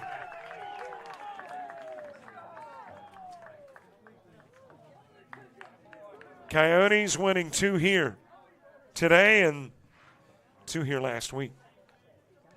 And this ball game is over. Coyotes 4-0 in conference play. Cougars 0-4. Well, if you don't lose any conference games, you're going to do pretty good come the end of the year. 5 Cougar hits, no errors. They get 5 runs, 2 in the first and 3 in the third. They will leave a total of 5 on. Cougars with 4, make that Coyotes with 14 hits. Committed a single error, leave 10 aboard. Got a run in the 5th, 3 runs in the 6th, a couple of runs each in the 7th, 8th, and 9th. And there is your final score in game number 2. 10-5 after a 17-zip win in the opening game. Thanks for watching. We're 45 minutes from tip-off between South Georgia Tech and Georgia Highlands in men's GCAA quarterfinal action. You might want to check that out in a bit. Ken Gustafson on the call. For all the folks with all the Coastals and for JockJive, I'm Robert Williamson. So long, everybody.